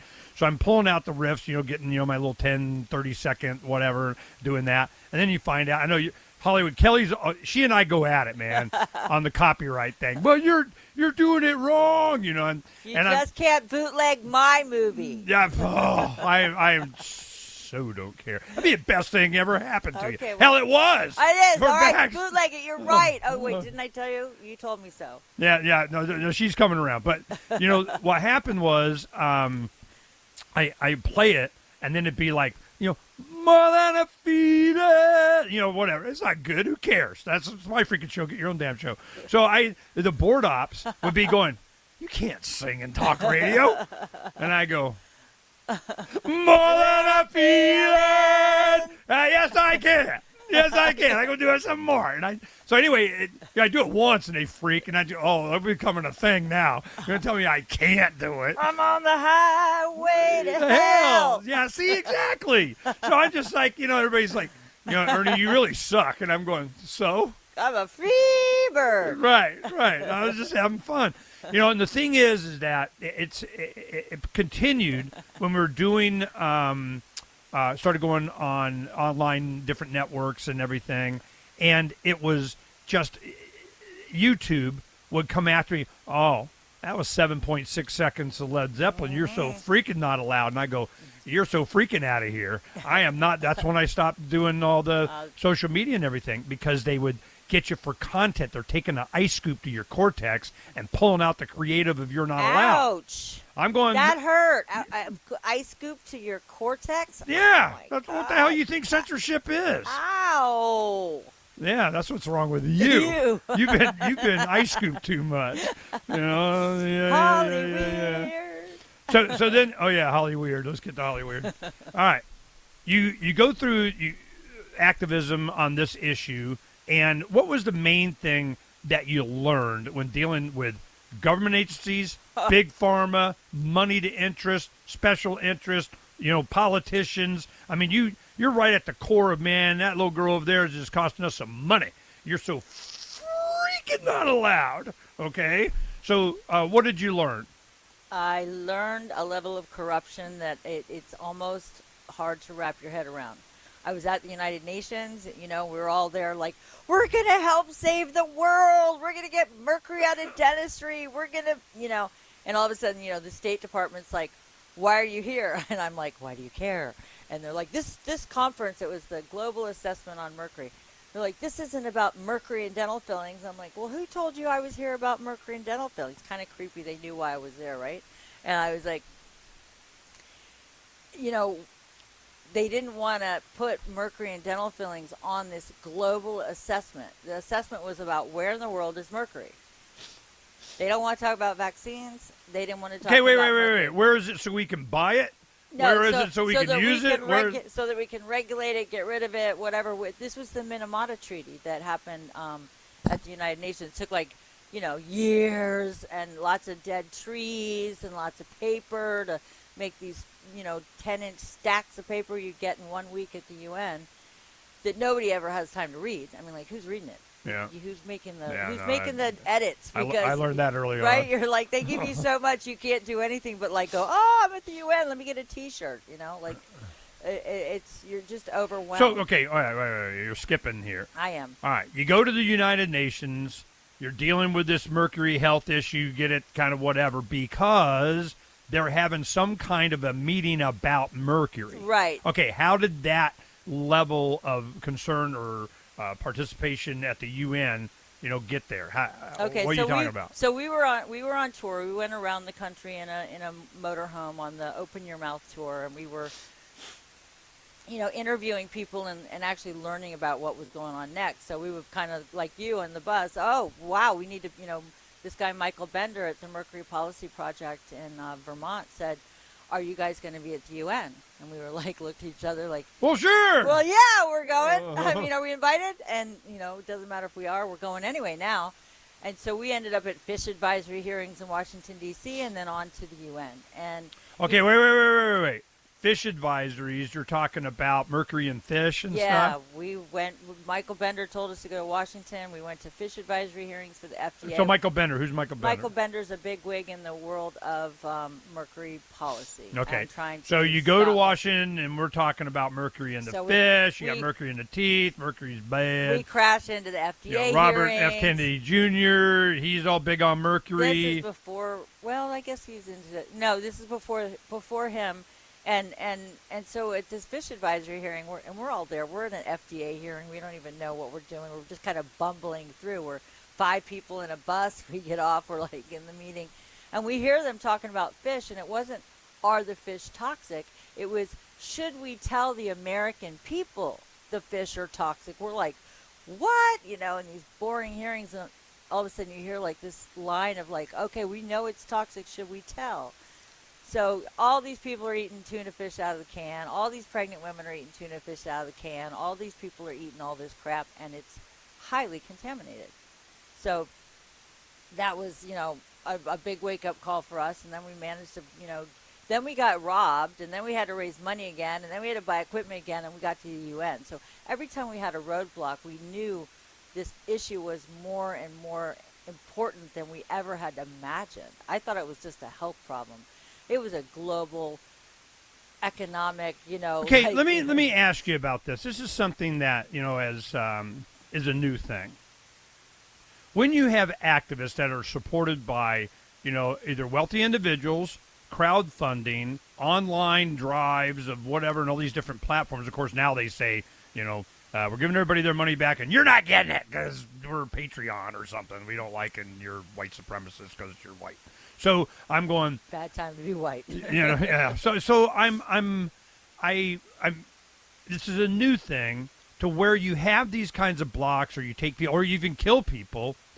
There's enough just general public support that it just continues. If you're doing the right thing for the right reasons, people, and every time you do this Barbara Streisand effect thing, they come and try and shut you up. It just gets more. And it's happening faster and more often now that we have communication. And that's why I'm so big on this communication thing that's not censored. And that's why I don't like IP. That's censoring as far as I'm concerned. So this is... Wait, what censoring?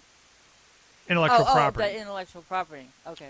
So this is, it's like, I thought the words, I wrote down the words, I carved the thing, I did do it. Oh, somebody else thought it's got, out of billions and billions of people, it's gotten you too much alike, and you're not allowed. And I'm going, get that ice cream scoop away from me, man.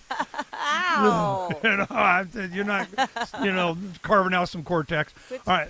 So this is, you go through this stuff, you come up against a roadblock, and every time you need to buy new equipment, you need to get on. How did you market that? Did you have individuals? Was there a network already starting to form? How did that work? Oh, I was really well. I always when things flow, I feel like I'm in the right place. So I applied for a grant with the Wallace Foundation. Okay, maybe we're going to end it right there because this is what a lot of people will be interested in. When we come back in the next hour, Kelly's going to be here for the next hour. We'll talk about that. It's fundraising. That was the biggest criticism I got from Kelly.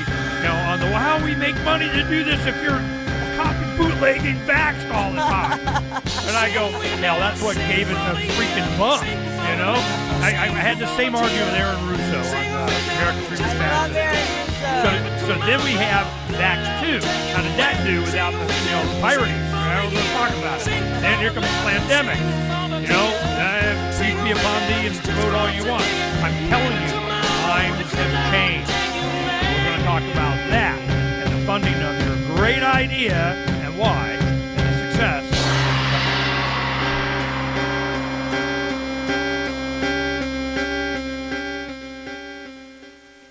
On Free Talk Live, we're bringing people to the ideas of liberty every day.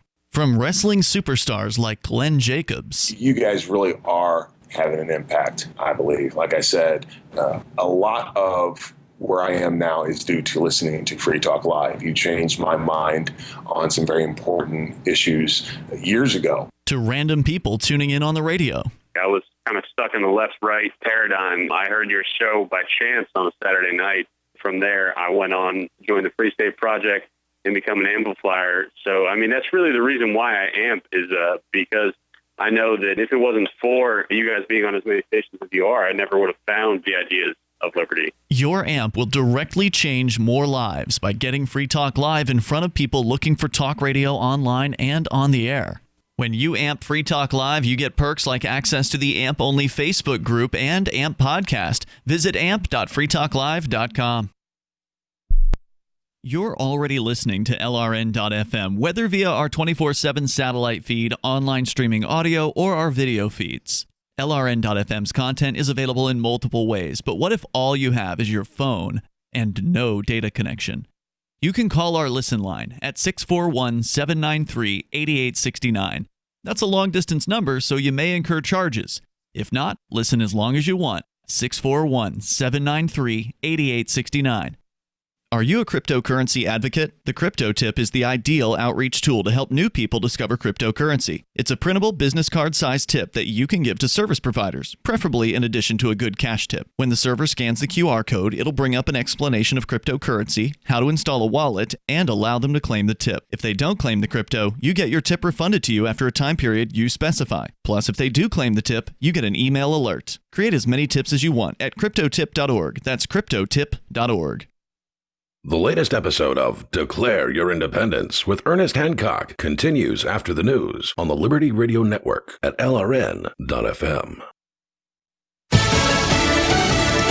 Putting together his team. I'm Lisa Lacera, Fox News. President-elect Joe Biden has chosen longtime advisor Ron Klain as his chief of staff. He served as Biden's chief of staff during President Obama's first term as Biden begins reaching out to foreign leaders and shaping his foreign policy. President-elect Joe Biden says his administration will rejoin international agreements and organizations like the Paris Climate Accord and the World Health Organization and perhaps the Iran nuclear deal.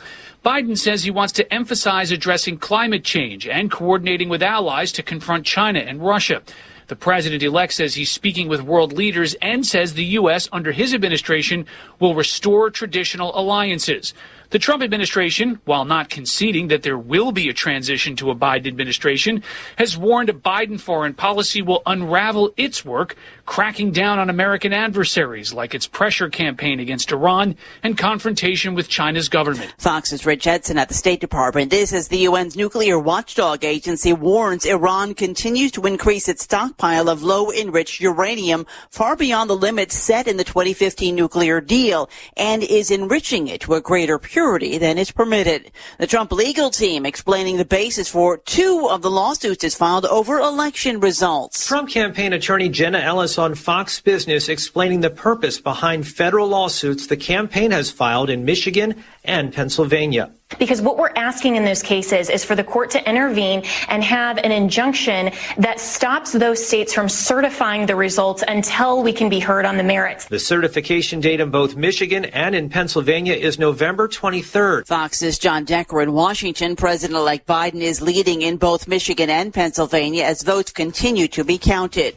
America is listening to Fox News. 2020 has already reshaped how we work, and it's almost over. Businesses across the globe are challenged to be their most efficient, which means every hire is critical. Indeed is here to help. Indeed helps you find quality candidates quickly so you can focus on hiring the person you need to keep your business going. Unlike other sites, Indeed gives you full control and payment flexibility over your hiring. You only pay for what you need, can pause your account at any time, and there are no long-term contracts. And now, Indeed's new way of matching you with candidates instantly delivers a short list of quality candidates whose resumes on Indeed match your job criteria that you can contact the moment you sponsor a job, making Indeed the only job site that can move as fast as you do. Right now, Indeed is offering a free $75 credit to boost your job post, which means more quality candidates will see it fast. Get started on Indeed.com/Fox. Offer valid through December 31st. Terms and conditions apply. New guidance about wearing face coverings from the CDC. The Centers for Disease Control and Prevention now says face masks not only protect the person who wears them, but others around them as well. That's an update to previous CDC guidance that had encouraged mask wearing to help prevent infected people from spreading the virus to others. The CDC says they act as a block against virus particles that are exhaled by the wearer and blocking incoming virus droplets from others, and cites several case studies as proof. The CDC also pointed out that when officials told people to wear masks, infections and deaths fell significantly. In New York, Tanya J. Powers, Fox News. The National Highway Traffic Safety Administration is investigating complaints that the rear suspensions on older Cadillac SUVs can fail, causing drivers to lose control and possibly crash. The probe covers about 344,000 SUVs from 2010 through 2015. The agency says it has 9 complaints from owners, including 2 that caused crashes. The Christmas season is almost here. LRN.FM's free-to-air satellite feeds blanket most of 2 continents. It was my goal to put our channel there so people without internet could receive our programs and feed pirate radio stations. As our contract with our satellite provider is coming up for another 3-year renewal, I have to consider calling it quits. It's rare that we get feedback or support from our satellite users. We started a fundraiser a few years ago, and though there are a bunch of great contributors to it, as of this recording, it covers 15% of our monthly satellite costs. Please email lrn@lrn.fm and tell me how you use the satellite feed. Better yet, chip in at fund.lrn.fm. The costs aren't the issue. We can afford them, but why continue something not valued by the market? Want to help? You can join our satellite fundraiser for just $2 a month at fund.lrn.fm. If we raise enough to keep both channels on the air, awesome. If we raise more, I'll add more channels. If not, we can shut them down and go internet only. It's up to you. Thank you for your support. Fund.lrn.fm. We, the people of the United States, in order to form a more perfect union, establish a TV show where I travel across this great nation eating pork in every one of our 50 states. Join me on my cross-country odyssey as I make our forefathers proud, reveling in life, liberty, and the pursuit of pork. You really taste the cooked pork. This stuff is fantastic. I'm a big salt fan. Let's pork! We're tasting prime pork dishes in every state in the Union, and I couldn't be more excited for this once-in-a-lifetime tour. You're going to be right here with me, seeing everything I do and watching every pork I taste. I'm Jim Haggerty. You know me as the host of Today Now, but I've also eaten in a ton of restaurants. Now I'm heading out on the road. My mission? Find the best pork our country has to offer. Watch Jim Haggerty's Porkin' Across America at youtube.com/The Onion. This is the Onion News Network. And now, live from the studios of Freedom's Phoenix, Ernest Hancock. Believe me when I say we have a difficult time ahead of us. But if we are to be prepared for it, we must first shed our fear of it. I stand here without fear because I remember that I am here not because of the path that lies before me, but because of the path that lies behind me. I remember that for 100 years we have fought these machines. And after a century of war, I remember that which matters most. We are still here! Today, let us make them remember. We are not afraid!